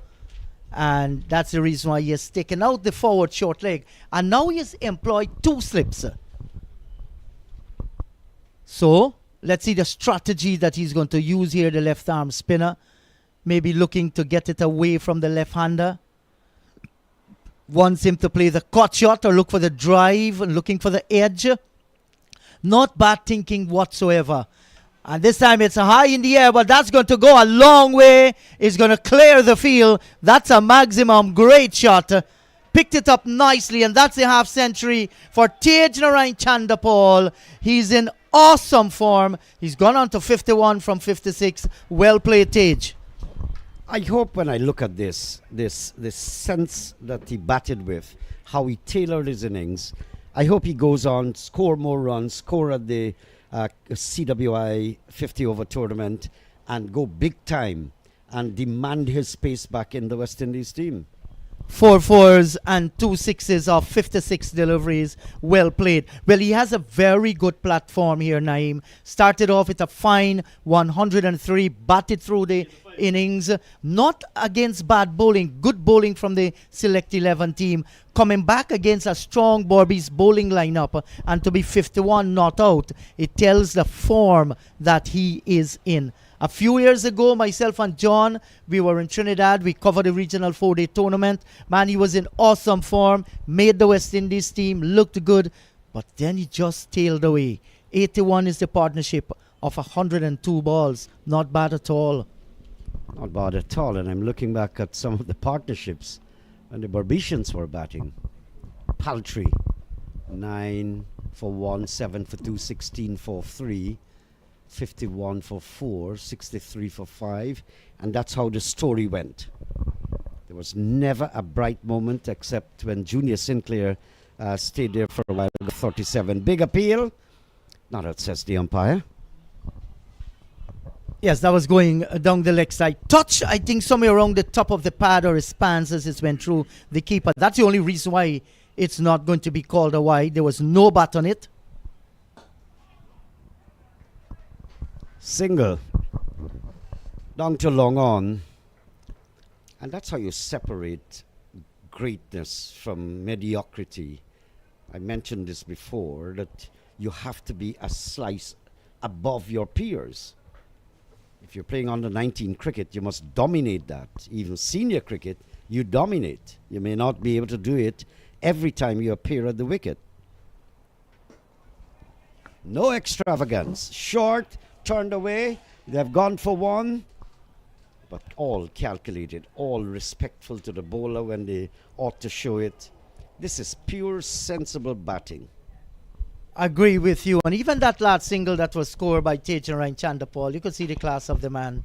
You know, everything in behind of it. Judged the bounce nicely. The placement was even better. And he collected his single. And you're seeing already out in the middle, there's a difference with Demerara and Chanderpaul and every other one that we have seen with the bat today out on this pitch here. And these are good signs. I'm particularly happy for him. You know, sometimes when people go through rough things in life, you wonder, you speculate. Why are you looking at me when you see that? Look at John. Well, both of you guys, good. You just misread me, Naeem. No bad intentions whatsoever. Well, did he got an edge onto that one? They were like, catch it, boy, catch it. Doesn't look so from the vantage point. 19 overs gone. It's 88 for the loss of 2. This just seems as though it's a one-sided, lopsided affair at the moment. We've seen some good spurts of bowling. Verisamy Pamal, one or two of the other bowlers. They kept it relatively tight. But when you're bowling to someone who has that ability, class act, they separate themselves from you. And that's what Demerara has done, and to a great extent Matthew Nandu. I think what Nandu has done is to bat around Tej. Nandu is just 21 or 50, but there was no need, no requirement for them to go on an onslaught. Both batsmen knows that, or both batsmen knew that from the beginning. They looked at the scoreboard, found out the score, they know they're in command. Let's just not get out. Go to the end and show your class. Hey, John, which category you fall under, overfed or underfed? Waiting to be fed. So it's probably underfed. Nice partnership. From all wicketless after 3 overs. 15 conceded. Was brought into the attack, well, introduced himself in the 14th over. The ball that he is actually using was then 7 overs old. There's still left arm spinner, Nigel Durat, in their armory if needs be. But at this stage, they must try to rotate their bowlers looking for this breakthrough. They need to come back into this game to make it competitive. It's all Nandu and Chanderpaul at the moment. I can't recall a time that the required run rate or the asking rate was so low, 1.35.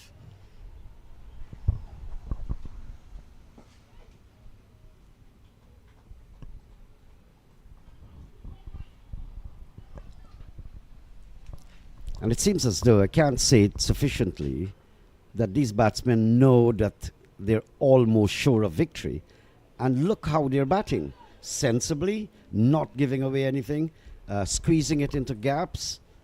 I think this has been an excellent display, and that's what I want to see. Mature, commanding batting, not necessarily an explosion of shots. Chance for run out of the non-strikers then. But Kevin Sinclair did not hit the woodwork. It has been a hallmark of their batting as well. Running. They've been taking some chances, converting what may not even be a single into a single, and then sometimes one and a half into twos. So that's a hallmark of this partnership. Two players that pattern themselves off of Shivnara and Chanderpaul. Tejaman is actually called the Cob in cricketing circles. But Indrajit made a very valid point. If I've known Matthew Nandu to be opening the batting, if you're going to use him as an opening batsman for the upcoming tournament, CWI tournament, then I'm pretty surprised, if not disappointed too, that he batted where he batted, which is not opening. So the partnership, as you mentioned, very, very strong. These two came together when the score was 4-2.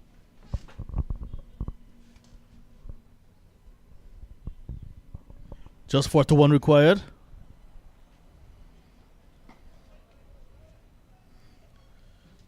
Single in the over from Pamal. Just keeping things tight, hoping to create some pressure. But these batters unruffled. Enjoying the sunshine here at Bourda as well. One run from the 20th. And when you use the word battle, you're seeing what is battle, because Pamal is a smart bowler, Tejaman patient batsman, good battle there. Some of the drone shots you're looking at there, Naim. That's a beautiful Bourda. The commentary box where we're operating from, and a wonderful Rohan Kanai stand. Still standing firm and strong. Ministry of Agriculture in the background. Look at the streets there, Naim. One of the days when 1 and 2 bicycles would have been passing, now it's 1 million cars. And it's approaching the time in the afternoon, actually, when they'll have extreme congestion. I hope this match finishes in time for me to escape. So here we are, 129 all out in reply. Strong reply, 89 for 2 after 20. Overhead shots give you so much to talk about. Sinclair back into the attack.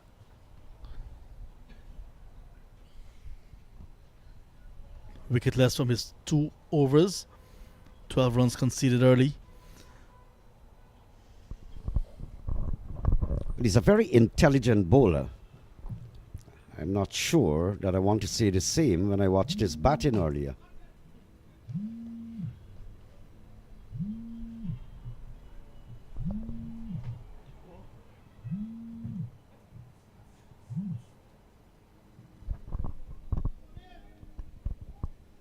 There's a lull around the ground, even out in the middle. And the body language doesn't speak well of the players out there. I'm talking about the fielding side. In the air, Nandu, but he'll pick up some runs away from Veerasammy Pamal down at short mid-wicket. But in the air for a while, away from the hand of Pamal. Pretty straight delivery from Sinclair. On the line of the leg stump of Nandu. So he was forced to play that stroke. Did not control it well. He's got it in the air, but in the gap as well. Down the pitch, would it come into the commentary box? Wow! Just an inch and a coup from the cameras here of FL Sport. Inches away. I wonder if he's targeting your company, John. Could have been an expensive stroke from young Nandu. But good use of the feet. Greeting Sinclair on the half volley. Some aggression from him. The last time this happened, I was in the commentary box, Pakistan against the West Indies, an outside edge from the opening batsman of Pakistan. And the bowler, Patrick Patterson. Edged and into the commentary box. I was on air. I laid flat on my tummy. Pretty young then. I think I Everybody scattered. So that almost got back into my memory, nostalgia stepping in somewhat.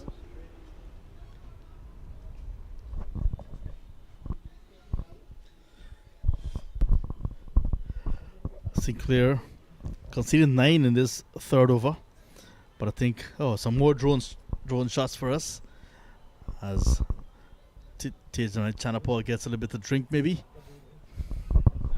But the beauty about the city, John, I was talking with one of the elderly people who lived here from close to colonial times, now very old in his 90s. And he said he was talking about the layout, where the streets run parallel. It's no confusion with streets intertwining, some heading east, the rest heading north to south.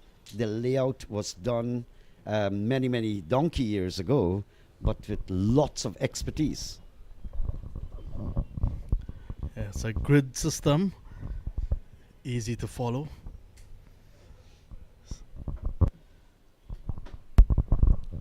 Especially, it's easy to follow when if the minibuses are off the road for lunch, perhaps. Oh yeah.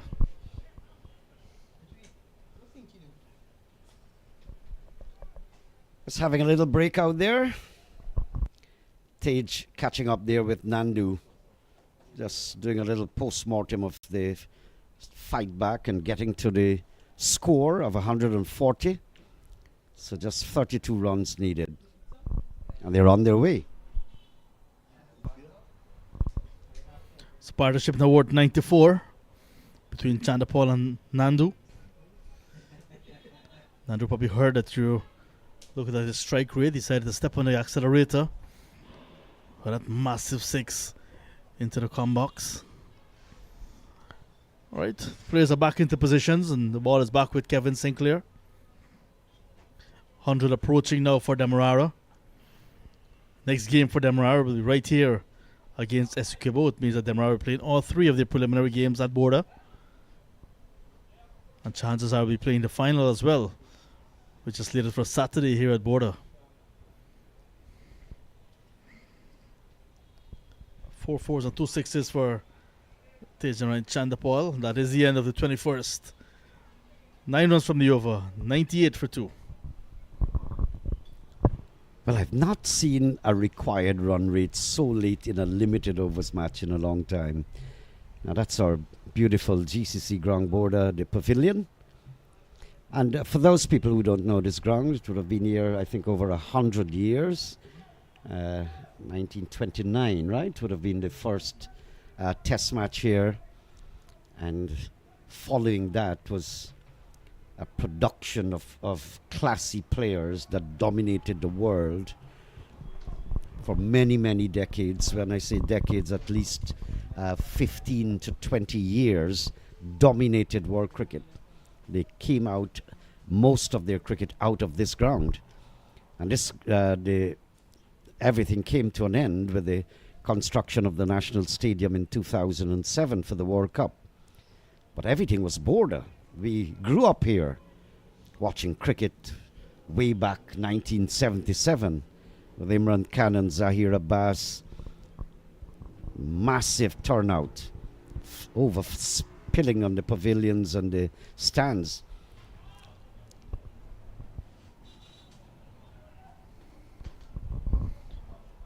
Pamal continues. This is his 5th.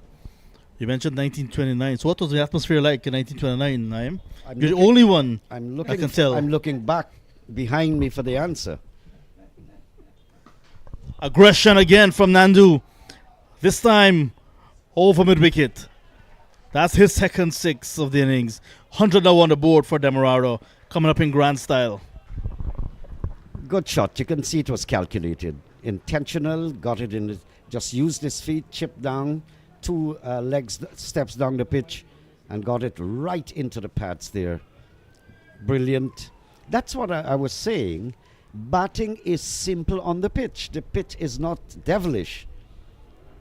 You don't make runs, it's quite possibly you don't want to make runs. And I say possibly because you can get out from a good delivery. Long on mid-wicket in place.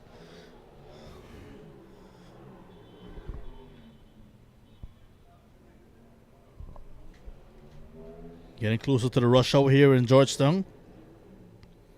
So Nandu as well, perhaps trying to avoid traffic. Seems to be stepping on the gas at the right time. Oh, falling short of substitute fielder Rajiv Ivan. I would have wanted to see a better effort than that. Just have a second look at it. In the air for a while, high. So a nice little dive may have sufficed. Running in faster maybe and diving. Not timing it well. Much it actually hit the back of the bat. I went into the ear.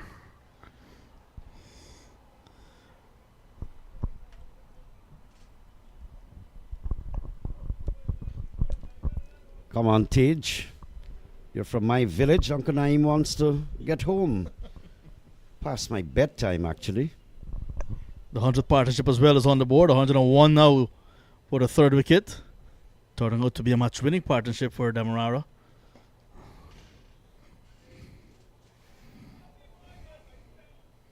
Seven runs from the over. 25 needed for victory. 105 for 2.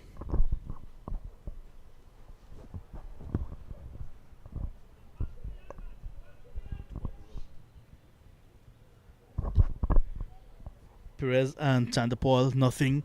Imlak and Chanderpaul, 4 runs. And this partnership now 101 from 126. There we are, Regent Street. Warming up for the rush hour. Look further west into the Lacey Town area. Demerara River in the distance. Look at the horizon, Atlantic. Beautiful border sward. Umpires and the bowler discussing the ball. Looks as if Shannon Crawford, the umpire, will ask for a new ball. Over at Lusignan, let's have a look. Essequibo batting first, 169 all out. And the select 11 in pursuit. They're now 69 for 3. Navindra Prasad, 26. Brandon Jaikaran, 14. And Ronaldo Jeffrey, 9. So game on, 100 still required at Lusignan for the select 11.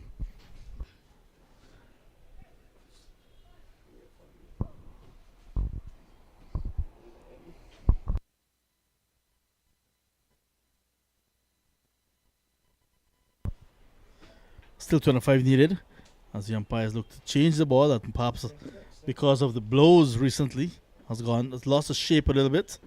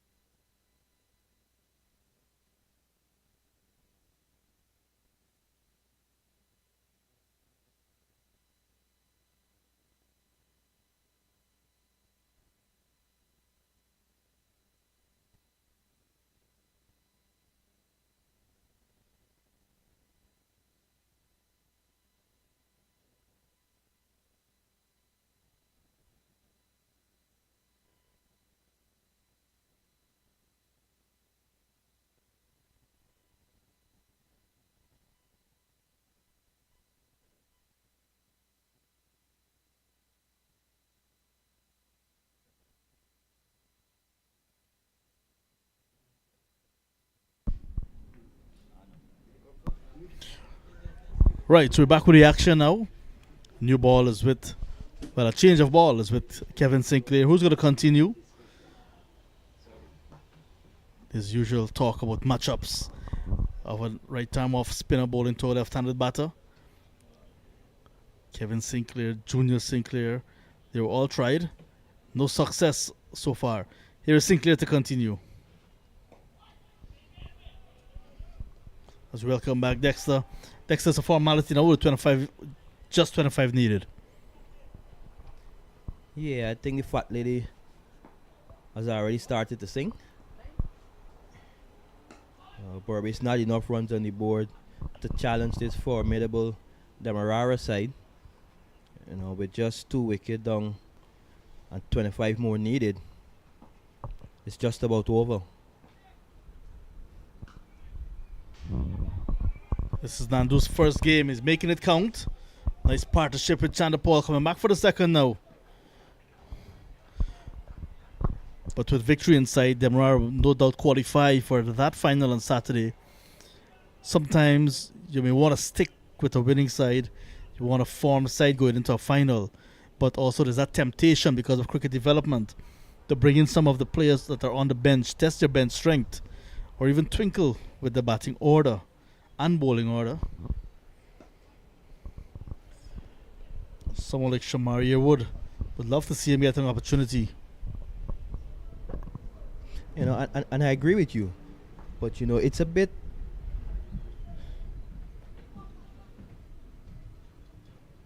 tough, I must say as well, because it's a short tournament, just 3 matches.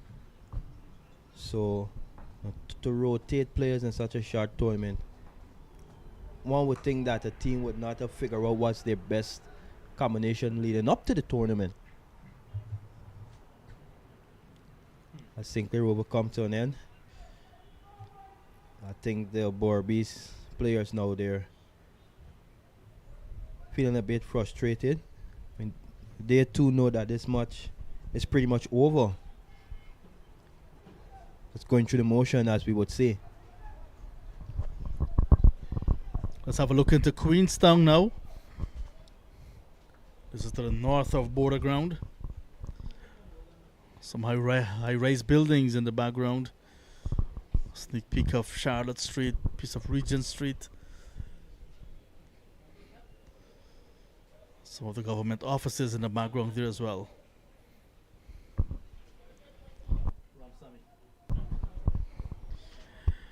Match summary: 107 for 2 in reply to 129 all out.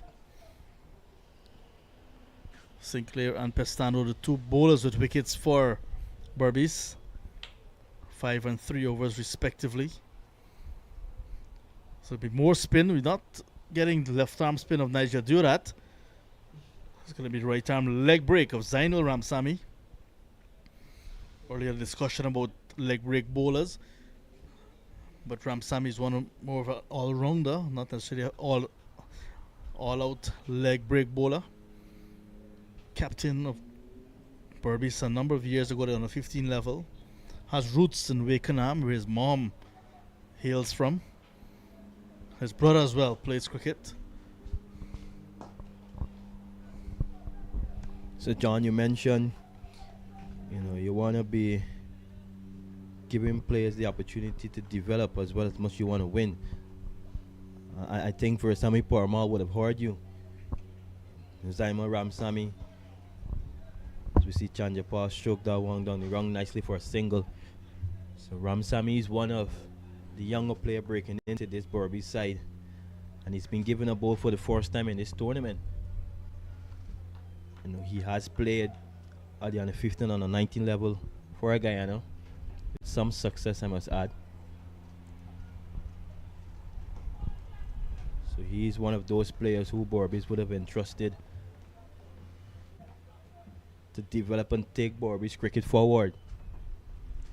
A smart little cricketer, would have seen him in action before. Loads of potential. See some bounce on that delivery there. Seeing a leg spinner, it's really exciting. Leg spin is something that is taking the world by storm. Misfield by the skipper, just costing just the 1 run. That tells you that the writings are already on the wall. That sums up the Berbice effort today, and perhaps in this tournament. Remember, they missed out against Essequibo in Essequibo 2 days ago, losing at the Pomona ground. So they're up against another home side, this time Demerara. Nice flighty delivery this time from Ramsamy to end his first over. 2 conceded after 24. 109 for 2. 21 away from victory. It's a nice start by Ramsamy. Bowling good areas. He got his ball to land with control. Given that he's a leg spinner, but he can pretty much bat as well. He's one of those players that you'll need to keep an eye on. So it'll be interesting to see how we develop in the next couple of years. And, we're seeing here now another youngster in Nigel Deodat being given the opportunity to bowl a few overs. He'll be bowling to the well-set pair of Nandu and Chanderpaul, who've been really good, complementing each other well. Nandu playing a supporting role, and Chanderpaul, he's been a bit more aggressive than we've seen him in recent time.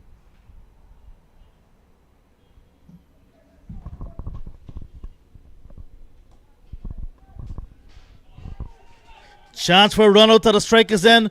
Where is Nandu going? And the keeper does not take the pails off in time. Big mix up here. Play down towards forward square. Single was on. Chanderpaul was not interested. Sent back Nandu. Then the return was a bit off. There's always that miscommunication in partnerships, and Chanderpaul still gesticulating to Nandu that he was not prepared for a single there. Single was on, Dexter.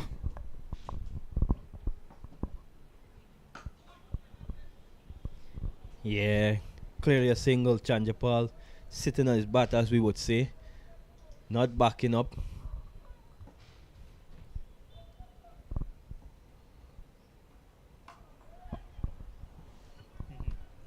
No timing there from Nandu, but we get a single. Now having his first opportunity with the ball, Nigel Deodat, former Guyana under 19 left arm spinner as well. Blairmount Blazers boy from Bushlot on the west coast of Berbice. Plays in Demerara as well for Lusignan Sports Club. So he's been around, quite busy as a young cricketer. Difficult time for him to come in nonetheless. Set batters, 100 plus partnership, small total that they're defending. He's going to give it his all. Yeah, he's basically on, just to have a feel of what it's like to play cricket at this level. Bowling to some pretty good batters in that. So it's a good opportunity for him, just to show what he can do. We know the game is almost pretty much lost, but he'd want to show why he was selected in this Berbice side. Maybe we can pick up a wicket or two. He'll be very happy. He starts well, just 2 off that over. So Demerara taking along nicely. John, you mentioned, so this is the equation: 19 from 150 balls. Should be a walk in the park. With 8 wickets in hand. You don't see Demerara losing from here.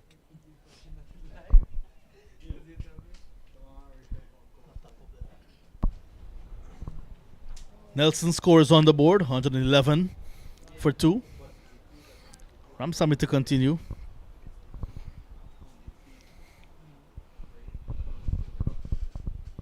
As we look ahead, Thursday, round number 3, the final round of matches.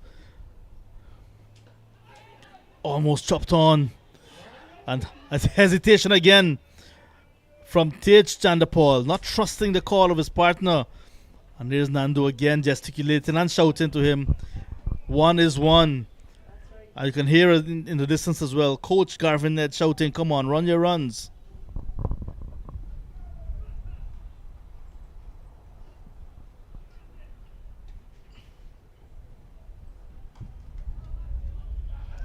That's a nice shot. Unable to beat the fielder in the inner ring at point. But yeah, there's been a bit of lapse in concentration from these two. Could be because, they're nearing victory, so they tends to relax a bit. But you want to finish this game for your team without losing another wicket. So far they've batted well. They've complemented each other very well. Chanderpaul being the aggressor, and Nandu batting well and playing the supporting role. It's nicely played down the ground for one by Chanderpaul using his feet. From the start of this innings, John, we did mention when Demerara were 2 wickets down, we mentioned that this was the perfect scenario for these two batters, and they have certainly taken control. And it's good to see young Chanderpaul getting some runs again behind his name, because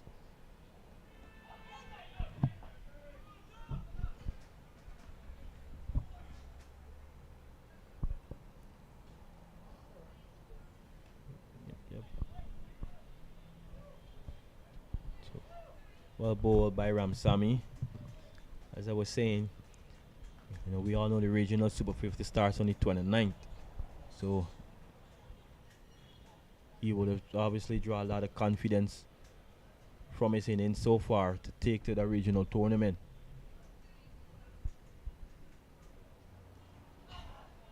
Nicely swept away down to the fine leg boundary, and it goes for 4. So Ramsamy straining line there, and Chanderpaul taking full advantage on that occasion. So he adds 4 to his tally.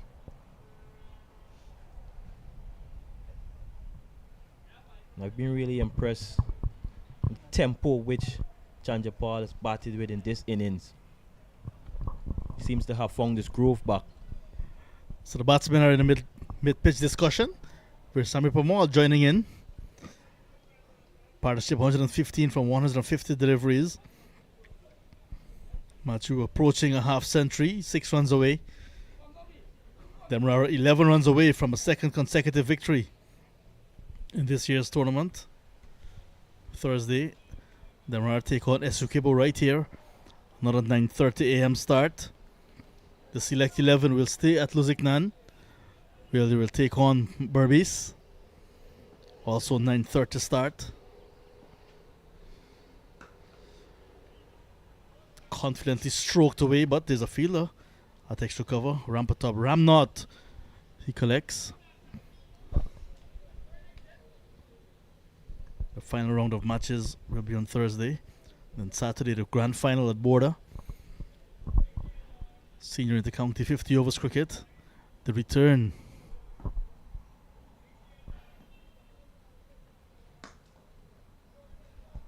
Nicely played. He seems to found his rhythm, Nandu. We mentioned he did not play in the 4th game, so immediately making his presence felt. One of those young batters who's been making great strides.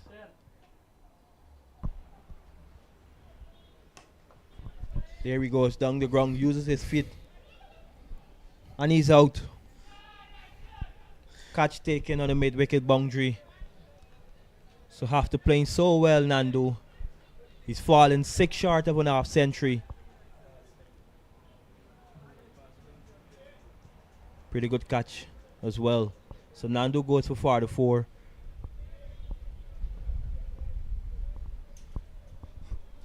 Soft dismissal in the context of the game. 44 for Nandu. Partnership of 116. He wanted to not only bring up his half century in style, but also perhaps finish the game. Got to the pitch, but then did not get the type of elevation and distance that he was looking for. Got a bit high on the bat. So Niall Smith coming in from mid-wicket, taking a very good catch, kept his eyes on it. Good judgment being shown from the substitute fielder on for Kevlon Anderson. We haven't seen him all afternoon, Kevlon. 120 now for 3 in the 27th over. And Nigel Diorat in his second over, providing that breakthrough. But for Berbice, it's a little too late.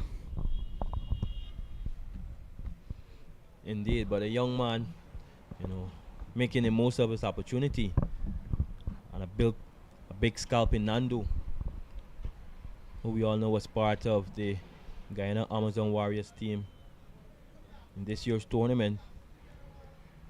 Did not get an opportunity at that level, but I'm sure he would have gained so much from just being around in the starter setup, rubbing shoulders with the international players. Augurs well for his development.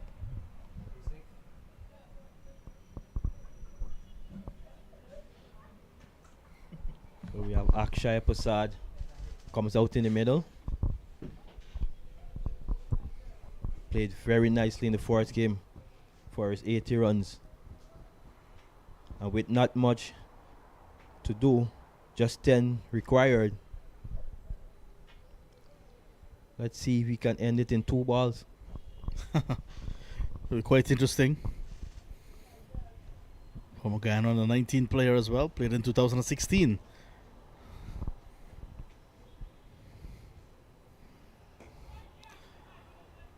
Product of Everest Cricket Club. Have some news for you, Dexter, and perhaps for everyone. He's no longer with Everest Cricket Club. He's migrated, and now he's playing on what is now his home ground.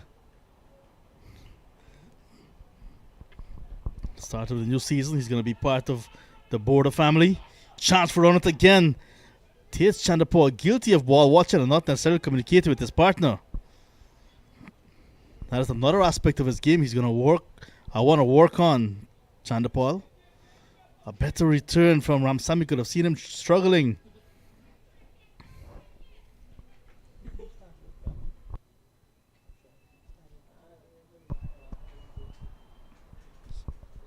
So Akshaya off the mark. Well ball, well played. So successful over comes to an end from Diodat. Picking up the wicket of Machu Nandu for 44. Kudos, young man. Chanderpaul is still there on 60. Anxious moments, especially running. Yet again, Versamy Pramod joining the mid-pitch discussion. Trying to eavesdrop on what's the plan of the batters. He did that in the previous over, and the very over that got the wicket of Machu Nandu. So maybe he's trying to listen to the plan and try to work against the plan. But they're all friends at the end of the day, despite playing for different sides today, different county sides. Super 50, that's the big talk. They're looking forward to the regional tournament. Matches will be played in Trinidad and Tobago.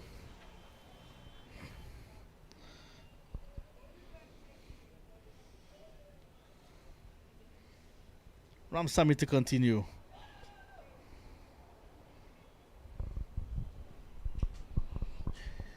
John, interestingly enough, a few of the other franchises for this year's regional tournament will be without a few of their big names player. Unable to put that one away. Chanderpaul continues to bat and bat well here for Demerara. Yeah, but like I was saying, obviously some of the guys there on West Indies duty.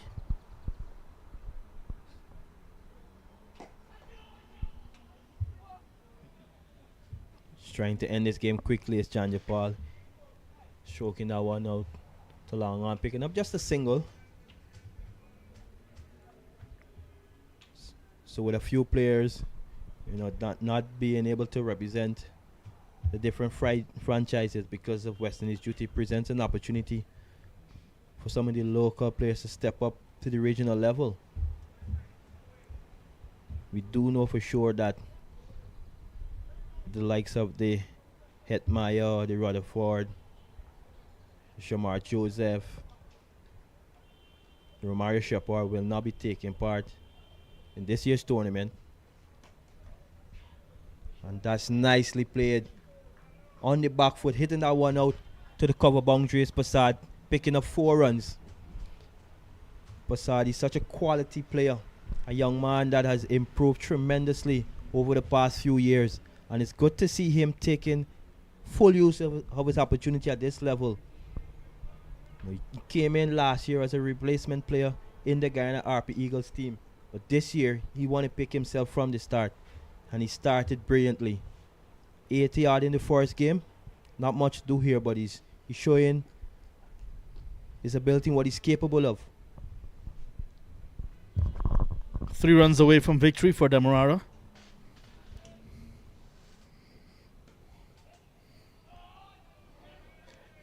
Goes through the fielder. Just be one. But the intent is there. That positivity from Akshaya. Very evident in his stroke play and the way he's running as well. And the way he's calling Chanderpaul for singles and for twos. Tells he's a man on a mission. Played lots of domestic cricket in the Twin Island Republic of Trinidad and Tobago as well. Spoke highly of in the Twin Island Republic. Plays for CCC. This one is beating the fielder once again. And they're running hard for the second, which will bring up victory for Demerara. Convincing 7-wicket victory for Demerara. 2-2.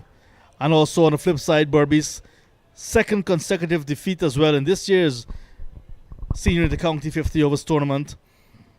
And the disappointing campaign for Berbice. They have one more game perhaps to look to get things right, but it's all Demerara today. They were asked to bowl first, restricted Berbice to 129 all out.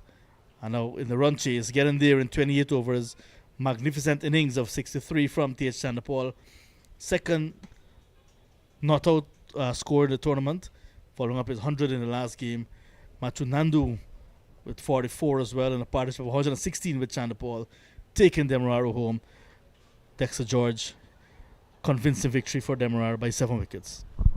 Absolutely, and they've played like champions. The sort of Berbice unit that we're accustomed to seeing at this level. They're a lot more competitive, they're a lot more ruthless, but taking nothing away from Demerara. Since the very first over, when they bowled, they hit the ground running and they remain in control throughout. That's the scorecard, like I said. 63 from Chanderpaul, 44 Nandu. Perez and Imlak did not trouble the score as much. And Akshay Prasad bringing it home in the end. 7 from 5, including well-timed cover drive. 13 extras helping to 130 for 3.